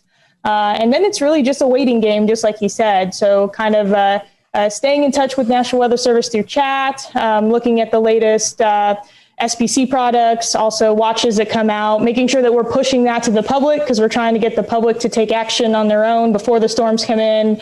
And then also using social media to do a lot of that communication as well. And then once the storm comes, there's kind of that... it's like a uncertainty of what's going on. Like you're kind of lost in the dark because you're sitting in an EOC and there's a storm hitting your entire city or county or jurisdiction. And so you're trying to assess all the weather data and you're talking to your weather partners and you're trying to talk to dispatch and your first responders out there, but you still feel blind. You can't see exactly what's happening out there. And so we're kind of frantic at that point, trying to just find storm reports, trying to get on social media, trying to see if we can get any kind of hint of what kind of damage is going on at the surface. And then once we kind of have a better idea of that, we can start to make those decisions like damage assessment. But we had one storm that came in and we were able to collect all of those storm reports, but we had the media coming up from Austin. And so we had to peg our county PIO to get them prepared for interviews and different things like that. So there is quite a bit of adrenaline that comes with that. And then also somewhat of a lack of certainty of what decisions you're going to be making a short amount of time right after the storms. One of the unusual things about it, we both talked about the physical bricks and sticks EOC. The other side of that coin is as you move into the response mode, someone once asked, where's the EOC? Like, wherever the emergency manager drops the tailgate of his pickup.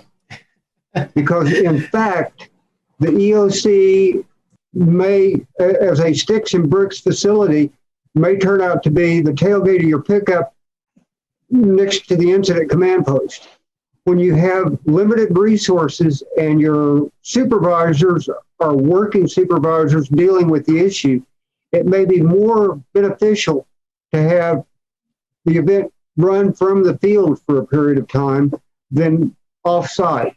So it's a kind of an unusual type situation, and it sometimes runs headlong into the incident command structure and doesn't always meld well at points with that for a while. But it's one of those things we've done for years and have tended to make it work pretty well because of the nature of the community. Emergency management, besides terrorism and pandemic-wise, I want to keep this kind of weather centered. What is the one weather scenario that you just dread seeing coming your way? One thing that scares me the worst is when SPC puts up an enhanced or high-risk day, and you're sitting there waiting because you know the watch is coming, and it will likely be one of the PDS types. Because if they have that high a confidence level, they're expecting the absolute worst. So, when you're talking tornadoes, severe thunderstorms, tornadoes, that's kind of, that issue always crops up. The other one that worries me are the ice storms. And we talked before the show a little bit about the Sperry Tall Tides Index. That's an incredibly valuable tool because a quarter to a half inch of ice on power lines can make an incredible difference. And if a rural area can lose power, and it may be out for days. The ice storm we had in October, which was much worse to our west, one small community of about 800 people, the line going to town and all the lines in the poles in town were down. They had 900 utility poles down.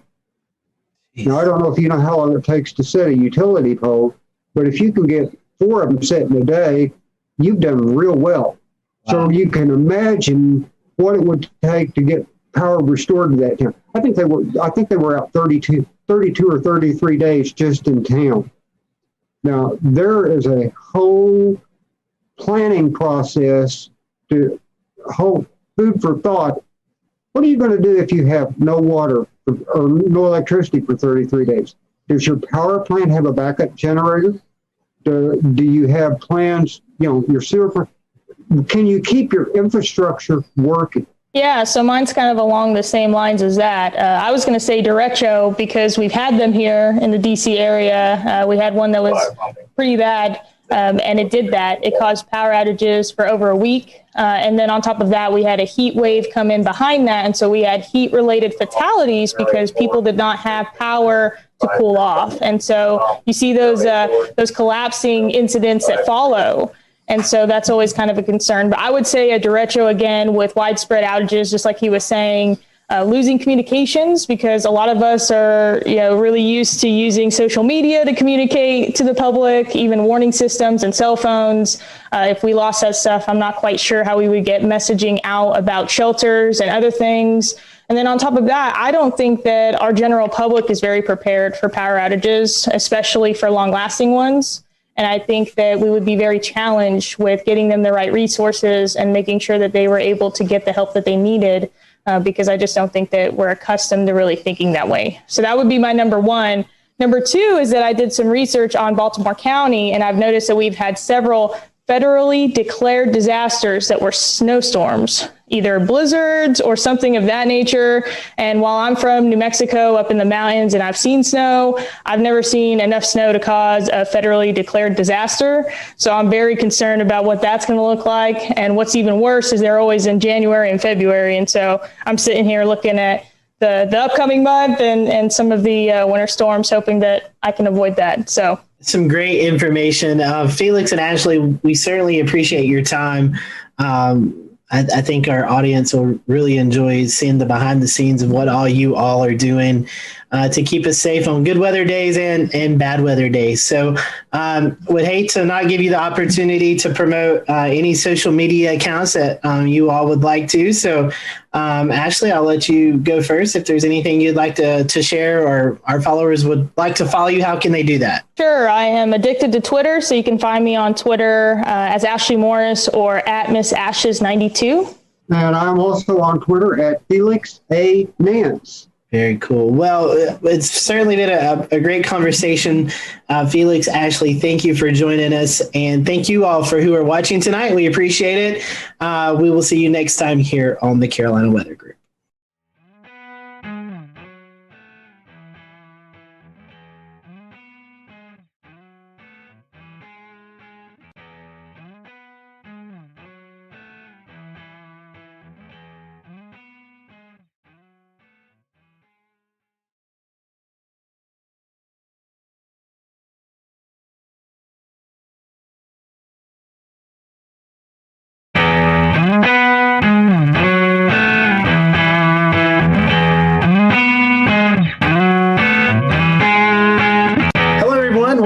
the Carolina Weather Group. We continue looking back at some of the previous severe weather events. It's not only affected the Carolinas but the Southeast. And this is the 10-year anniversary of the April 27, 2011 tornado outbreak, not only for the Southeast, including Mississippi and Alabama, but there's also some tornadoes in Georgia and South Carolina and North Carolina. So we want to focus our attention right now on the Alabama aspect of that. And we have with us Chief Meteorologist from ABC 3340, James Spann. James, appreciate you spending some time with us as we kind of look back at this. I think you categorize it as a generational tornado outbreak for the state of Alabama. A very well forecasted event leading into it. Take us behind the scenes as you there at the station are getting not only the viewers ready, but the reporters ready, the storm spotters ready. Take us back to what it was like a couple of days leading into the event. Well, it was a well forecast event. And, one thing about it, I didn't know it was going to be that bad. I didn't know. I mean, could it be? Yes, but odds of an event like that are always not that high. We'll return to Best of the Carolina Weather Group in a moment. Now your Carolina weather forecast. Here are today's forecast high temperatures for North Carolina. Here are the forecast lows for tonight for North Carolina. Here are tomorrow's forecast high temperatures. And here's forecast rainfall across North Carolina tomorrow. Here are the forecast highs for the day after tomorrow.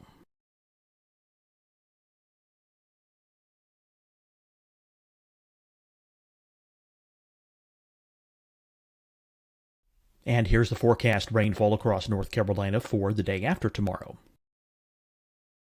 This is the total rainfall forecast across North Carolina for the next 3 days. Here's the severe thunderstorm outlook for today from the Storm Prediction Center.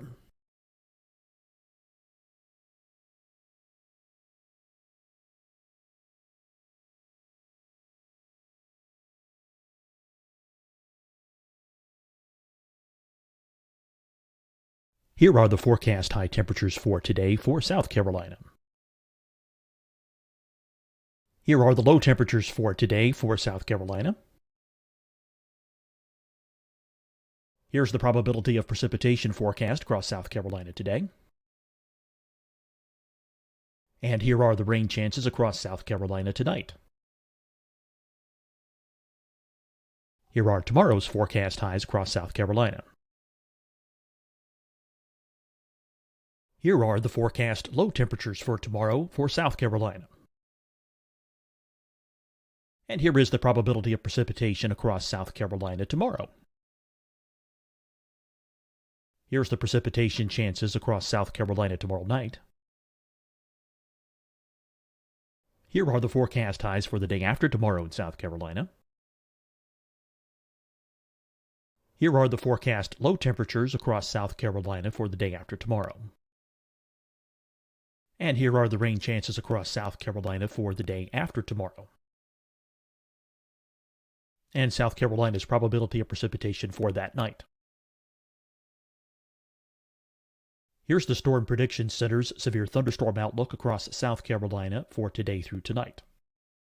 Here's the Storm Prediction Center's severe thunderstorm outlook across South Carolina for tomorrow and tomorrow night.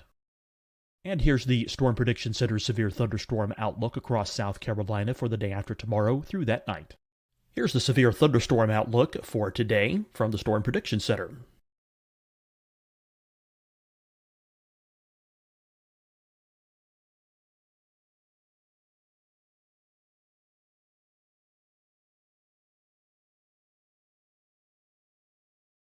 And now here's a live look at weather radar across the southeast. Deciding when to wear a mask isn't about who you know or how well you know them. Just ask yourself, will I be with anyone I don't live with? If the answer is yes, get behind the mask. Help slow the spread of COVID-19. Get behind the mask. Learn more at covid19.ncdhhs.gov. Hi, everyone. I'm Dr. Mandy Cohen, Secretary of the North Carolina Department of Health and Human Services. And when you follow the 3 W's, you protect your family and your neighbors from COVID-19. When you leave your home, practice your W's. Wear a cloth face covering, wait 6 feet apart, wash your hands often. Wear, wait, wash. We're in this together. Stay strong, North Carolina. Fight the spread and take a stand against coronavirus. Wear a mask in public. Stay at least 6 feet apart from others. And get tested. Join us and fight the spread. Visit scdhec.gov/COVID-19. Getting tested for COVID-19 helps you to take the steps needed to protect yourself, your loved ones, and your community. Find the testing location at scdhec.gov/COVID-19 testing. You'll see your Carolina weather forecast at 25 and 55 past. And now back to the best of the Carolina Weather Group on the all-new Carolina WeatherNet. Was that day. I didn't know that the death toll would be so high. But having said that, it was a Wednesday event, and you could start to see it, about 5 days out. The Friday before the Wednesday, we started to mention it. And then after the weekend, we really hit it hard, Monday and Tuesday, with everything we had. And I think people were prepped, and I think people knew that it was coming. But despite that, the only number that matters to me, and I'm a numbers guy, is 252. That's the number of people that died that day. We had 251 names, and we had one infant that was delivered prematurely at 6 months. The infant did not have a name, and the infant didn't live.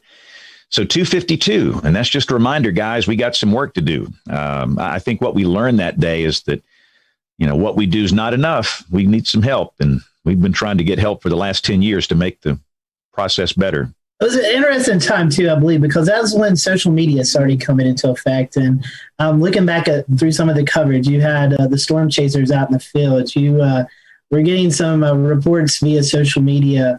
I guess Twitter was about maybe, 5 years old, and Facebook had been around for a while. And it was still kind of primitive. The penetration of the public is not as high as it is now, but it was still very helpful. I think the most amazing thing to me looking back on that day was how we were able to get video back from the middle of nowhere.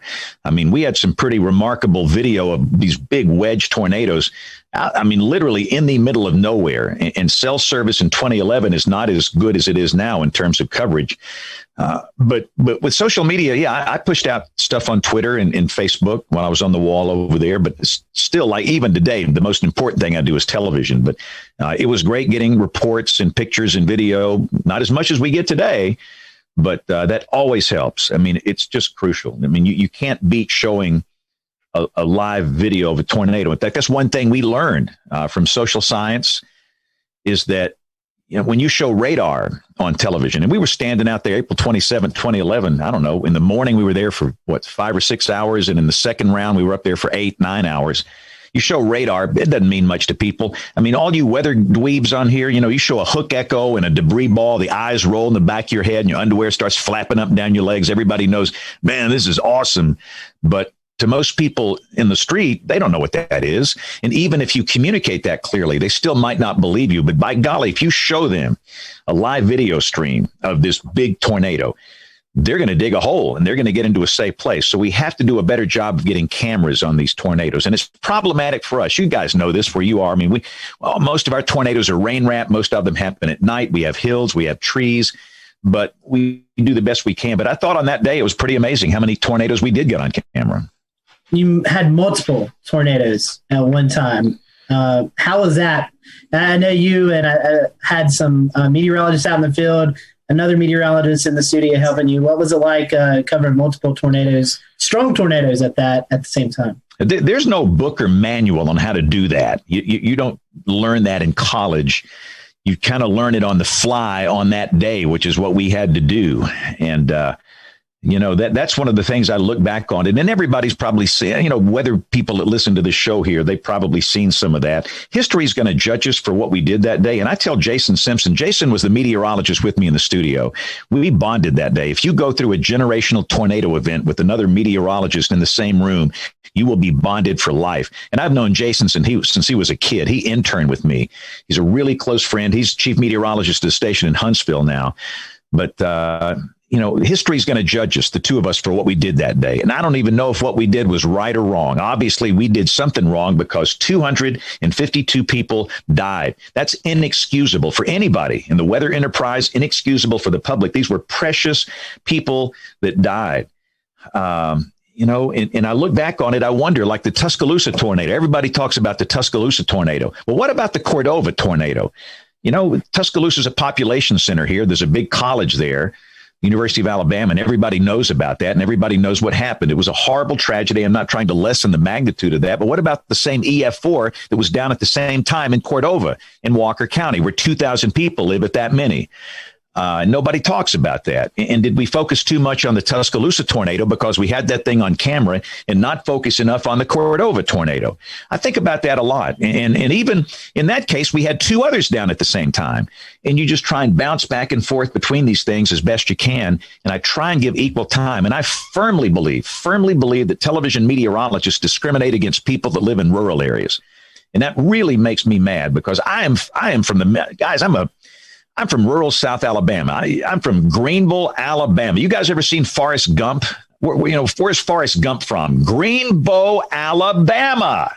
The guy that wrote that book, I know him. He passed away recently, Winston Groom. He patterned Greenbow after Greenville, this little town where I came from.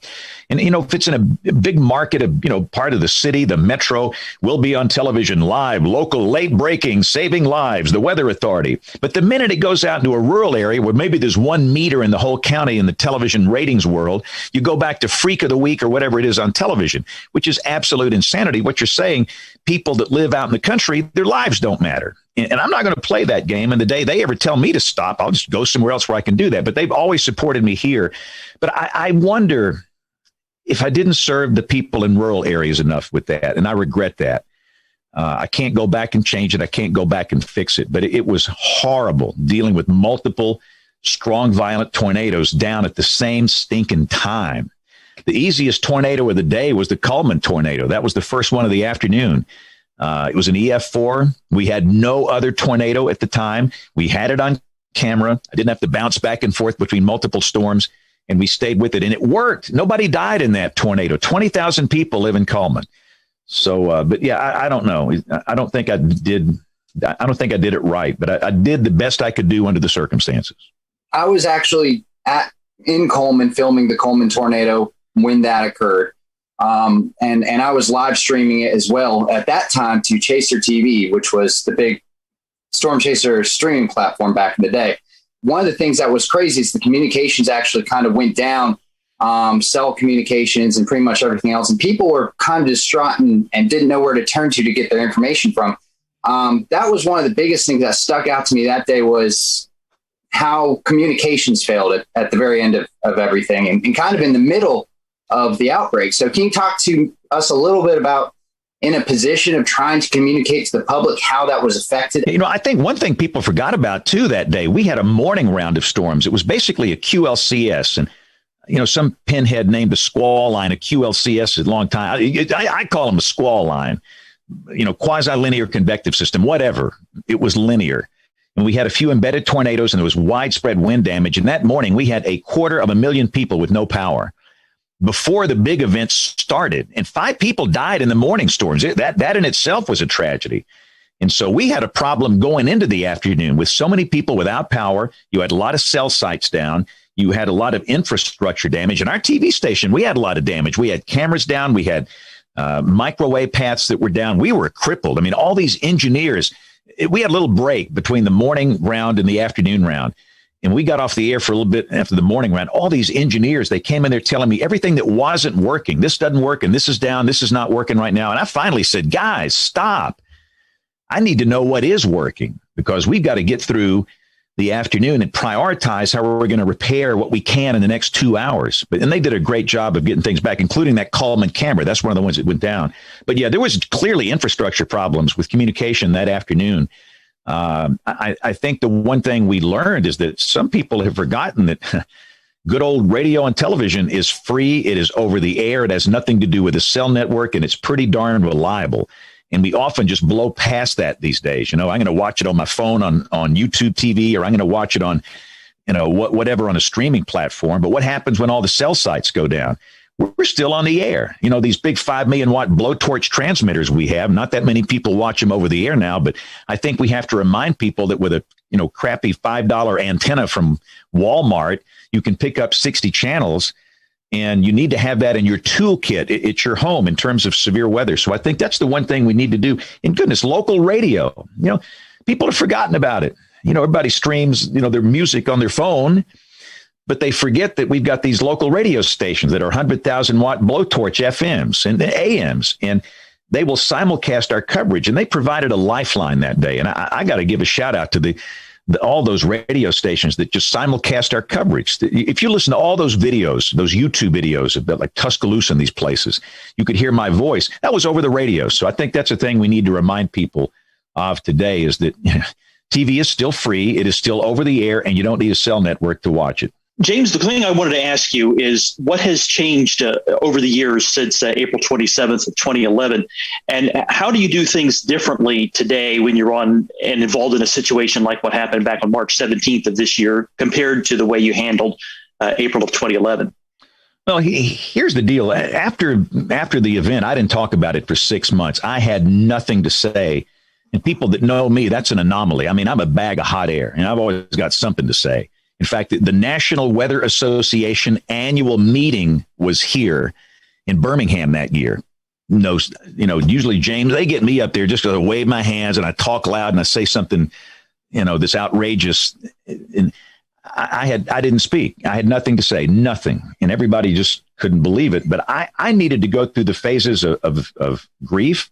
These people died on my watch, and I'm in the process of trying to memorize every name. I'm not there yet. I was hoping to be there in 10 years. 251 names, their stories. Let me tell you, so you want to get motivated?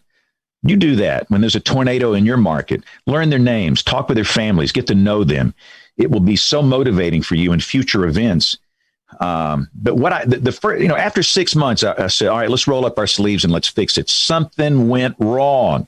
There were 62 tornadoes in one day in the state, and there was a darn good warning for every one of them. In some cases, the lead time was 40 minutes. And I thought the death toll that day should have been 30. And 222 people ought to be listening to this show right now. And so I went to some of my friends in the social science world and said, help.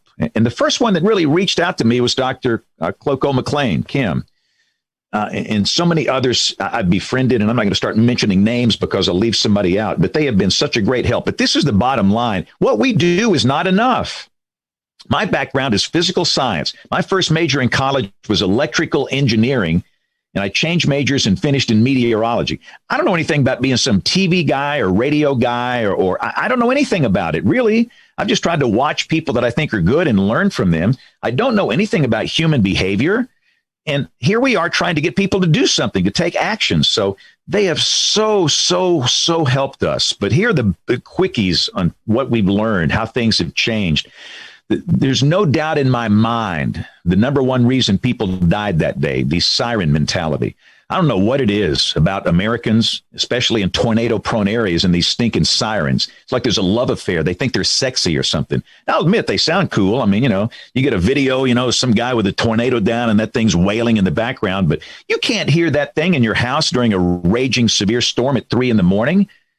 And we've got to be better at teaching people. This ain't it. I mean, they serve a purpose. They reach a few people outdoors, but that's it.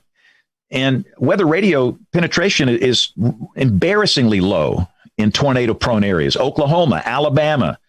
And we've got to do a better job of getting a weather radio in every house. And again, that doesn't work on cell technology. You guys know that, these big RF transmitters the Weather Service has, and teach people about, your phone's not enough. You got to have 2 ways. because your phone's going to quit working and WIA might not work and your app might not work and the weather radio. But if you do all this stuff together, you'll get the warning. But that's the main thing, the siren mentality. And the number 2 reason people died, the lack of helmet use. It's not that hard, guys. It's not. Most people that die in tornadoes, and let me just say this, I dabble in healthcare. I call it my hobby. For 15 years, I have been the chairman of the board of a really large tertiary care hospital here. I've just been interested in it. And I fell in love with these people 15 years ago. And I've learned a lot by talking to ER docs. And they will tell you that most people that die in tornadoes, what do they die from? Blunt force trauma. From where? The skull and the neck region. And all you need is a $5 bicycle helmet from Walmart. And probably over 50 people would be alive today. So it's messaging. It's messaging before the event. We've got an event Thursday. So I just messaged on television. What's the message? Have 2 ways of getting the warning, and it's not a siren. And you're going to have a helmet in your safe place for everybody. And that's not just for kids. And a lot of people, well, it's nice for a kid. No. It's for everybody. I mean, you put a helmet on me, it's not a good look. It's like, lipstick on a hog, but it's going to keep me alive. Every life is precious. And so we've learned to message, helmets. That's really, really, really important. And, I could keep going, but one thing that we knew that we screwed up on with the false alarm ratio was too high. It was over 80 in 2011. That's insane. Over 80% of tornado warnings were false alarms. We heard this in research all the time. I hear tornado warnings all the time and nothing ever happens. So the Weather Service in Birmingham went through a really comprehensive program going back to basic science. Kevin Laws is one of my heroes, the Sioux down here. They were issuing tornado warnings for, high-based storms, high LCLs.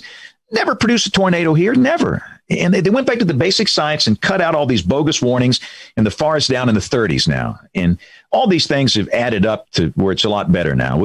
We had, and I'll stop answering your question. I could talk all day on this, but we had an event last Wednesday, St. Patrick's Day. We had 25 tornadoes in one day in the state, 25 last Wednesday. Not one person was killed and not one single person was hurt. Let me tell you what, 10 years ago, it wouldn't be that way. So we've learned a lot, and I think the lessons learned have paid off. James, you hit on a couple things I want to get your expertise on. Social science, overwarning. National Weather Service right now is undertaking their initiative to simplify some of their communications, but also kind of introduce tiers for what goes to WIA and how the public then gets triggered. In your experience, is that going to be enough, you think, to help reach people and get them to understand? Or beyond what's already scoped, do we have more work that still needs to be done? Look, it's not that hard. Here's the problem. And I'm just as guilty as anybody else. I'm guilty as sin here at this. But we go to these conferences and we listen to these research papers and we talk with the social scientists and we gather up in these conference rooms and we do what we think is best for us. Who cares about us? That's not who we're serving. We're serving real people out here in the real world. You know what we need to do more often is go hang out in I bet you guys have never been in a Dollar General. I bet you guys have never been in a Dollar General. That's where real people are. You want to know what real life is like? Go to a Dollar General. They're sweet people. They will talk to you. They will tell you things. You don't need a $100,000 grant to get this information, and you listen to them. And they'll tell you, is the false alarm ratio too high? What do you need on your phone for wireless emergency alerts? Do you need to have severe thunderstorm warnings on there? Do you need to have only tornado emergencies? So I think that's part of our problem, is that we've disconnected from the people that we serve. And all of this stuff, and I'm a big fan of HazSimp. We got to simplify this. I'll be honest with you guys. There's some messages the Weather Service sends. I don't even know what it means. I mean, what is an aerial flood warning and a flash flood warning and a flood warning? I mean, it's bewildering to people, all this stuff. So a lot of this stuff has got to be simplified, and they're on the road to doing that. But as we look at the transformation, in the warning process, in the next 10 years, we have to be careful to be sure we're not doing it for us. We're doing it for the people. Hey, James, this is Jordan McLeod. I sound cranky, don't I? I'm sorry. I sound too cranky tonight. Hey, now this is an engaging conversation here. Given how generational the April 27th outbreak was, it seems like we're hearing a lot of the use of the term bust today when it comes to outbreaks that don't quite measure up to April 27th. Now, I know this is a pet peeve Twitter post on this just the other day, because some people were calling last week's outbreak in Alabama a bust, even though there was, no loss of life and, tremendous success for the Weather Service. So can you talk a little bit about why that's become such a trend nowadays? Well, I think a lot of it has to do with the weather enthusiasts and these Facebook pages. And listen, I don't want to throw water on these guys. Most of them are high school kids, and they love weather and they want to learn weather, and they don't mean any harm. But they'll get on Facebook and they'll say, look at the STP. Look at these updraft helicity tracks. This is going to be worse than April 27, 2011. This is going to be a killer mega storm of the century. And people don't know it's a 15-year-old kid. And they're going to share it and share it and share it and share it and share it. And it just gets out of hand. And, I think that's part of the problem. And I don't even like that question when people ask me that. For example, we have a very high-end severe weather episode likely here Thursday.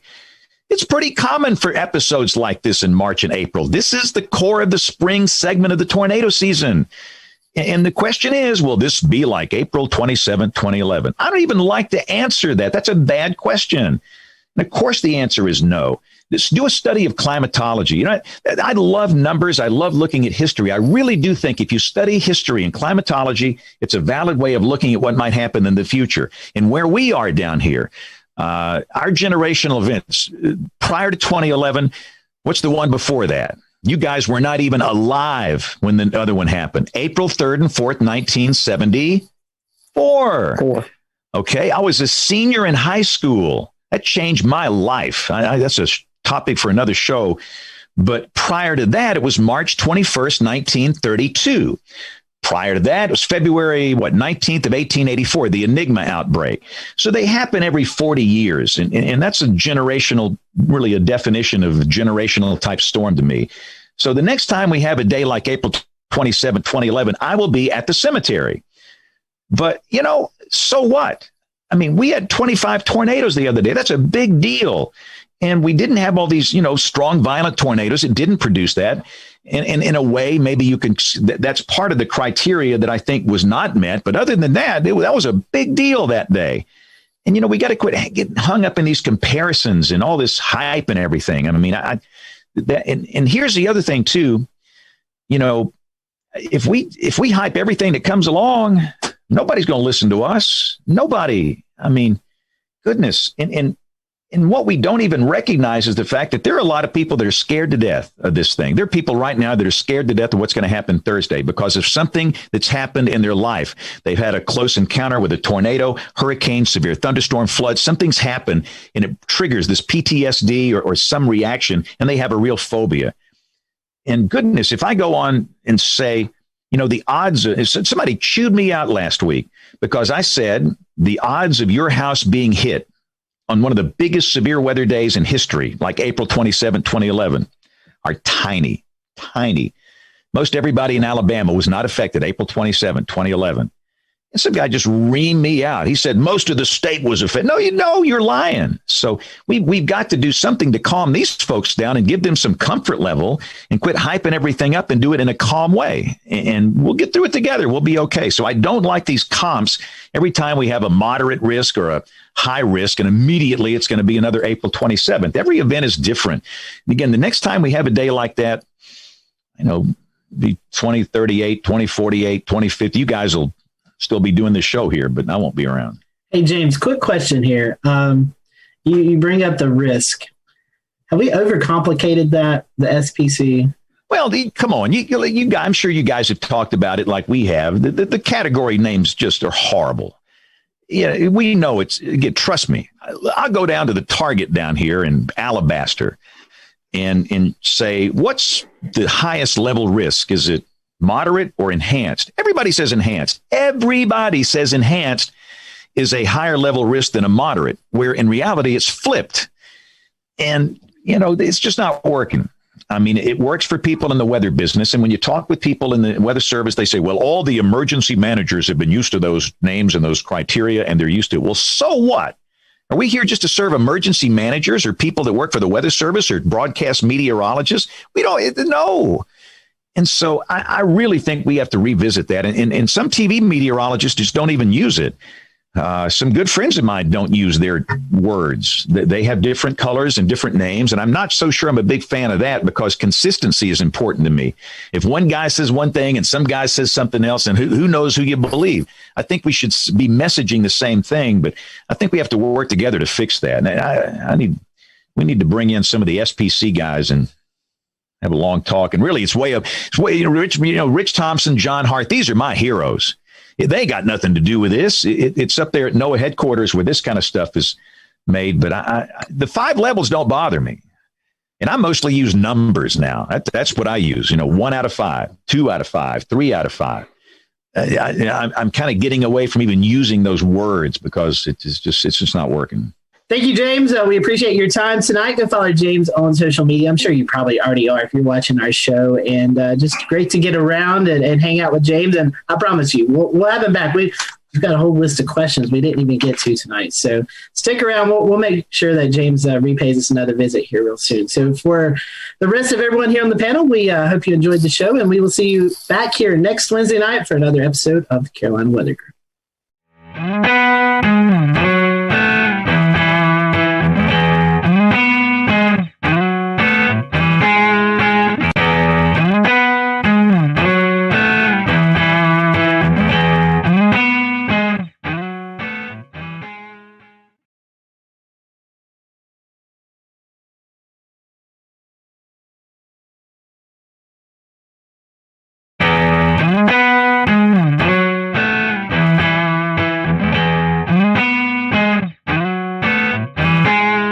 Welcome, everyone, to the Carolina Weather Group. We continue part 2 with the Weather Channel. We'll return to Best of the Carolina Weather Group in a moment.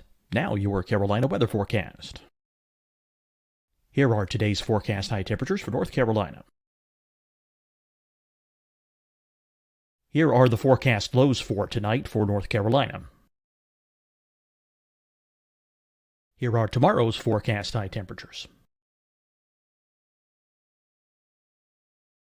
And here's forecast rainfall across North Carolina tomorrow. Here are the forecast highs for the day after tomorrow.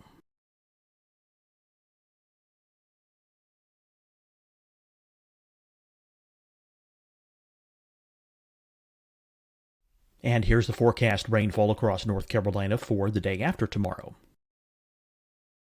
This is the total rainfall forecast across North Carolina for the next 3 days. Here's the severe thunderstorm outlook for today from the Storm Prediction Center.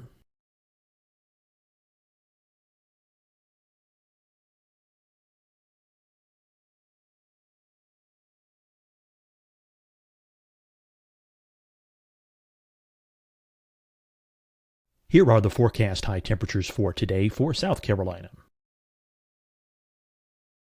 Here are the low temperatures for today for South Carolina. Here's the probability of precipitation forecast across South Carolina today. And here are the rain chances across South Carolina tonight. Here are tomorrow's forecast highs across South Carolina. Here are the forecast low temperatures for tomorrow for South Carolina. And here is the probability of precipitation across South Carolina tomorrow. Here's the precipitation chances across South Carolina tomorrow night. Here are the forecast highs for the day after tomorrow in South Carolina. Here are the forecast low temperatures across South Carolina for the day after tomorrow.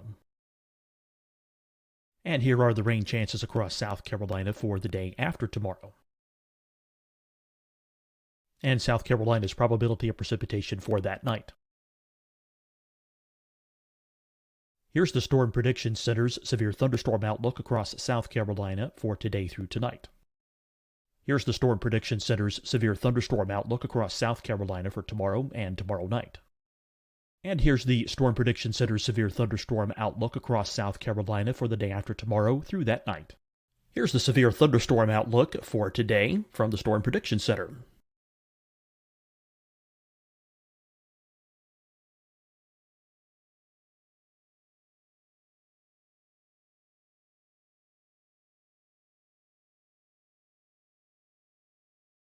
And now here's a live look at weather radar across the southeast.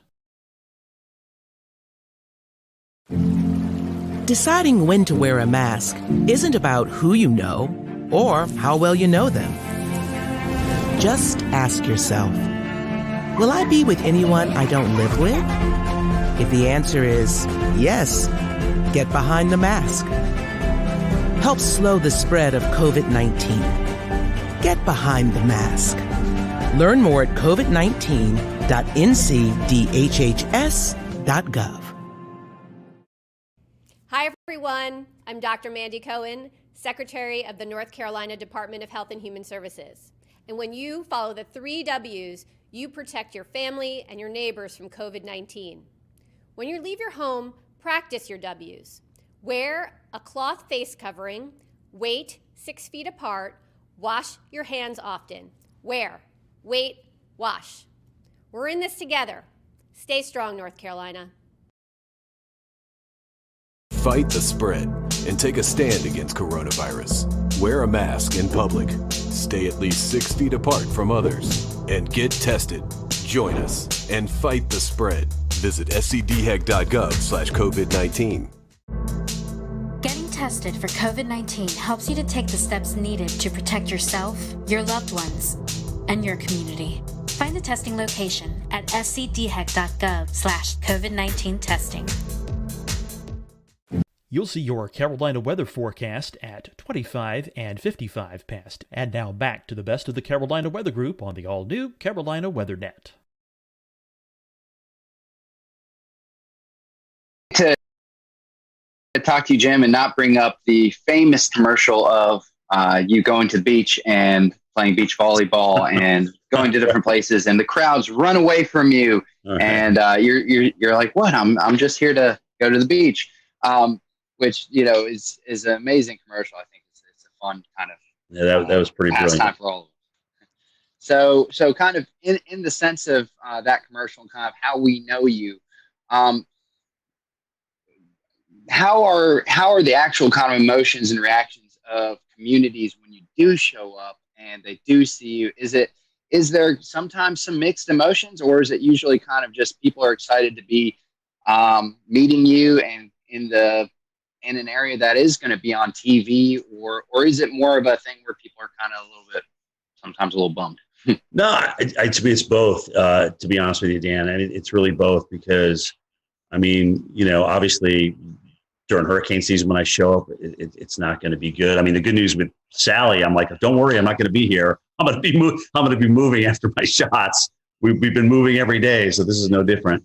Till we finally wound up in Pensacola, but some people are still excited to come out. Their town's getting some attention. I've been doing this a while now, so people have kind of grown up, just kind of getting used to, if there's going to be a big weather story, Jim's more than likely going to come to town. So if it like I've always said, if it creates the awareness and it has people react in a way that they protect themselves and their family, then great, mission accomplished. So I still kind of get both ends of the spectrum. I mean, I told you one time, I can't remember which storm it was, but I think I was going to North Carolina. I mean, this lady literally, she saw me on the plane. She hollered at me. She told me it was my fault. In front of everybody on the plane, I was just like, okay. But yeah, so you run the gamut. That was probably the most extreme right there. And there's whole, I'm sure you've probably seen them or ran across them, but there's Facebook groups devoted to Where's Jim Cantore? I don't know if you've seen that, but there's a Facebook page, right? That's right. And they post pictures of what they think is you, what certain like storm chaser cars or Weather Channel cars. And they'll say, he's now been spotted at Sunset Beach. And then, it's got hundreds and thousands of members. So for the record, guys, do you know how many bald, short Italian men exist in this world? A lot. And I'm just one of them. Okay, so yeah, I get spotted a lot in places. I'm like, and I sometimes I read those in my Twitter, and I'm just like, I'm sitting right here at my house looking at this, and who is playing me, or who do they think is me? So it's cool. I mean, in a way, it's kind of cool because I never in my wildest dreams thought that a guy that just wanted to get the forecast right would be, somebody who developed a Facebook page for. So, I mean, it's kind of fun when I can play along, I will. But, like I said, at the end of the day, if it helps people get ready and creates an awareness, then mission accomplished. Mission accomplished. All the memes that come out of that. I'll read you one. I sent Oh, you, dude, the memes. Oh, my God. Oh, man. The one that I thought was kind of funny, I sent this directly to you because it was right in the middle, right when the COVID was just, the fear was so high at one point. And I said, if Southerners don't seem too worried about this coronavirus deal, it's because we have been conditioned to believe that we likely don't need to be concerned unless or until this man shows up and has a picture of you. So. I mean, yeah, they seem to get better every year. So it's like I said, it's very humbling. It's nice to be a meme. I like your attitude. I like your attitude on it a lot. I mean, the idea is if you can bring attention and a positive light to the storm, then you're doing a good thing no matter what, and that's great. It's really weird. Bobby Labonte is a friend of mine, and I remember when he was telling me a story about the ESPYs, where he was in the back room with Tiger Woods, and he was, they were both just kind of like, "Are you here for this?" "Yeah, we're here for this." I mean, when you don't really want to be in the limelight. Sometimes when you're in the limelight, you don't really want to be in the limelight. It's not what you strive for. It's not. You don't wake up in the morning and say, "Oh gosh, what can I do to make myself more in the limelight today?" I mean, that's just really not. I mean, Bobby is a fantastic race car driver. He won a championship. That's all he wanted to do. Tiger is a phenomenal golfer. All he wants to do is play excellent golf. And now, as you saw from this weekend, his son can play pretty good as well. It's just I think that the true professionals, the notoriety that comes along with them is just kind of an after effect. But I do think you also have to embrace it. You can't ignore it. You have to embrace it, because I'll never forget the time as a kid I got a chance to meet Reggie Jackson. As you guys know, I'm a huge Yankees fan.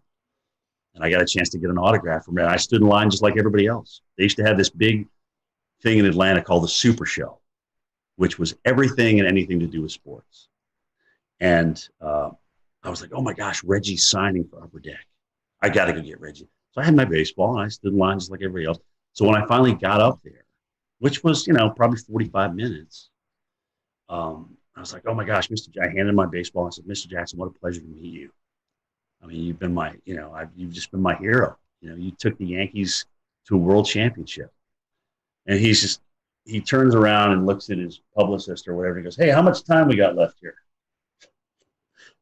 15 minutes. "All right, here you go." And he handed the ball to me. It was just kind of, I don't know. It just kind of left a sour taste in my mouth. I just never forgot it. And I'm not Reggie Jackson, but the people that want to meet you and want to come out and talk to you, I think you owe them a little bit of your time, because you've been given this gift, and it's there to share. And that's really how I feel about it. But I'll never forget that experience, and I always go back to it. And look at, I can't say that Reggie didn't have another thing to do. I can't blame him for that, but I just never forgot that reaction, how disappointed I was.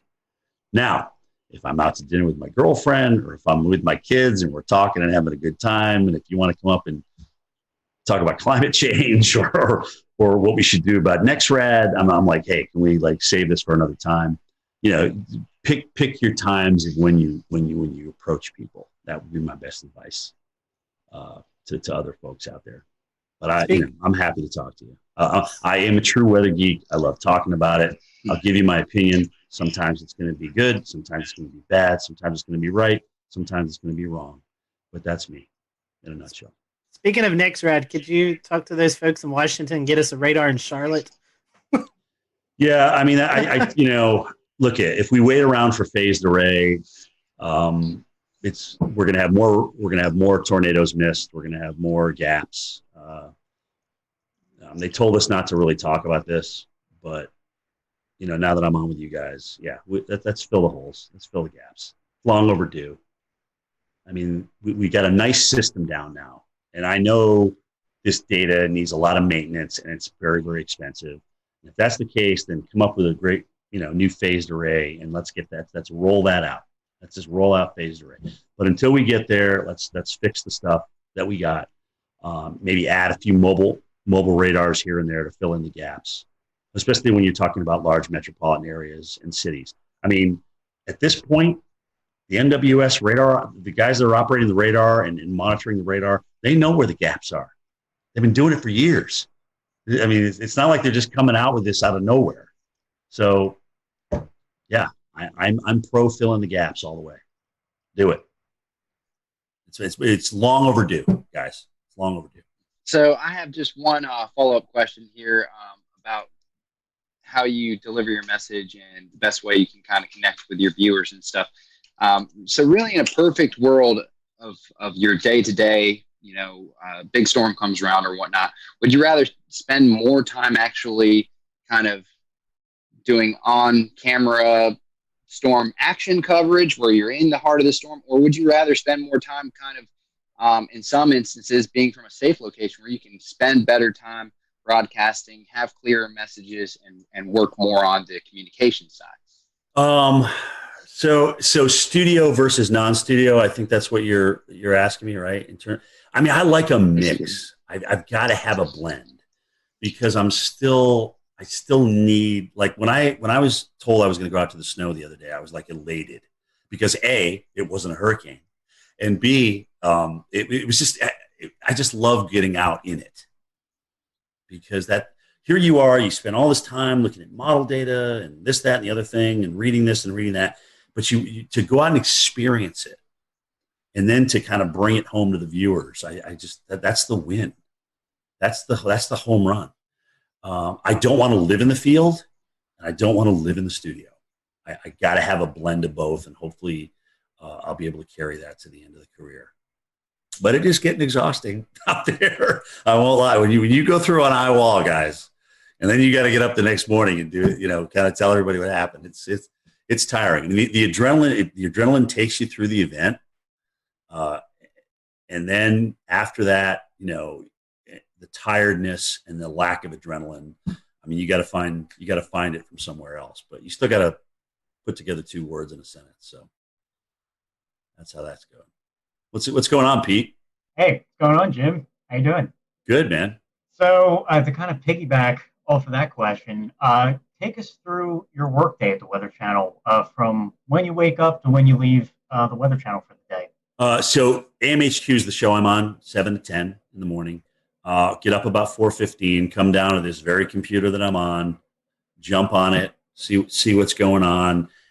Like I said, Twitter is nice not only for us to communicate with each other in the enterprise, but also it kind of helps me centrally get my thoughts together. What do I really want to say about this? What do I think about it? And I can put it down right there and go from there, because more than likely I'm going to be talking about one or more of those things when I get to the Weather Channel. So, I'll get in about an hour before my show. I'll slap a little powder on, put my mic on, go meet with my weather producer, talk about any interviews that are coming up with my show producer, and boom, here we go for 3 hours. Strap in and enjoy the ride, and be ready for whatever Stephanie has to throw at you, because it's usually something you didn't expect. But it's great. She makes it fun. She really does. She makes the whole 3 hours go by. I mean, when her, Jen, and I aren't there together, it's definitely different. And that's not to say other people aren't talented, because Felicia and Tevin and Jordan and Chris, those guys are all incredibly talented. But it's just we've been working together so long now. We kind of got this little routine. We kind of know each other's quirks and things like that. So it's very fun. After the show, we have a meeting at 10:30. A call in, kind of talk about the evening show, Mike's show, Bettis' show, and then what's going to happen the next morning, who we may have as guests and things like that. And that is my day. And tell us, like, behind the scenes, who's in the studio during the show, and how many people are working on the show every day. So in the studio, it's either 2 or 3 talent. Sometimes they'll have somebody from home. Like if Steph or Jen are on the road and they just get back, they will have them home for a couple of days. Again, this is all about a part of the COVID thing. It's been weird. I've actually been lucky because when I've come back from the field, it's been a Friday. So I just go into my weekend and I just come back into the studio. I think I'm the only guy who doesn't have a home studio. I said, look, I will come in. I have no problem in coming in. They have me in this area where nobody's around. I have my own desk. It's away. It's literally yards and yards away from anybody else. So I'm nowhere near anybody. And it's literally as soon as you walk in the door. There's a couple floor directors, 2 weather producers in the studio, but we're all spread apart. I mean, that studio that we have downstairs that we're doing the immersive reality on is huge. It's kind of like a half a gym, if that gives you an idea of the size. So ceiling wise and width wise. So we just have everybody spaced out perfectly. And, a lot of the cameras are run from inside the production booth, so they can run those from upstairs with the joystick. So we don't need people down there moving cameras, even though sometimes you have to move some of the cameras. It's really the jib operator who's got to move this big jib and this big teleprompter so that we're out on the new augmented reality set. That's got to be there for you. But let me tell you something, guys. As you get older, that prompter doesn't change size.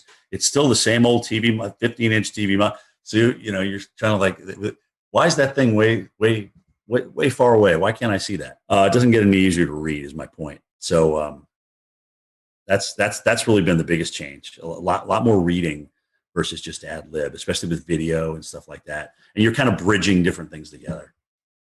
That's what it looks like in the studio. It's cool. It's really cool. I enjoy it. I really do. Guys, it's still a thrill to get up in the morning and go to work every day. It is. And I don't even consider it a job. It's still fun. It's still fun to look at the weather and get it right. It really is. That immersive reality technology that you were talking about, I know we discussed it last year, but 12 months later, I'm still fascinated by it, as many others are. Tell us about some of the challenges of working with a piece of technology that's maybe new. Well, so remember I just said this is like the size of a small basketball court, or half a basketball court. So with prompters way over here and monitors way over there that can't get close to you, some of the data on the graphics is really hard to read. So when we walk along and we see those little candlesticks there with the high and the low and the precip, one of them looks like a little crystal ball. So I can't see those numbers unless I'm looking at a monitor. And sometimes that monitor is just far enough away where I can't quite read that number. So if I don't preview those graphics first, it's definitely an beep moment out there and sometimes I'll turn the wrong way because you're so far away, you forget which side it's actually on in the real world. So it still takes some getting used to, and I'm absolutely not as comfortable as I am with a telestrator and a monitor in front of me or right next to me where I can touch it. So I'm out in no man's land, really.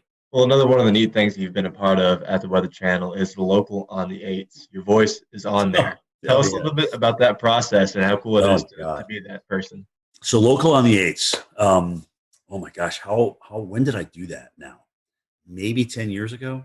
But it took about 18 hours to record all. I mean, you have to record each number. There's different phrases that are coded.